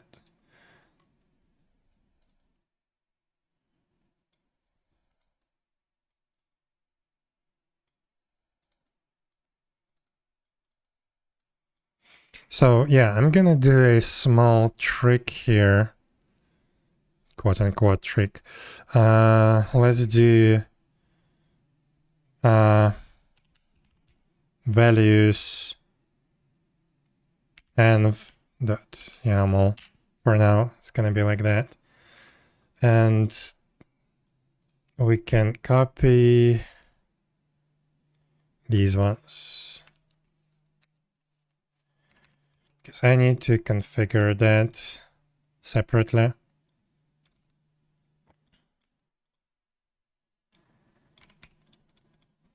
Also image pool secrets. Okay, so where is it?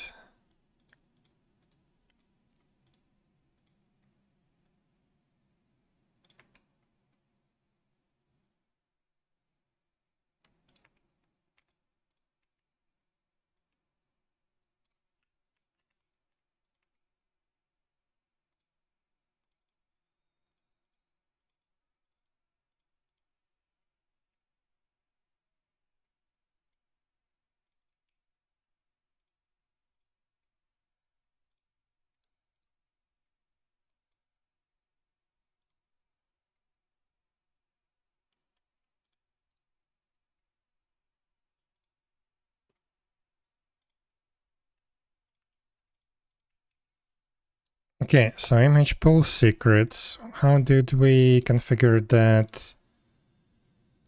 Image pool secret.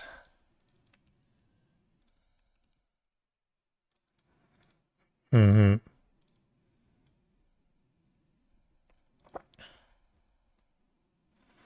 yeah, it should be name.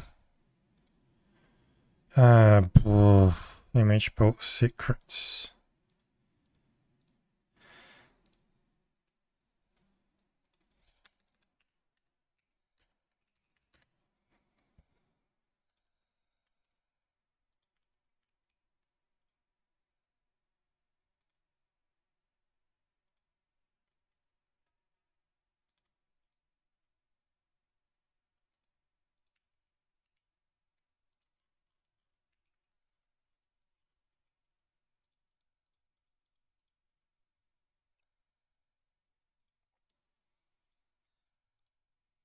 Okay, how do I configure this?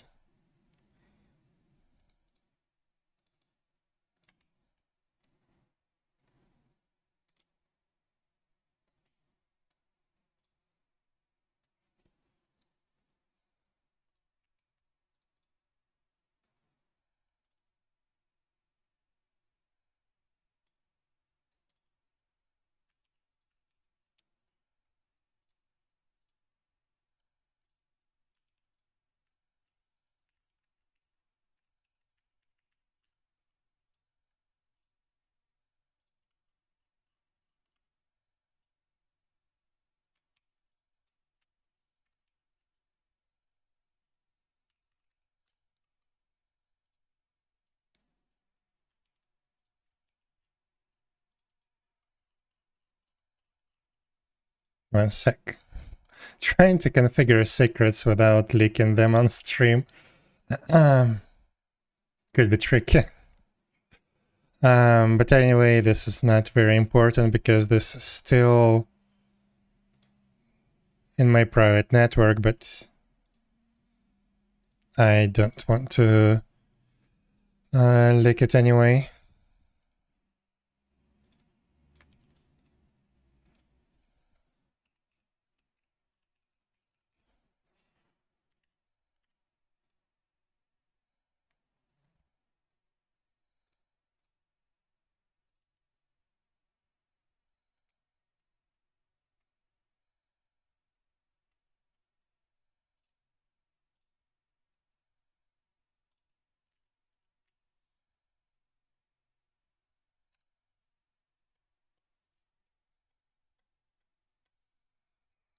Okay, hopefully this is enough.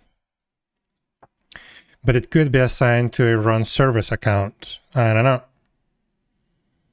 Probably I need it to define a service account. One sec. kubectl create secret help.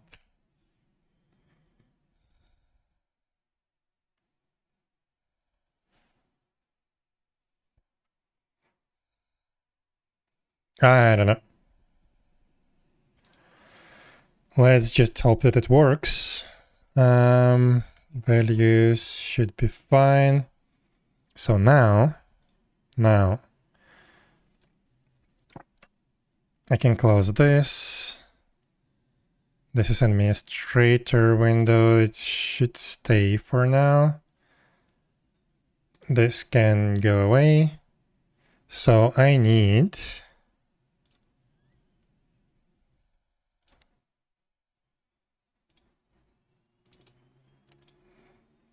to go here. So how do we do this?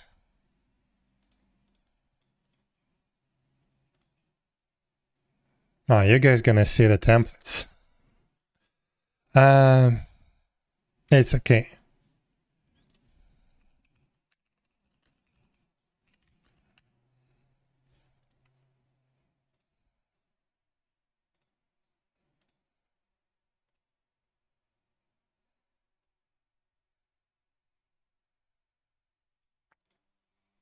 Deployment YAML line 36.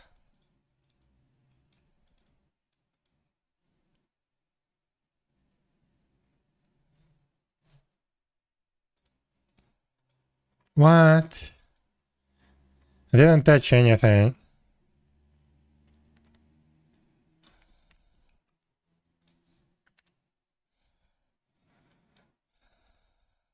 So I cannot comment out stuff like this.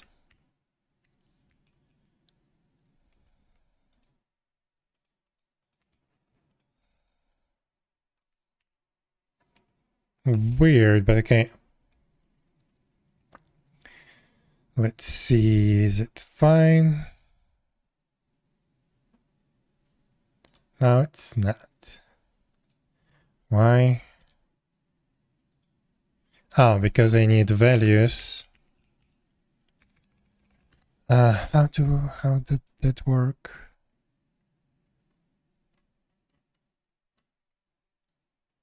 Minus F.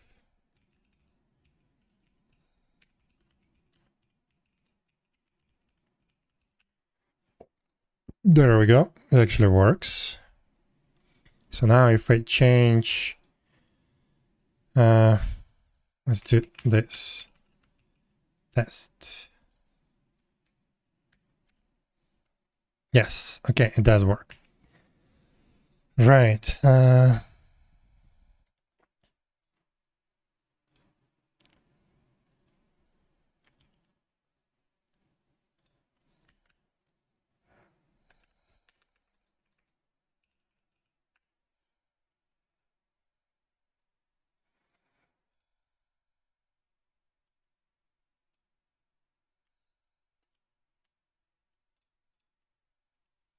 You know what? Whatever. Let's take a look together. So I did test this. I did run the template and lint. Let's try Helm install. Actually, wait. Let's inspect this a little bit. This liveness and readiness prop definitely gonna fail. So I'm going to just completely remove it if I need it.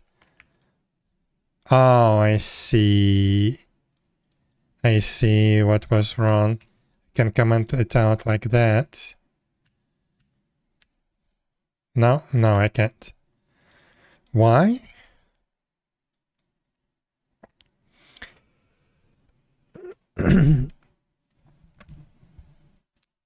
Hello, Sir DuPont. Congrats for what you're doing. Why all your file is green, on the left side. You mean this? It just means that these are new files to be added to the Git repository. It's just, yeah, like it indicates what files are modified, what files are new, what files are deleted, stuff like that. But yeah, I'm basically reorganizing this Kubernetes folder, and yeah, I have a bunch of new stuff. So why is this a problem? Why can't I comment out a line? This is stupid. I was definitely doing that before. Error converting YAML to JSON. 39. What?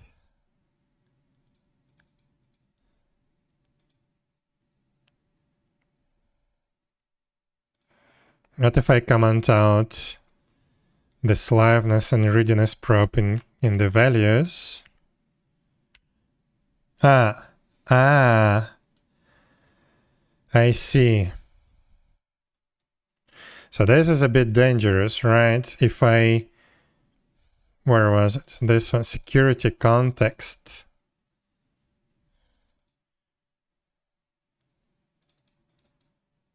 Weird.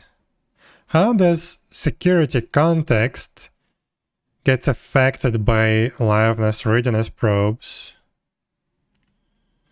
This is super weird. So if I uncomment this, it fails.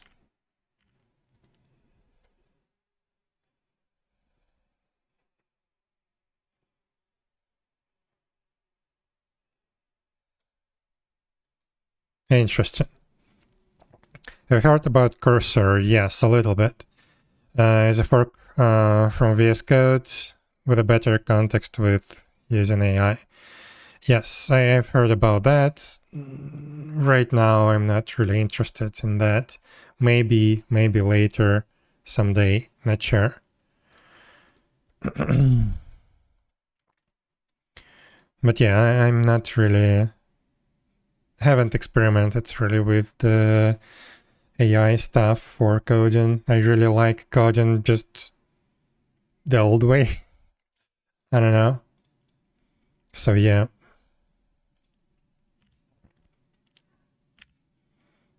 Why is this a problem, huh? Security context.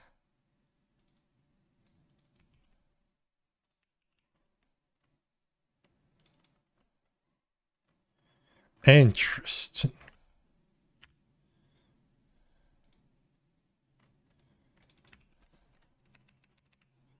Interesting. My only assumption is it tries to convert this to something else. Because these tags are still gonna get processed, right? It's just they're gonna be commented out within the JSON. If I change this to test, what would happen then? Then it works.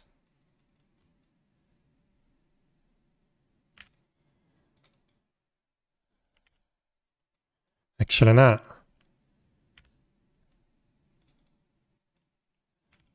What the hell? Where is the rest of it? Oh, I guess I didn't have the volumes, affinity, and stuff like that defined. Sure. Weird.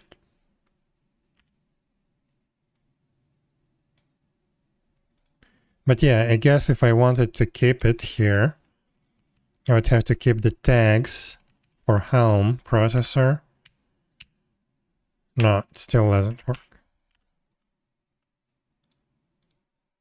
Oh. I don't know. This pretty much shows my old experience with Helm. It's weird, it's janky. Nothing changed over the years, I guess. Like, why is this a problem?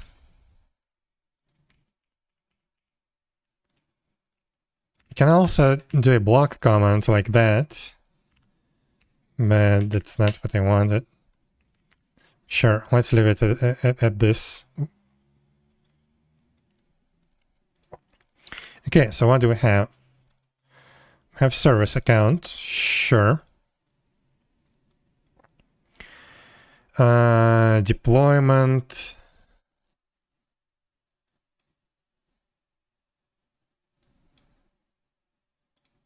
Why does it show one? Oh, that's the Helm chart version, sure. The app version is 090, good. Instance release name. Oh, I didn't set the release name. Oh, well, I guess, yeah, that doesn't matter right now. We're just checking the template. The same here.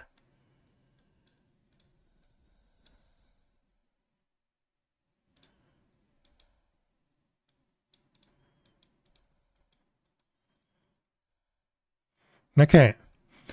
Port 80, let's replace that with port 6401. Also for this, I probably need to change it to... Where is the ingress? Did I delete the ingress section? No, there it is. Enabled false. Don't tell me you're following me. Following you? And thank you for the follow. Thank you. And welcome to the stream.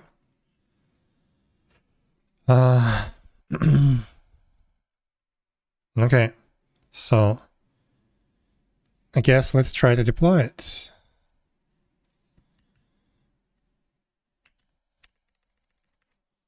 Also, I'm just gonna copy those values.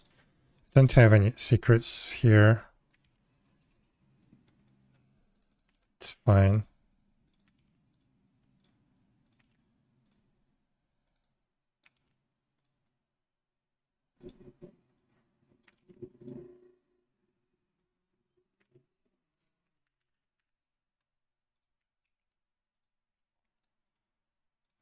That way I can get rid of the values file. Yep. Let's do length. Good.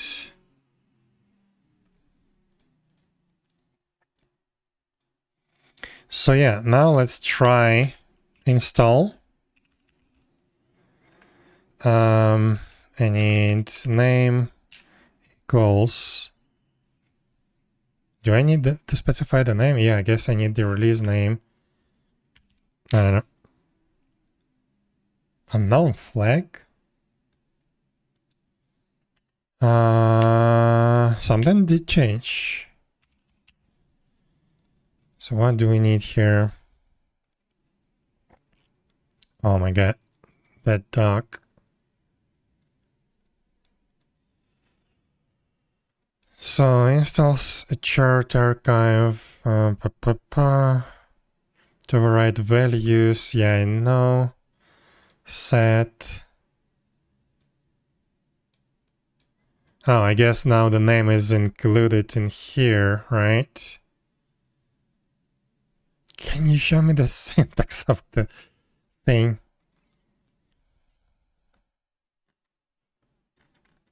Like, is this the release name or what? Oops. Yeah, that's the name. Chart flags. So I guess we don't need the dash name, we just do it like that. Deploy it. So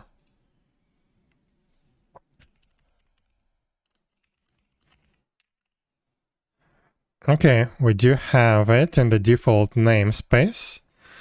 Can I ask why developing this for row 2, not for improved row 1 pre-renewal or renewal version? Because I don't really care about first Ragnarok Online, to be honest. I did work on that for a little bit. Sure, it's fun. I did play it quite a bit in the past, but that's just not the game I'm interested in. I love this game, so I'm working on it. So yeah, something like that. Image pool failed. Well, I guess that's because of the service account. 1 sec, let me Kubernetes dashboard. Let me take a look.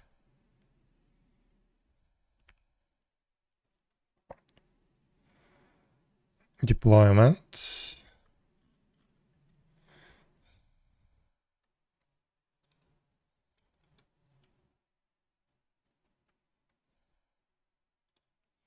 So what the hell is wrong?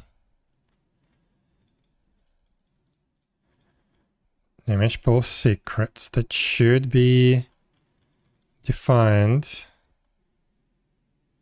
Image pool secrets, yes. So far so good. But yeah, I guess the secret is assigned to like default service account, right? And this thing is assigned to its own custom service account. That's probably a problem. Let me see. Where is the service account?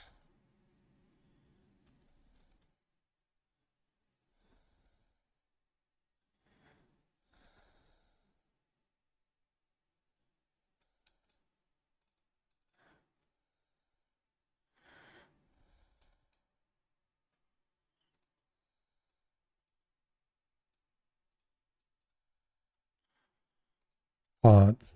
Maybe I need to go into the pods. Image pool secrets. It did get linked properly. So I do have that secret. Should be fine.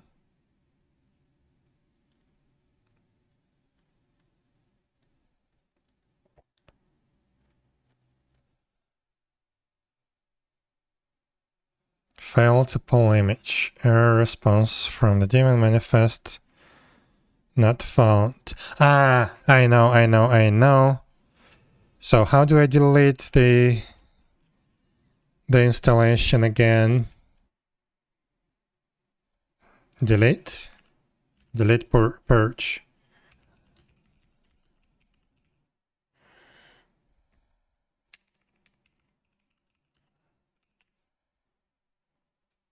No? Purge is not a thing anymore? Okay. Okay, now it's gone. So,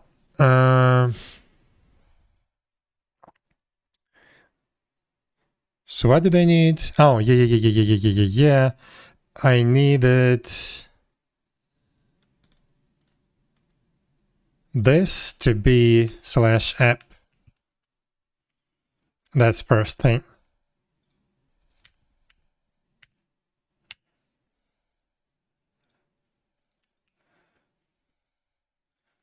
Okay, let's see. Pull an image. Started container. Okay, successfully pulled image. Restarting container. So yeah, I know what's the problem because we don't have any command lines. It just starts nothing.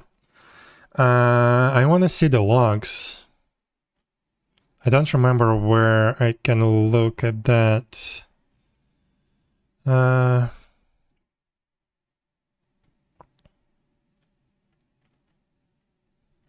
Containers. Where can I view logs?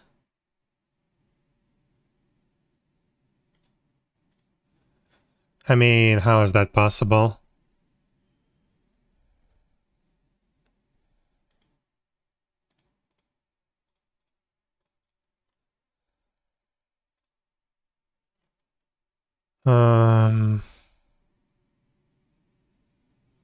Like it doesn't even show that it cannot run a command. I know what's wrong, but I just wanted to verify that I'm correct. But okay, we need this command option. somewhere here.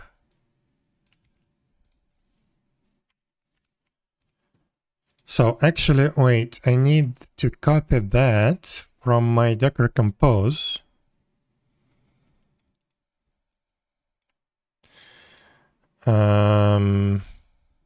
This is actually incorrect, but okay.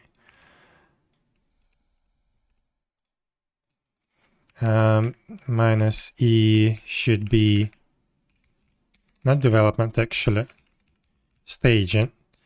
And not kind, this is now I for ID. So ID1. Or actually, we can skip that. It's gonna start in the production mode, which is good enough.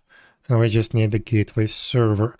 I want to test how can I upgrade the installation. Would that work?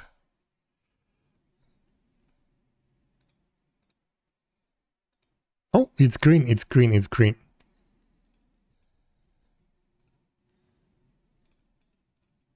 Logs.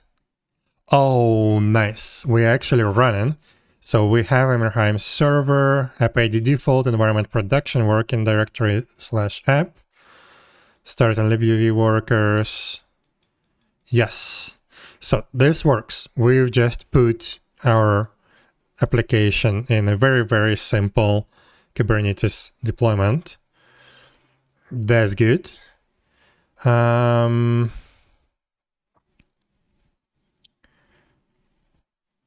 want to see what happens when I stop it. Can I see the logs still after it's been deleted or whatever? Like I want to verify that it still shuts down gracefully, because we did have a problem with that. Do I have any control here? Can edit, delete, exec into pod. Oh, I actually really want to try something. Since I can execute something in the pod,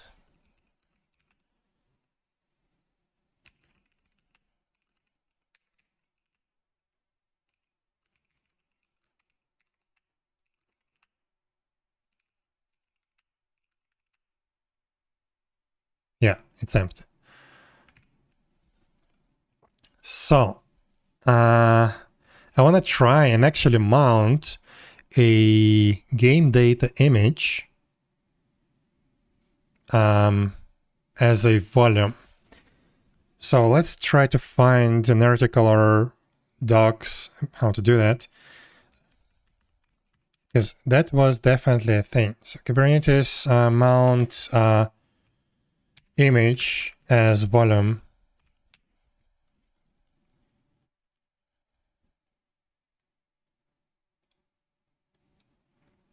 Image volume. Enable by default false. Oh no. Oh no. Need to have a Kubernetes cluster. Command line must be configured. What? Can you describe me what this thing is doing? An image volume is a pod for a pod is enabled by settings volumes image field of spec to evaluate reference and consider the amount volumes. For example, okay, so I have volumes, name volume, image, reference. Why is it enabled by default false? It's in beta.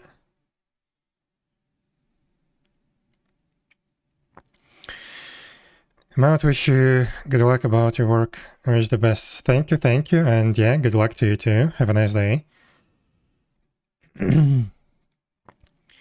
But okay, is it possible to use it or not? Do I need to somehow enable it? Enable by default false. So Maybe Kubernetes cluster in the kubectl command line must be configured. Yeah.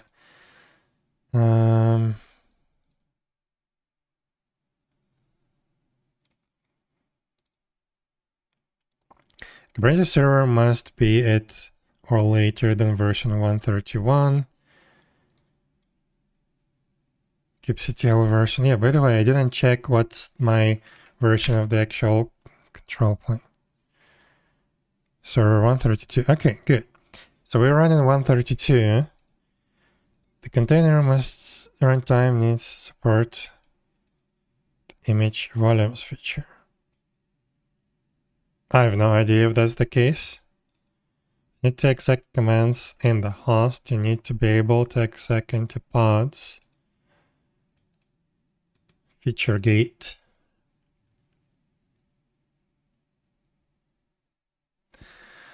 I'm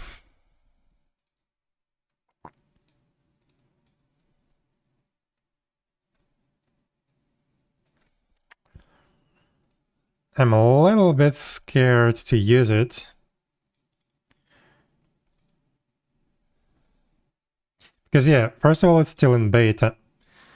It's disabled by default. To enable it, I have to have full control over my Kubernetes cluster. I mean, I will have it on my servers, sure. But what if I would want to migrate into a Google Cloud or something like that? And this wouldn't be available there, I guess.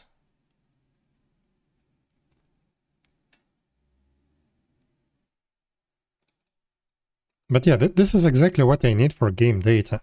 I need it to be just mounted as a volume to the container. But yeah, I guess it's not a problem really to...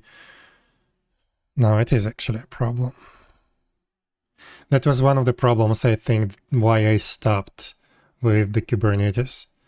First big problem was the performance of the Kubernetes control plane. It was awful. Second is to configure it properly with the storage and stuff like that. That took me a really long time. And I still didn't completely finish it. And the third one was this one, I believe. I need the game data, which is separate image, to be available to my server container.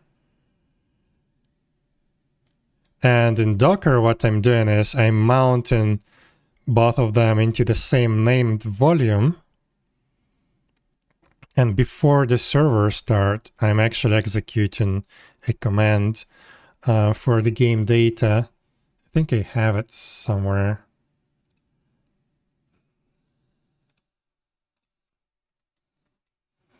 Yeah, so basically the game data container, it mounts to the game data named volume. And when it starts, it just copies the files to the external volume, to this volume. And then that becomes available for the server. But here, but this needs to run before the server starts. That's a problem.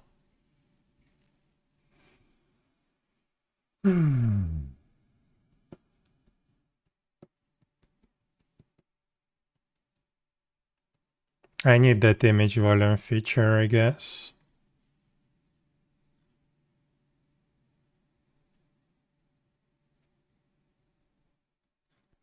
How can I configure that in Minikube?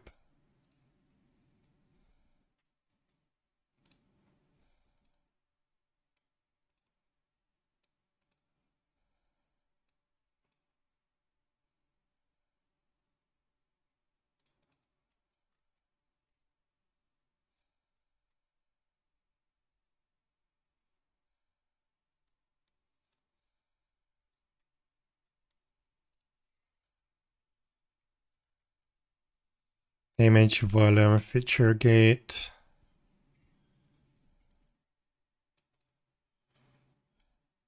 So in 132, it's still alpha.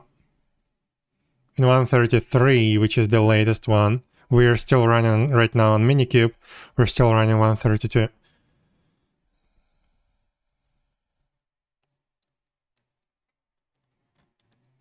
But okay, let's see.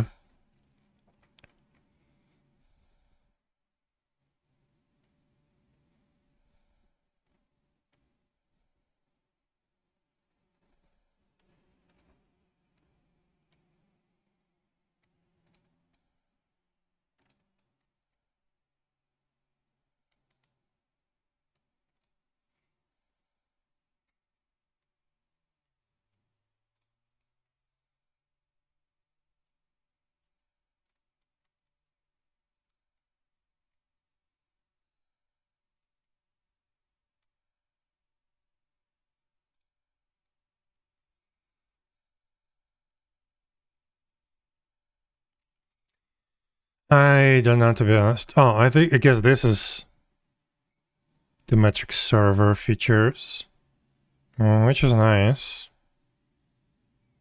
Sure. But also my server exposes metrics as well. Maybe Kubernetes dashboard can grab that? I don't know. But okay, that's a different problem.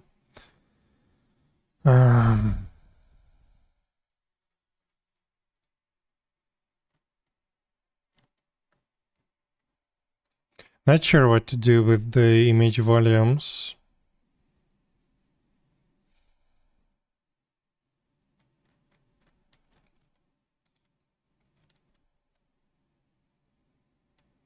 Like, this is a nice feature, but yeah, it's not available by default. Let's see, can we enable that in Minikube?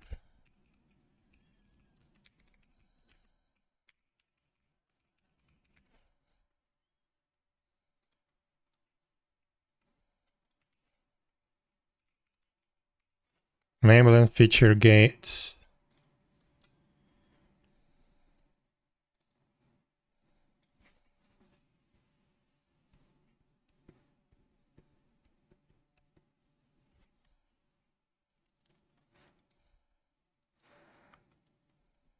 I have to start with the feature gate enabled.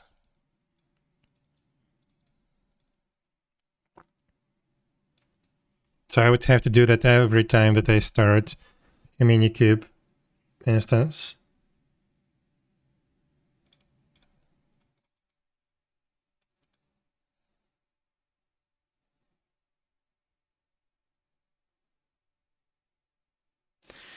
Where can I read more about the image volumes, why they are still in beta, what are the problems?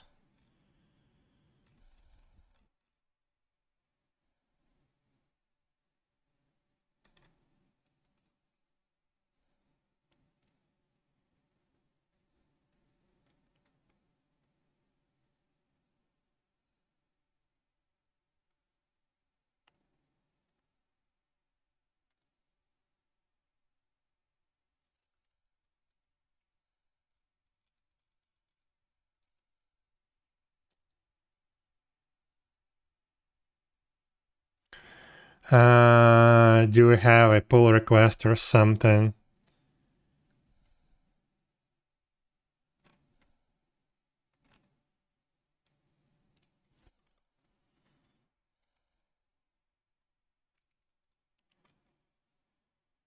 That's the website. This is why.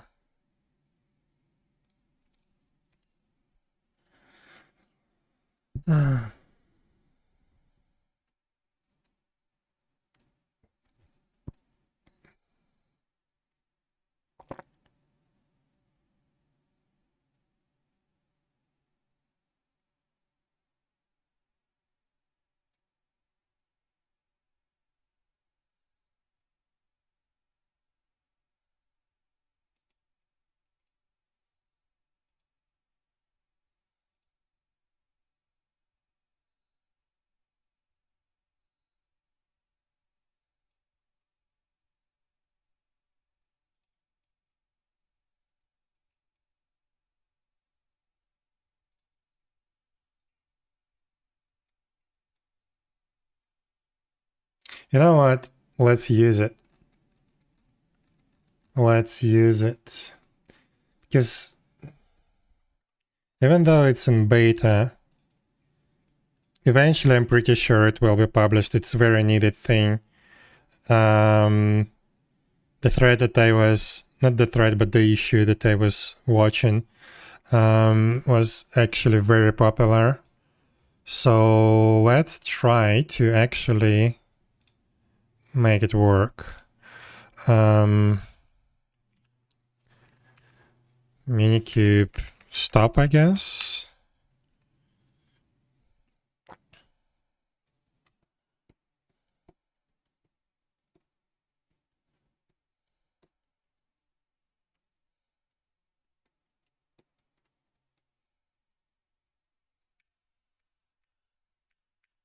So start, and how do we specify that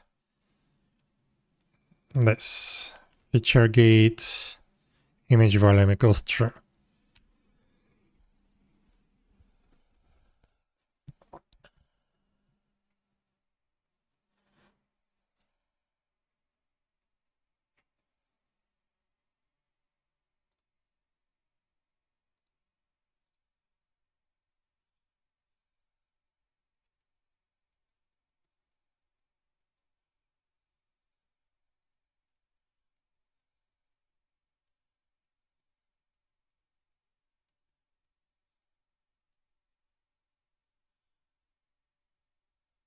I hope that it works with an existing VM and I don't have to like delete it and create a new one.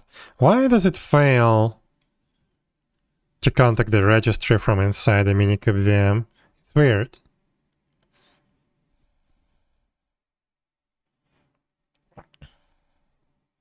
Verifying components.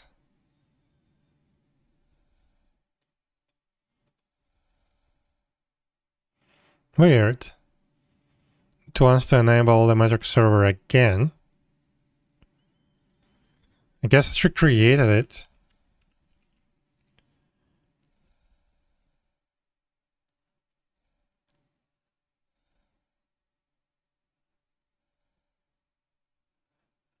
Okay, weird. Where is the dashboard thingy?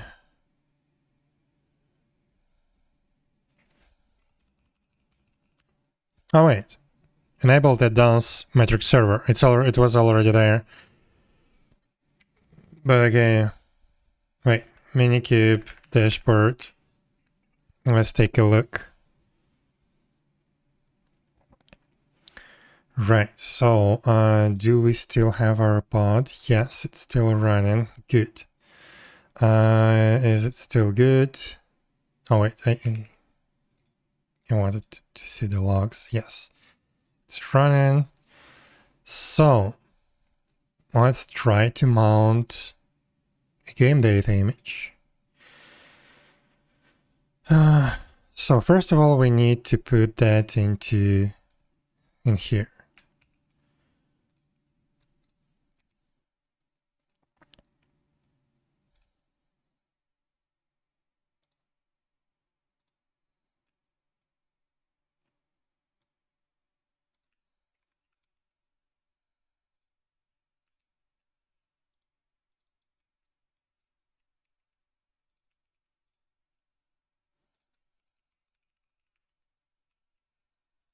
Gonna be game data image. Now here.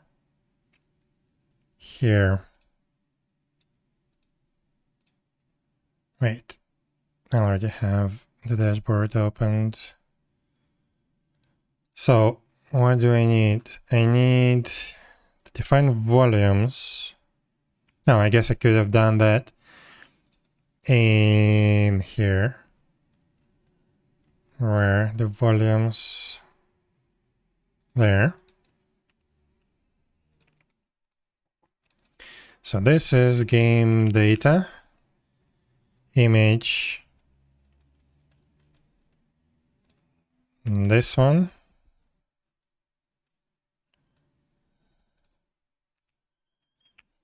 colon tag. Okay, so we have the volume defined. We can get rid of this for now. Now here,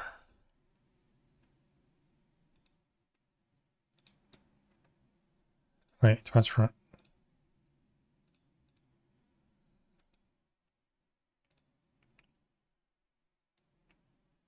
Oh no.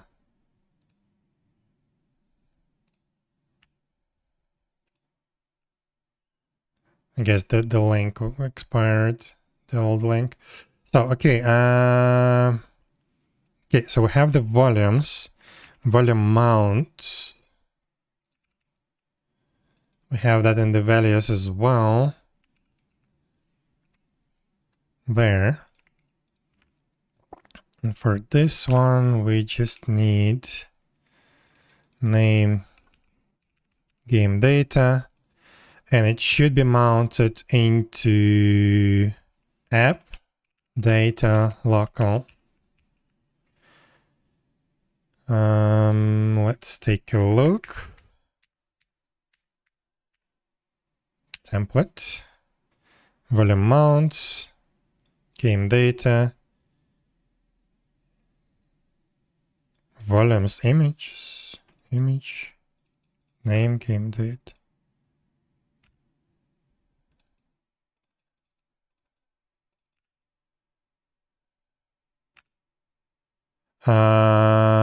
This is not correct. This is not correct.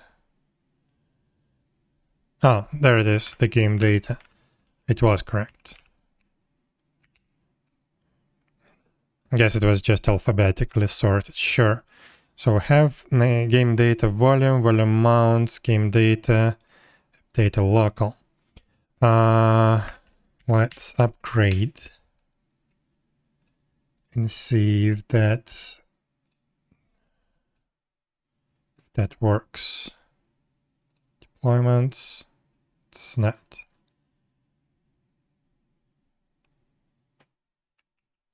Or is it? What? What?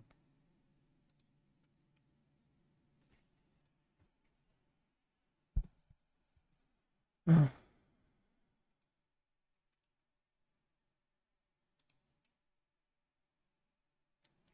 Create container error.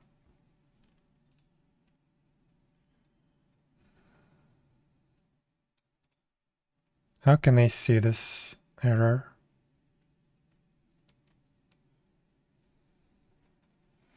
Container image already present, error. Response from daemon, invalid volume specification.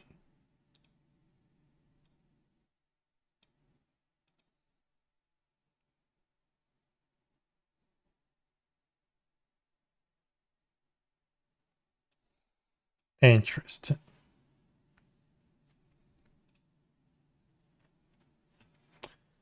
Wait a sec. I think I know what's actually wrong. This is probably the example for the previous version.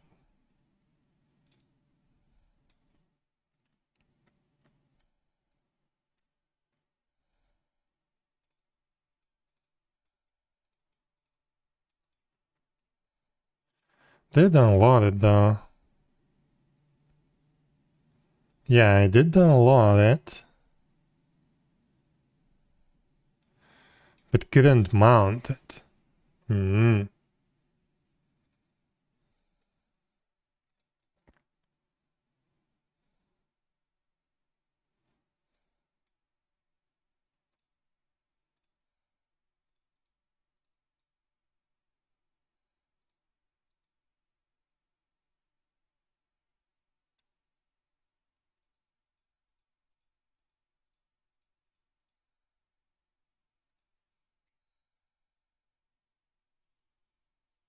I don't know what's wrong.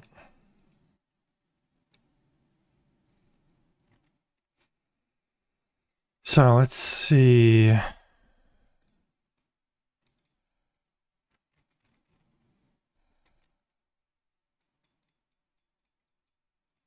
Yeah, this is what I did.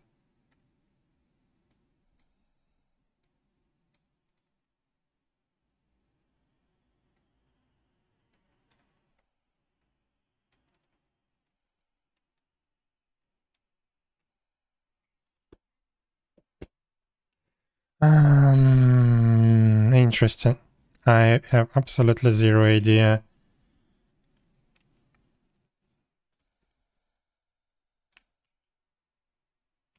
Let's Google that.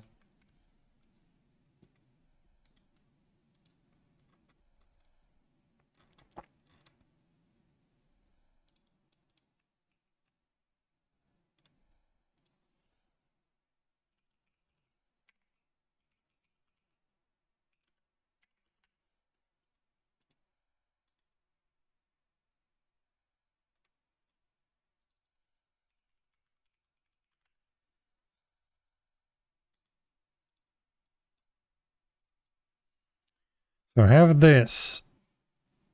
Oh no, this person is on Windows. Why?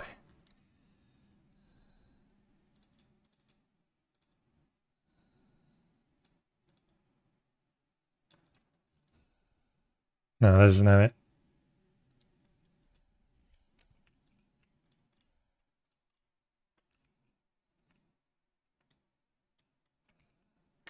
Where was my thing?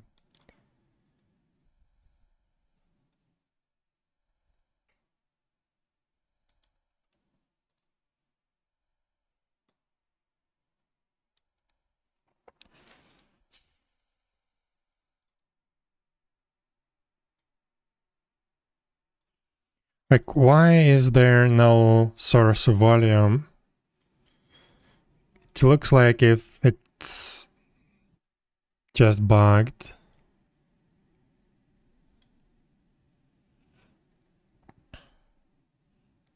Like, it should create a named volume, right?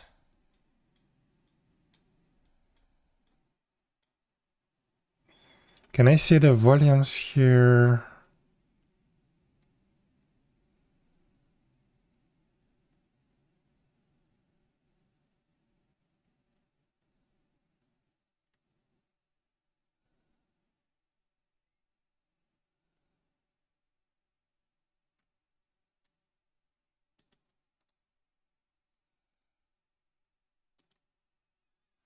Oh. Oh, there is the error. Yeah, there is. Read only false. Maybe I need to set it to true. Shouldn't matter, to be honest.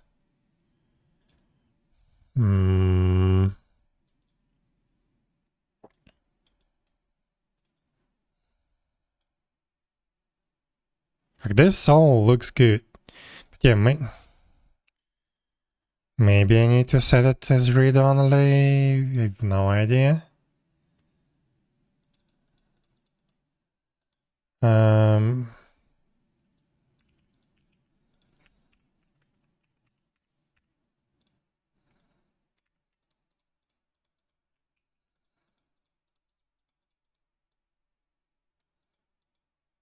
Mount path.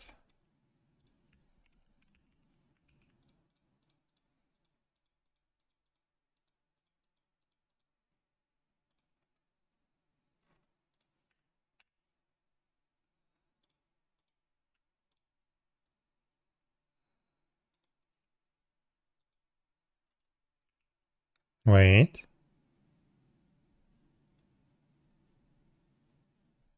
I think this is the previous version, right? Yeah, 28 minutes ago. Still running the previous version. So yeah, this is a nice thing about Kubernetes. It's the file doesn't deploy. The deployment doesn't fail. So why is this a thing? I think it's just not working, unfortunately. This is a big problem.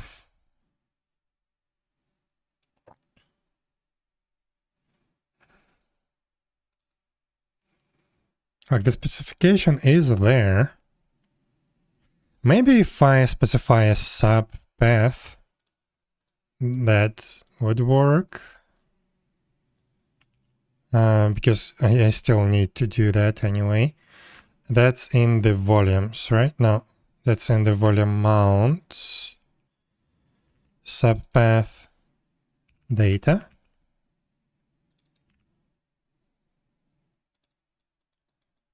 Mount path / volume. What if I do /test just to see if makes any sense? What is invalid? Subpath is valid. Value data not allowed in image. Volume sources.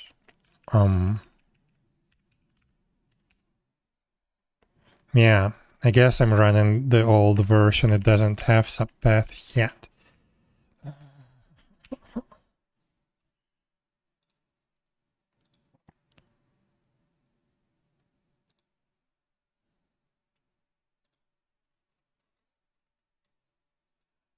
Yeah, it doesn't specify the source, I guess, to Docker or whatever is running on that Minikube. But yeah, it just doesn't work.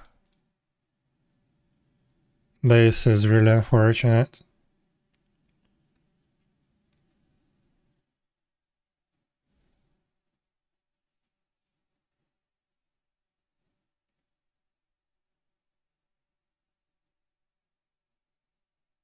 And I have no idea how to fix this problem. Like, I did make it work on Docker and Docker Compose, but in Kubernetes, I would need to run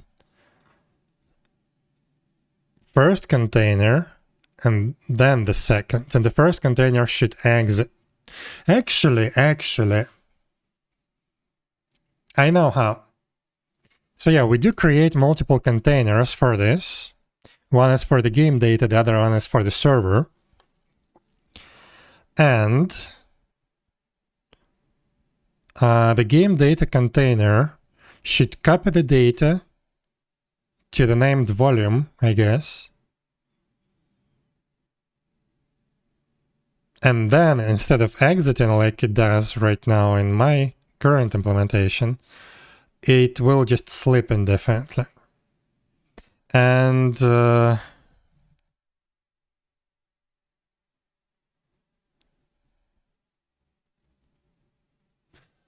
in the server container, we can say that it depends on the game data container, but I'm not sure.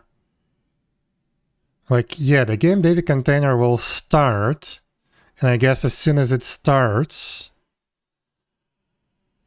the server container will be started, but it doesn't mean that the game data files are copied. I don't know.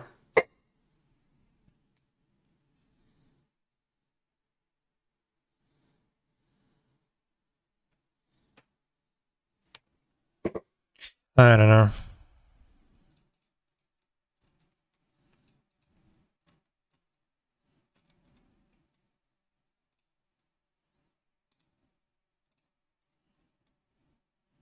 Yeah, this doesn't work, but yeah, I guess that's expected, to be honest, because I'm running in the Minikube, it's running 132.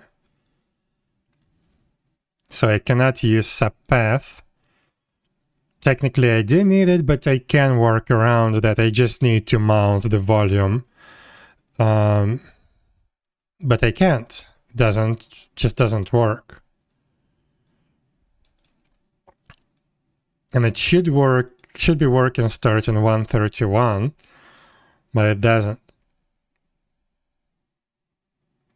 And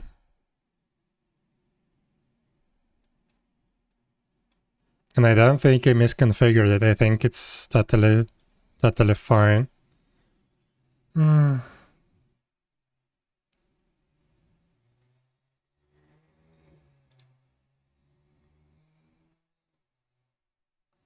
Yeah, the error message, it just shows me that it's misconfigured. It's not on my side misconfigured. It's Kubernetes itself is not running the container properly.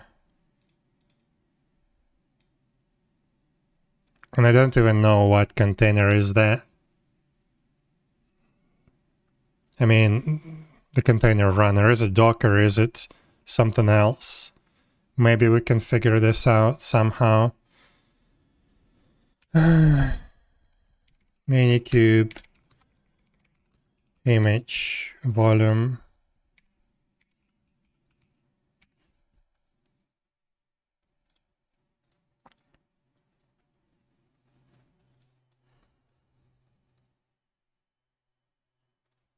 By the way, what's my Minikube version? 135 even. So yeah, I did that.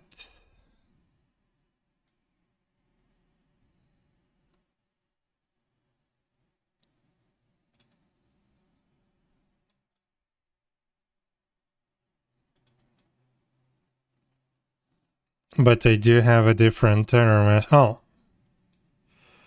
What?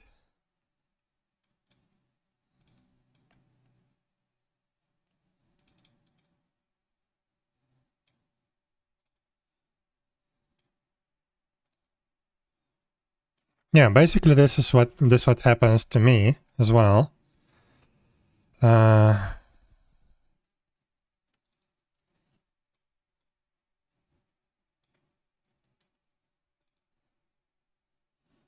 So Minikube uses the container runtime of Docker, try to run it with cryo, and container D runtimes get different errors with both. Seems to me that while Kubernetes spec contain this feature, the container runtimes don't support it yet. Maybe this will be supported in the future. This is unfortunate.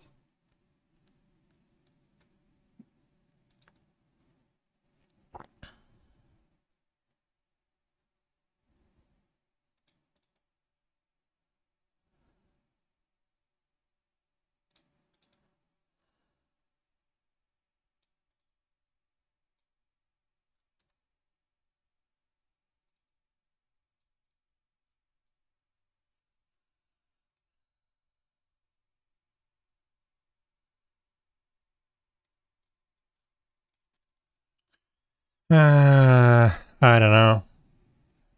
I guess I cannot use it. It just simply doesn't work at all. Well, okay. That means that we need to find a different way of mounting the game data volumes, game data images. And I guess, yeah, I would have to create multiple containers for that and somehow synchronize those containers through named volumes, I guess.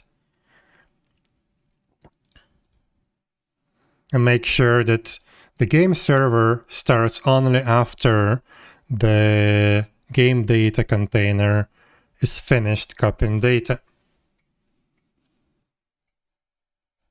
I guess.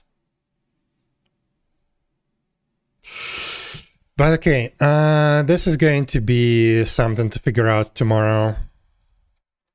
This is gonna be it for today. So let's see, can we raid somebody? Actually have to run, I'm not sure if I have time to raid anybody.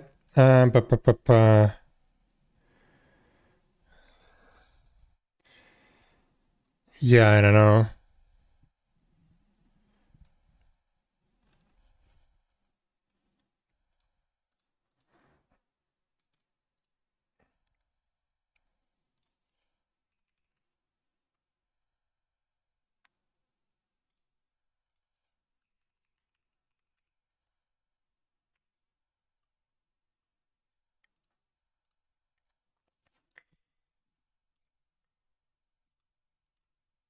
Yeah, I have no idea. I don't have time right now to search for anybody.